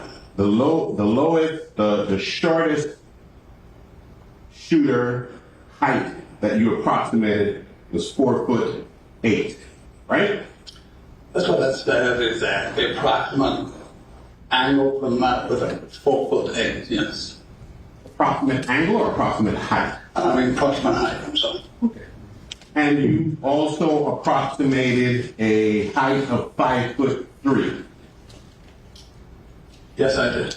And you approximated a height of 4'10". I did.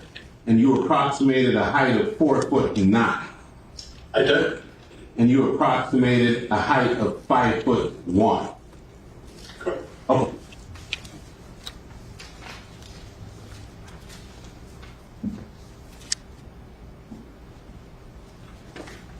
Let's get back now to the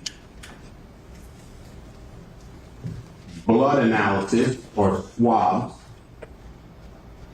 Strike that. The blood observations you made on the clothing that belonged to Portland Henry. Okay. You analyzed a sweatshirt and a t-shirt, right? Well, I would call it a hoodie. A hoodie. Yeah. A hoodie, T-shirt. and a t-shirt. Correct. And you found any blood on the hoodie? No. Not on the hoodie. But you found blood on the t-shirt. Yes. Underneath the hoodie. You found blood on the t-shirt underneath the hoodie, both in the front of that t-shirt and in the back. That is correct. Okay.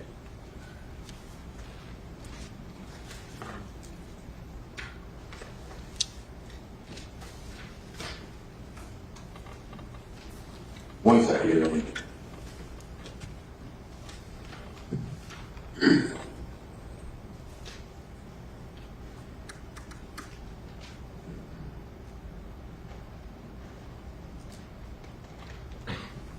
Was there ever a time that you went inside the vehicle and issued the gray Jeep that we've seen several pictures, photographs of that you took? If you're referring to one that's at the hospital, I didn't go inside the Jeep at that time. Okay. So you never retrieved any of the items from inside? That's correct. I did not retrieve anything inside the Jeep. The only reason and only time that you went inside is when you were sticking your gum and string on the seat, right? The only time I really went inside that Jeep was when we had the search warrant for when I attached the strings and rods. Yes, that's correct.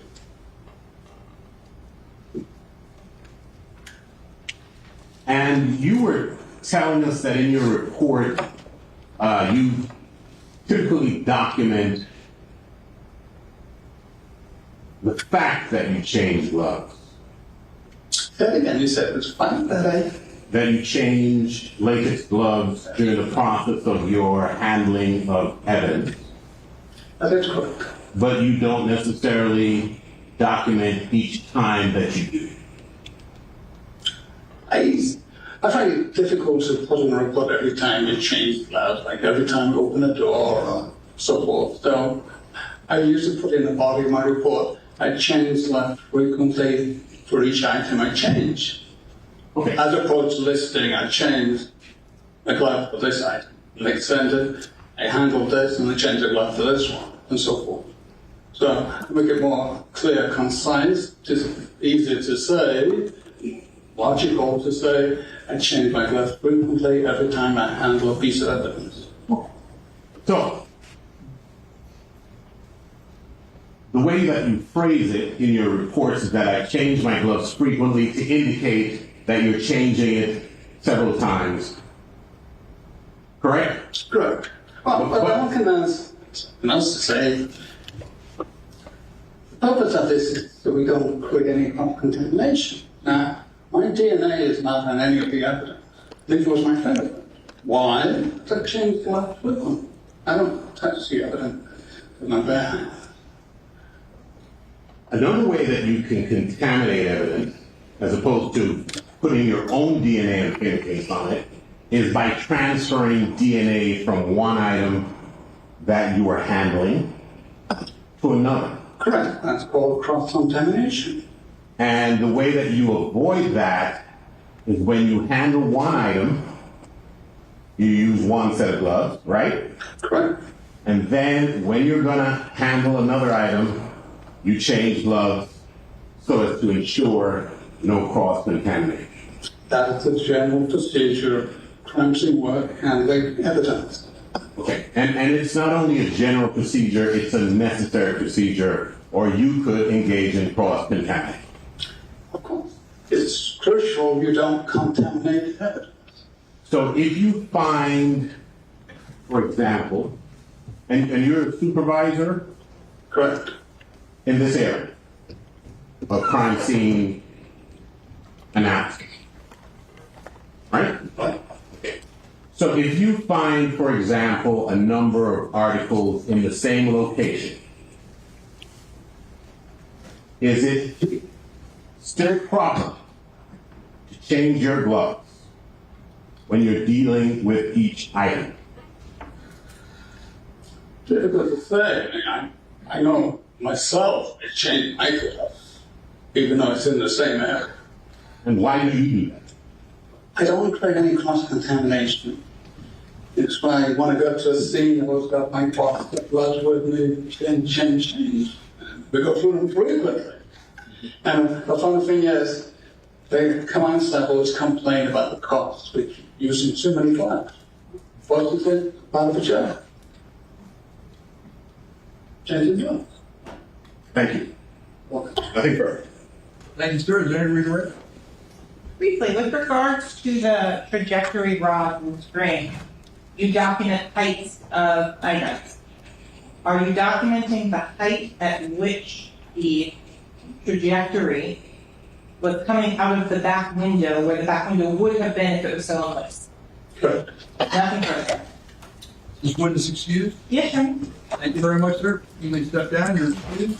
You know, Ladies and gentlemen, it's 5 o'clock. Then we'll call it a day. Trustee Sidewalk, sir.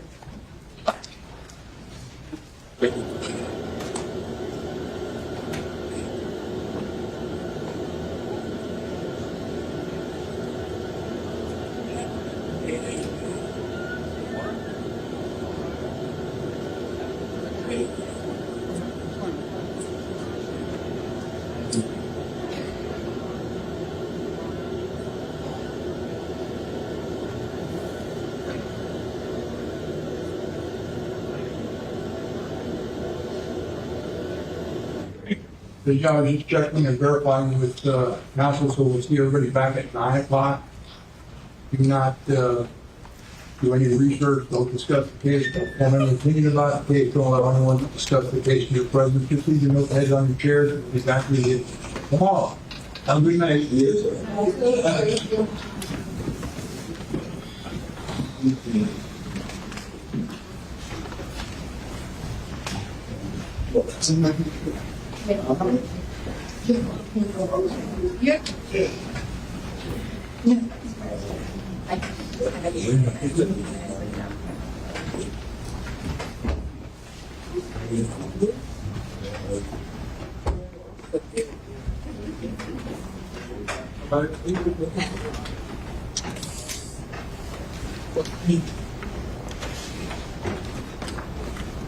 Reverend Quickly, you're stepped out, Councilman over the Senate. Anything you discuss?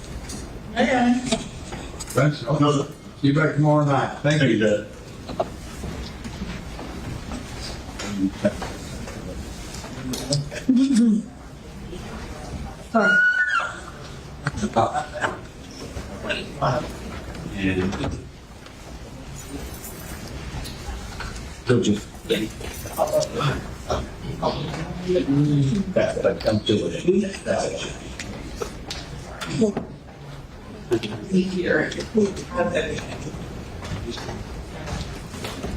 Thank you, brother. Where's the drink? That's an air about that, unfortunately.